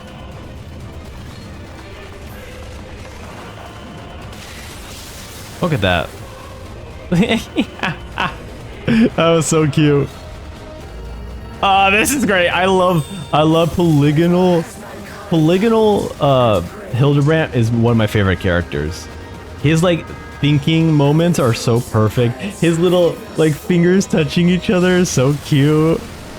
Oh man, the Hildebrand scene was so freaking hilarious.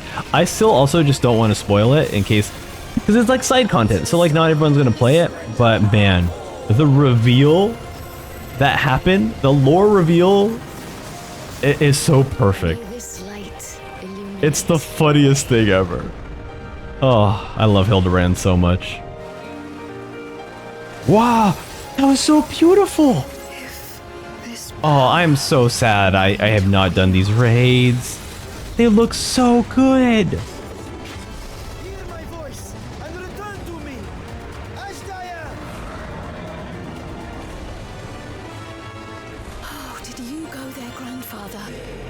Oh, there. Yeah, this was a fun dungeon. And Kyle getting the letter and picking up Pickadomancer. Love it. It's like, I want to go. Travel with you. Zeromus.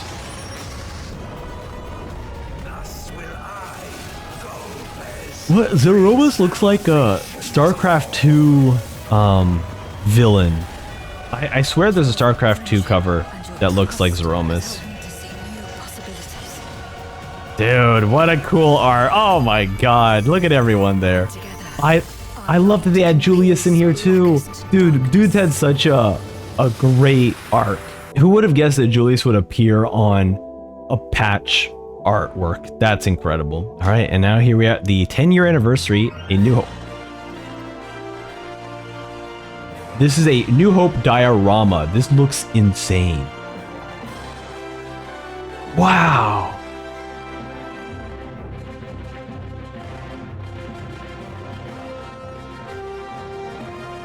I'm stunned.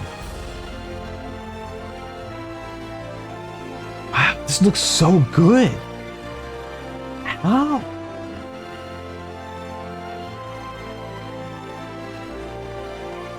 I'll come clean. I actually want to do. I've been craving to do dioramas again, and I would love to make dioramas like on stream one day.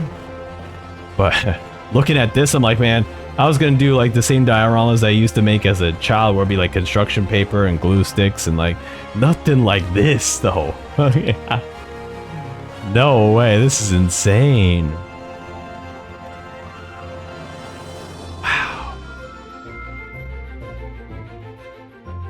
That's incredible. It really adds the sense of scale that you don't get in the game for Ul'dah. Like, looking at it like here, I didn't realize that Ul'dah looked like this in this way. This is fantastic. This is incredible. Wow.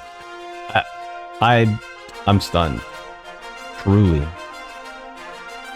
Final Fantasy 14 online. I hope so. I hate for it to be offline. All right, now we're looking at the Dawntrail New Job Viper. And of course, I will be playing Viper once I beat the main scenario quest.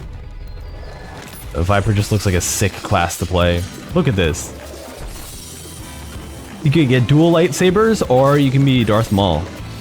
You know?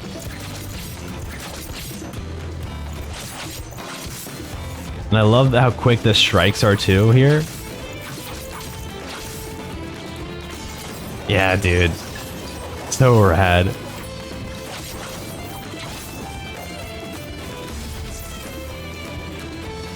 Oh, is this the limit break? Yeah, it looks like the limit break. Some crazy quick attacks. Got him.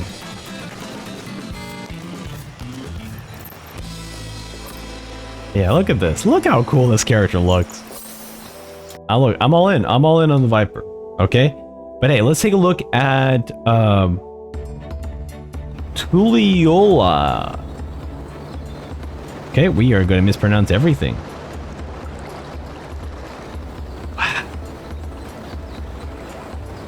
Like I said, I since the end of Endwalker, I haven't really looked at anything for Dawntrail besides like the cinematic stuff. This environment looks crazy. Dude, it's so beautiful. Wow.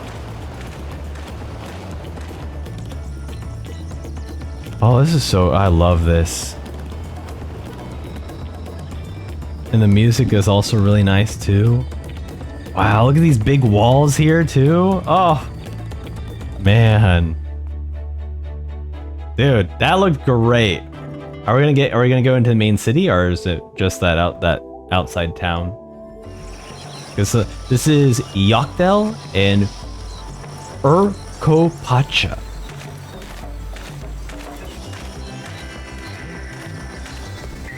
Yeah, this is... Oh, also, the lighting is looking so good. This game looks so much better. Look at this. Like I've said before, every single area in Final Fantasy XIV looks completely different from each other. And even though we've seen a lot of greenery areas, we've seen beachy areas, we've seen a lot of these one-word descriptions for these areas before, it looks visually completely unique. Wow. Oh, I can't wait to explore. Wow.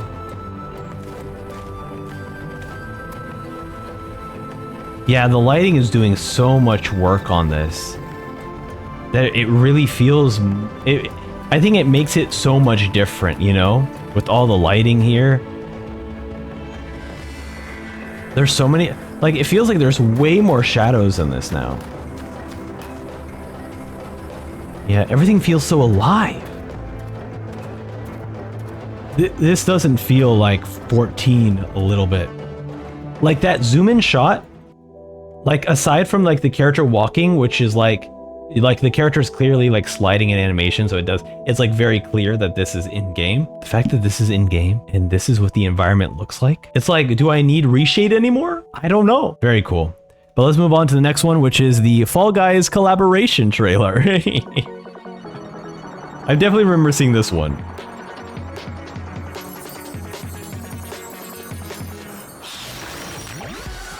This is so funny because you have you have like a very dark color scheme, and the brightness of the colors don't even match the character styles. Even if you went for characters with bright colors, they still don't match the colors that they used for this Fall Guy event.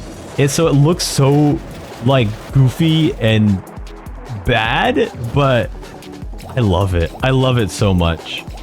I'm so sad because I actually really enjoy Fall Guys, and the fact that I can play Fall Guys in Final Fantasy XIV like is a dream come true. I don't know why, for some reason I just never gotten a chance to. I've just never played it. I think it's mainly because I want to play the main scenario stuff first, and so maybe that's why. Yeah, I definitely need to play more. Oh my god, Yojimbo's in this too? He's an obstacle? Oh, that's so fun. Oh, that's cute. That's actually super adorable. And if I'm not mistaken, this is a permanent collab. Or at least the Golden Saucer event. Maybe the outfits and stuff are time limited. Oh, now we have Final Fantasy 16 Cross 14.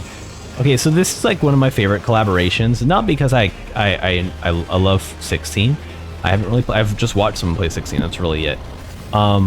It's because every time Yoshi P talks about this collaboration, he's always like, yeah, so I discussed things with the director of Final Fantasy 16, and Naoshi Yoshida, and he says that we are on pretty good terms. Like, he talks about himself in the third person, and it's the funniest thing.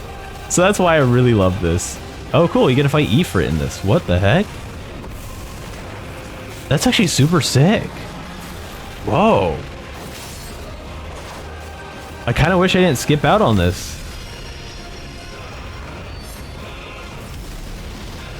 Oh, that's okay. All right, that's awesome.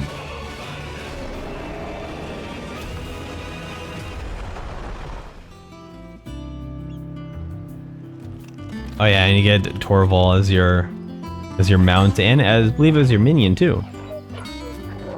Yeah, look how adorable that is. Oh my goodness, very cute. Oh yeah, and the Clive outfit is super cool too. So yeah, fantastic collaboration. I wish I didn't skip out on it. All right, and next is the new job Pictomancer.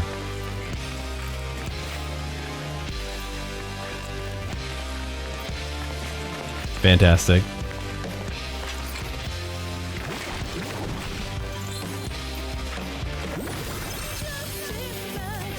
It's so funny hearing this track, because I remember looking at Pictomancer video footage of like, oh, this is so cool.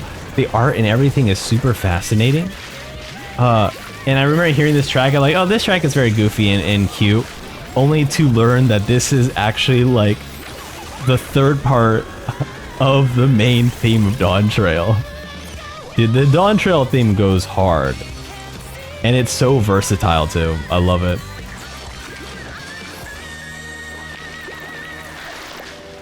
Yeah, fantastic. Next is the new areas.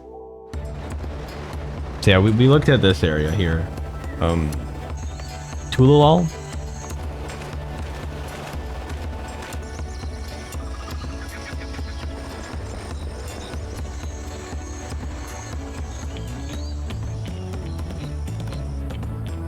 I think we've already done this, right? Okay, no, it doesn't show every, okay. There's definitely something I did not see there before, so. So we saw the beginning part. Oh my god. Oh, we're in a hell yeah, brother. We are in a western. I hope we get a cowboy outfit, you know, get them revolvers. Gonna go into a shootout. We can go to the saloon. Oh my god. Whoa, the Aetherite crystal is so beautiful. Yo, what the heck, dude? The architecture here is crazy. I love it though. Man, all these beautiful waterfalls and everything. Wow. So pretty. Yeah, the way everything like illuminates, and look at how the way everything illuminates in the night. Wow. Okay, you can't do that. They could not have done a place like that before Dawntrail. Oh wow, they got places. Newtown is Solution 9. How crazy is this? We just saw a bunch of like beautiful, what is it called? We saw a bunch of beautiful like towns and villages, western, you know, areas. And now here we are in like PSO world. We just joined Phantasy Star Online. What is going on here?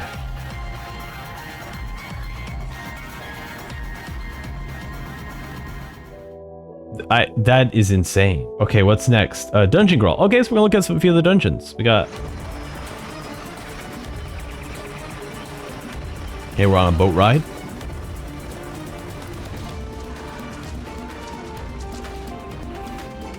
Oh, that's cool. We're like exploring some like...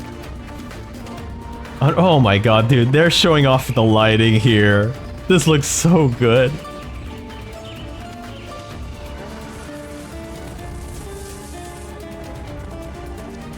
What? Yep. They're like, yo, we're gonna push this lighting engine to its full power. When we told you we were upgrading the lighting engine, we made sure to prove it to you. This is unlike anything else that we've seen in the game before. Like, the lighting never looked this good. Wow. Like, I know they've done like a texture update as well, but I'm just impressed by the lighting. All right, I did see this video here, the female Hrothgar trailer. This one makes me so happy. I have debated on whether I should make my main character Hrothgar female or not. I decided against it, at least at first.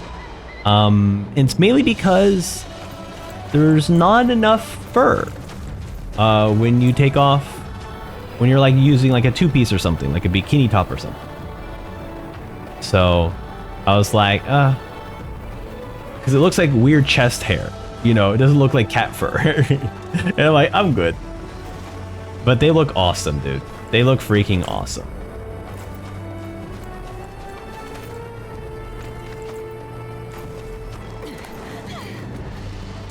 It is. I did have like a good laugh when I first saw this trailer, because they're like showing them all running on the plains and stuff, like acting like lions, and I'm like, oh, this is so cute.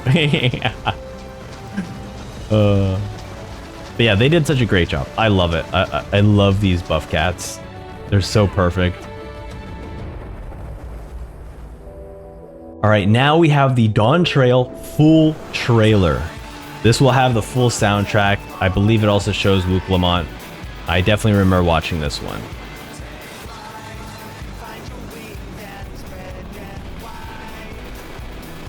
bum bum.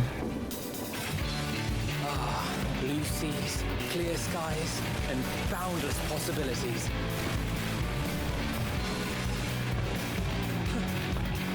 I dare say our destination will soon be in sight. Enjoying yourself for a change?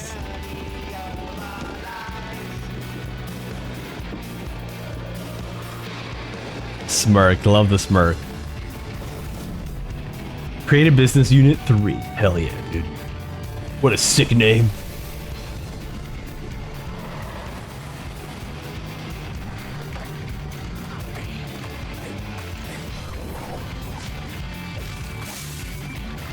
It's very interesting that that one shot of the over shoulder shot like may look like hand cam footage.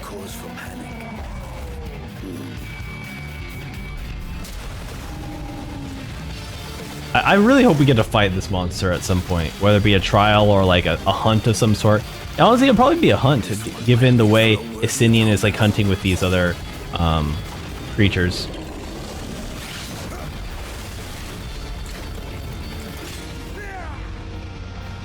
So awesome. Everyone's like, yeah, they did it. Good job, everyone. Good job. Man, look how expansive this area is. It'll be so much fun to explore and visit these towns.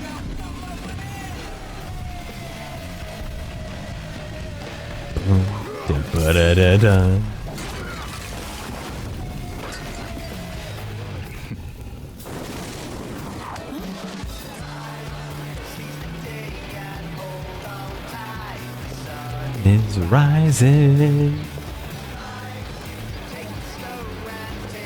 Yeah, I love how active this place is. Oh, the music is so good. The Viper shows his face. Man, I love this part of the soundtrack. Dun, dun, dun, dun, dun, dun.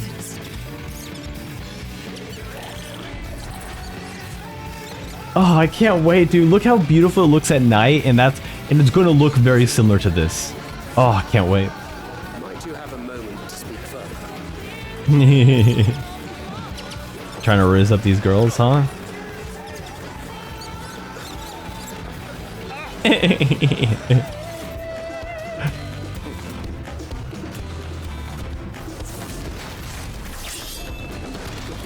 This is so awesome.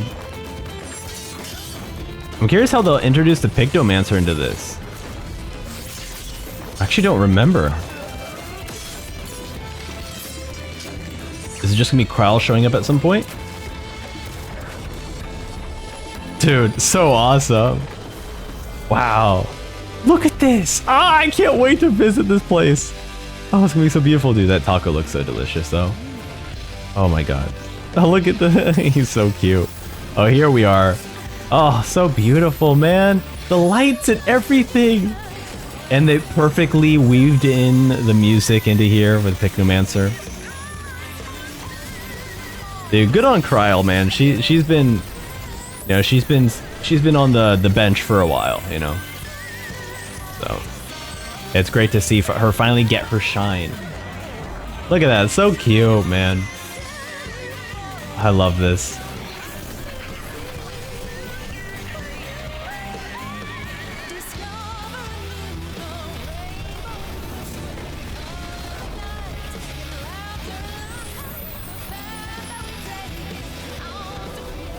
Wow. Oh my god. I can't wait to see these vistas in the actual game. It's gonna be so beautiful. Big fan of large bridges, man. I hope something cool happens, like a boss fight or something. That'd be sick. Look, my friends. Behold the scene of our next great adventure. Where is she? Where is she? You and your adventures. I trust you have not forgotten the true purpose of our voyage. There she is. God damn, she's so cool.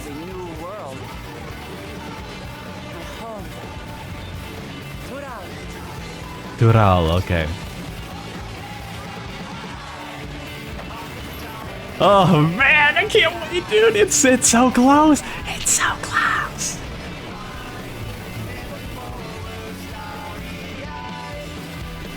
Wow. Dawntrail. Final Fantasy 14. We're nearly there. Summer 2024. Alright, next is the benchmark trailer. Now I did use the benchmark to like see how my character would look as a female Hrothgar, but I actually did not get the chance to look at the benchmark trailer because I was prepping for this video. So let's take a look. They showcase a lot in here. So we'll probably get a lot of close-ups because of the HD characters, get a lot of cool lighting stuff. We'll probably see a lot of dungeons and boss fights. Oh my god, the new armor stuff looks good. Oh my god. The armor detail, the skin detail.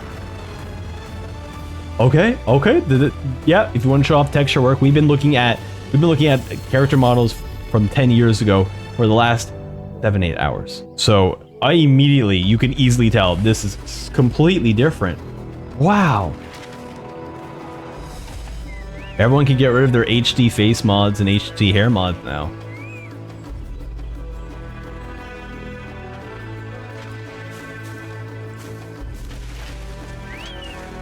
This looks great.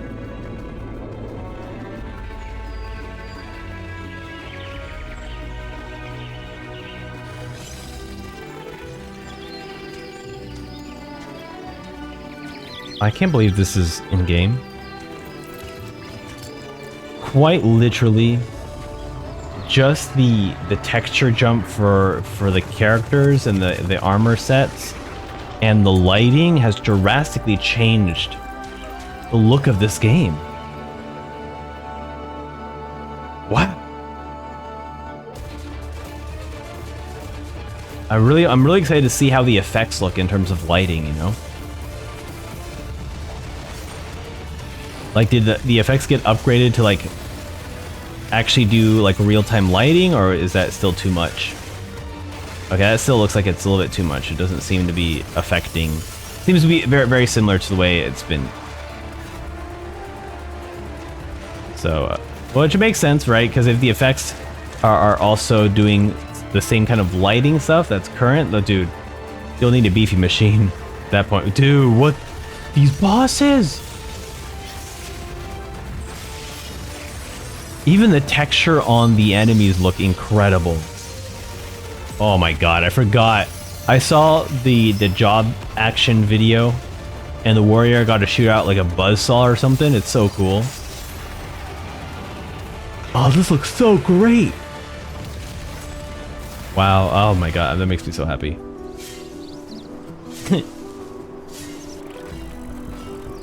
Some more crafting. Great. Where is this? What the heck is this? Who the heck are you? Oh, that's cute. Clement here in Kryl.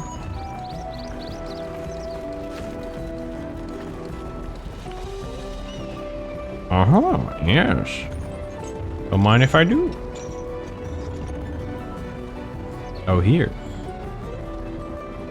Yeah, dude, our character models look so much better now. Oh, I can't wait to see my character in this new look. There's our party. Follow us. Oh, look at all this alpaca too. Oh, they're so cute. Man, I can't wait. These environments are so beautiful too. Wow.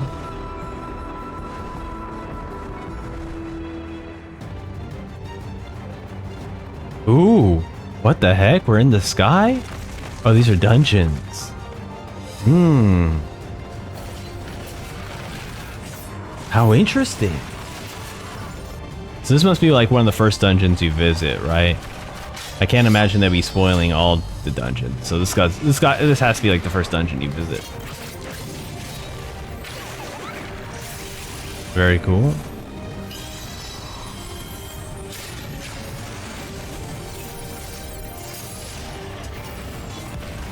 Damn, dude. These are like a bunch of new spells. They look awesome.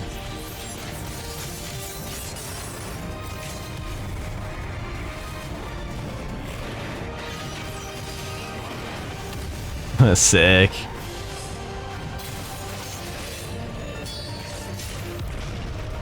Was that the ultimate? Or sorry, limit break? That was crazy. Yeah, that's awesome. Wow. Oh my god, that's awesome. And here we are, the final trailer, the launch trailer for Dawntrail. Thank you so much for coming by and giving us a watch. This is fantastic. For once, the fate Wow. of the world doesn't rest on our shoulders. No, everyone's being us farewell. Goodbye. Do not be so quick to relax. Just wait, Papa. When this contest Oh my god. is said and done, it'll be your daughter Are they who okay? sits the throne. Me, Woglamat. And so does our ship cast off from the docks. In retrospect, of course, that battle against the storm would prove a fitting prelude to the coming contest for the throne. Beautiful. So that's our first town we visit. How beautiful.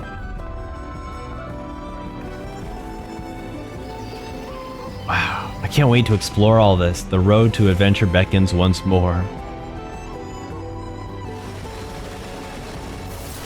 Some dungeon stuff. Swole Tender. The promise of a thrilling journey. You four will compete in the right of succession. The outcome of which will decide who takes my place as Dawn Serpent. A contest to determine the ruler of a nation. Our blessed siblings, the element chosen. Our nation can change for the better. I am bound to no one. Woglamat, protector. I mean, look, I'm all for Woglamat winning, so. A waste of time. I can always take what I need. Dude, awesome. A path of discovery. Our nation is a fortress, and its people the bricks Oh, with which it is built. was it Quetzalcoatl?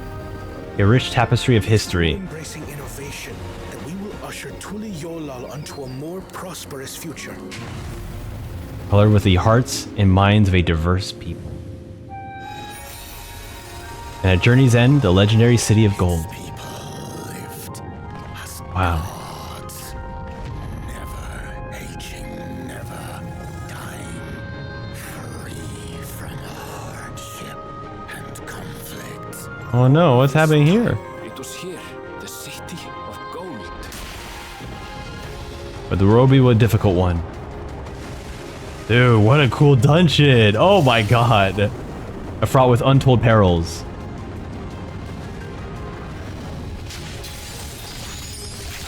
Oh, this is so fun. Look at this. What the heck? These futuristic soldiers? Warriors of light. Who's that? Are you prepared to answer the call? Oh, I'm getting chills. Wow. What? Huh? Wait. Is that Maria's song from FF6? Who made it? And to what end? What? I will be the next Dawn servant, and I'll protect my people's happiness to the last. Oh, hold, back up a second. That was... With your strength, could you have held fast to that which is dear without sacrifice? Oh. What the heck? Who are you? Wow. Hold on a second. That was wild, though. Beautiful. Beautiful artwork. Okay, hold on a second. That song, okay. Really quickly. So there was the song at the very end where it's like ba-na-na-na-na-na-na. Like that was straight up Maria's song from FF6. Let me see if I can find the moment. Dun, dun, dun, dun, dun. It's very similar. Dun, dun, dun, dun. Bum, bum, bum, bum. It's very similar tones. It's way too perfect to then hear this. It's very similar, and I don't think there, you know, sometimes there are references in 14, but I think this is like there might be some FS6 ties in Dawntrail as well. Even though most of it, what people have been saying is like there's a lot of FF9 stuff, which is definitely something I will be playing FF9 after I beat the MSQ for sure. A wonderful journey. I want to say thank you to those of you who watched. Whether you watched the entire 8 hours, thank you. Whether you skipped around to your favorite trailers, thank you so much. Or whether you just want to see my reaction to the Dawntrail launch trailer or whatever, thank you so much. I appreciate you taking the time to watch this video of this like small YouTuber who really likes Final Fantasy 14 and thought it would be a good idea to make an 8-hour video that no one's gonna watch. But, you know, I felt like I just wanted to kind of have a single place to encompass my entire love of 14, and if that means an 8-hour video, that means an 8-hour video. But yeah, if you wanted to continue to see some more FF14 content from me, like the video, consider subscribing to the channel. I'll be playing through all of Dawntrail on stream. There won't be any spoilers in the titles or any spoilers in the thumbnails, and I'll also be releasing daily thoughts videos about each day I'm playing through Dawntrail. Once again, no spoilers in titles or thumbnails. And I'll also be doing an MSQ highlights, basically just highlighting some of my favorite moments from the MSQ once I complete it, as well as a final review of the entirety of the game. But yeah, that's gonna be it. I'm very excited to start Dawntrail, and hopefully you are as well. And thank you all so much for hanging out with me as I went through an absurd amount of Final Fantasy 14 videos in hype and anticipation for Dawntrail. So thank you so much for watching, and until next time, I hope to see you later. Bye!